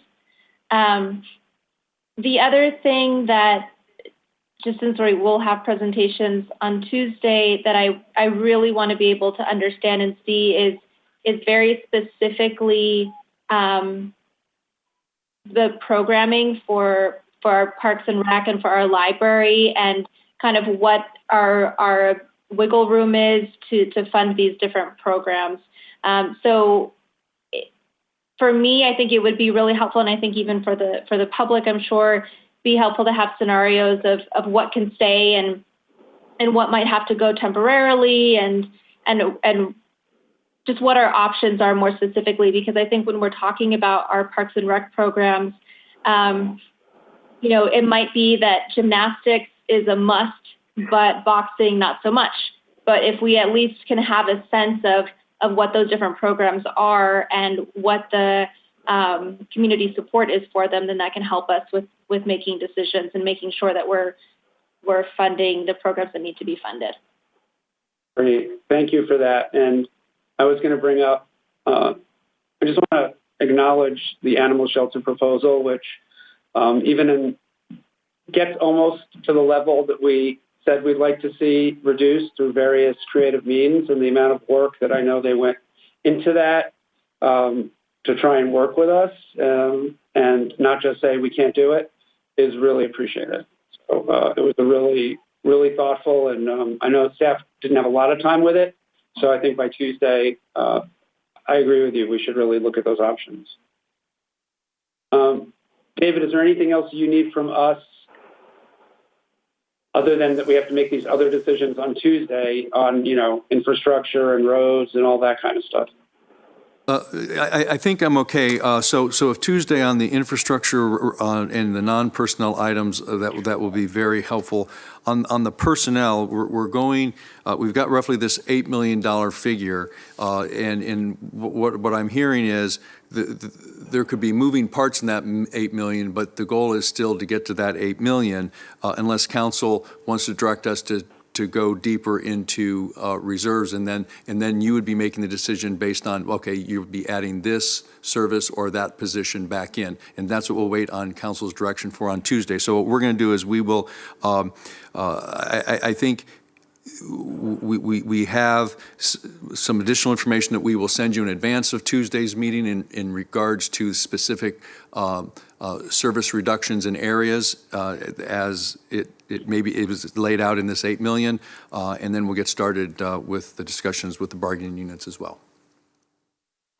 Great. And before we finish this item, if I can do it now, otherwise we'll do it very soon, but I presume it's fine, is given, I think, staff and many of us have been working since 8 this morning, and starting at 6 on Tuesday night could get us to this point when we're going to try and make decisions.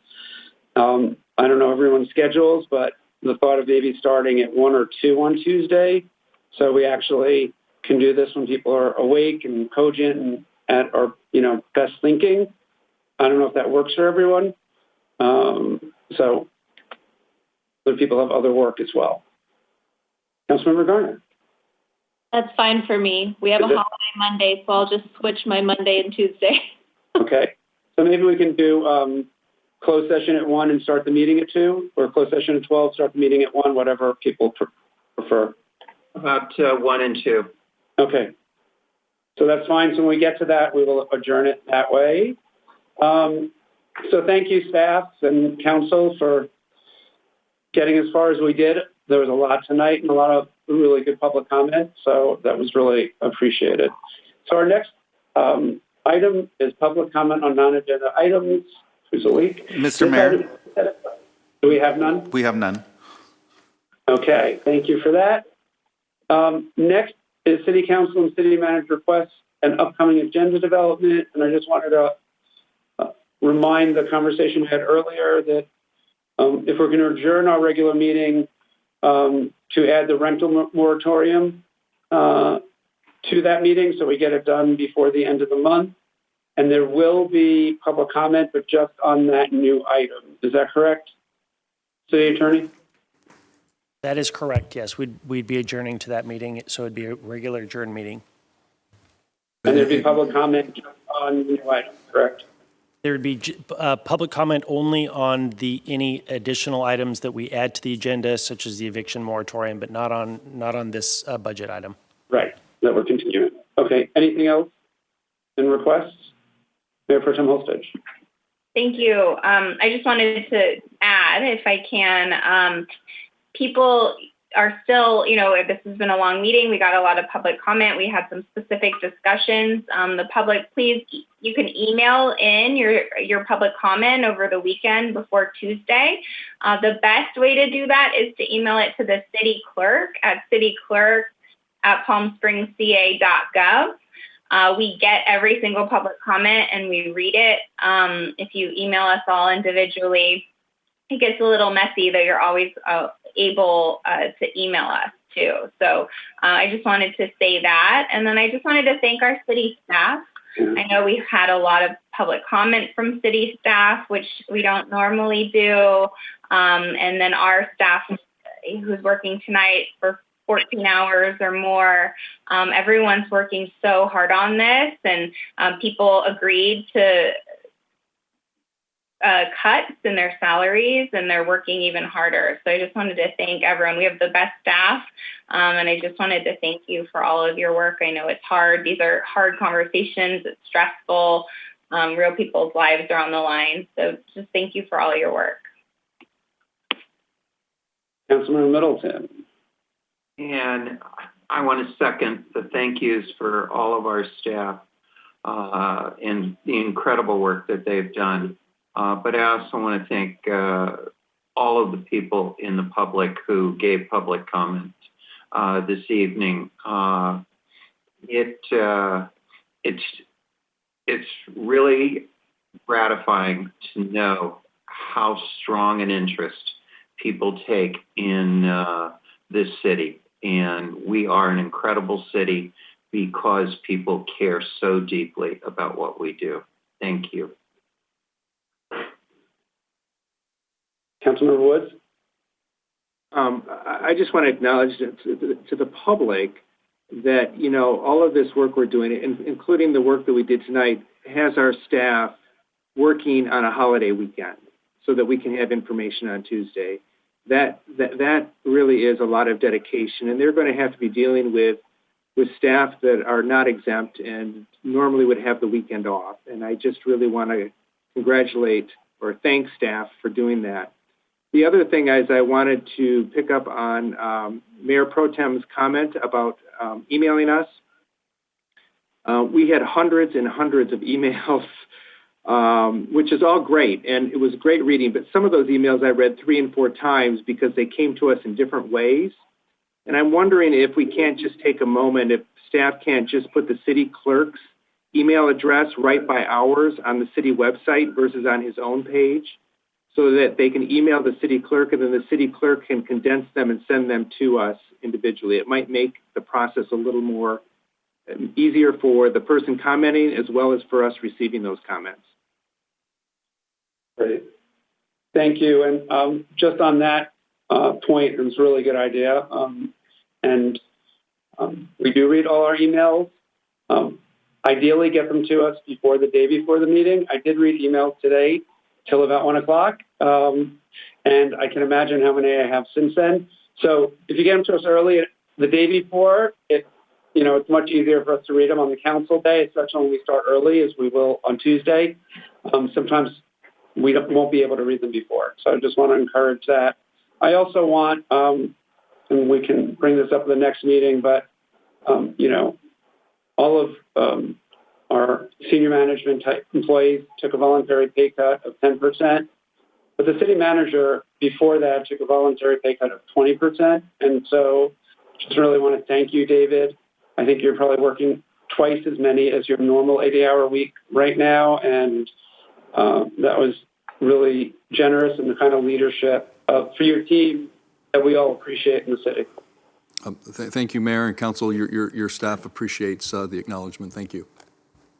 Yeah. So with this, I'd like to request that the City Council consider adjourning today's meeting to an adjourned regular meeting on Tuesday. What is Tuesday, the 25th? 26th. 26th at 2 p.m. For continued discussion of any items that are not completed at today's meeting, we would need a motion and a second. A motion. I'll second. Okay, motion by Councilmember Garner, seconded by Councilmember Woods. Mr. Mayor, I think consensus is fine on this one. Okay, great. With consensus, we can all say goodnight and stay well and healthy, everyone. Really appreciate everyone hanging in there with us who are still watching. And thank you to staff, and good night, everyone. Good night, everyone.